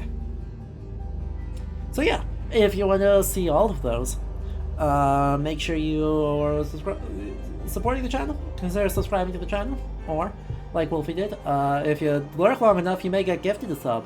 Thank you, Wolfie, for that gifted tier 1 sub to Angamando. Enjoy the medieval marginalia emotes. No, Jaquesta, I am not playing the new fake game. God damn it. You cannot make me. If you head over to Patreon for $25 a month, you can make me. You can't make me. Alright. I think that does it for me for today. So, thank y'all for tuning in.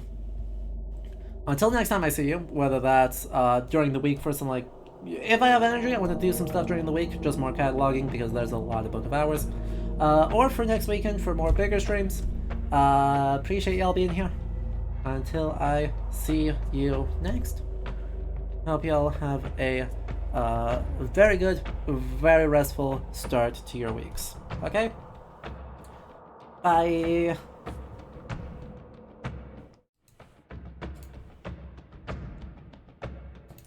And once again, of course, thank you to everyone who followed and subscribed as your names go past here.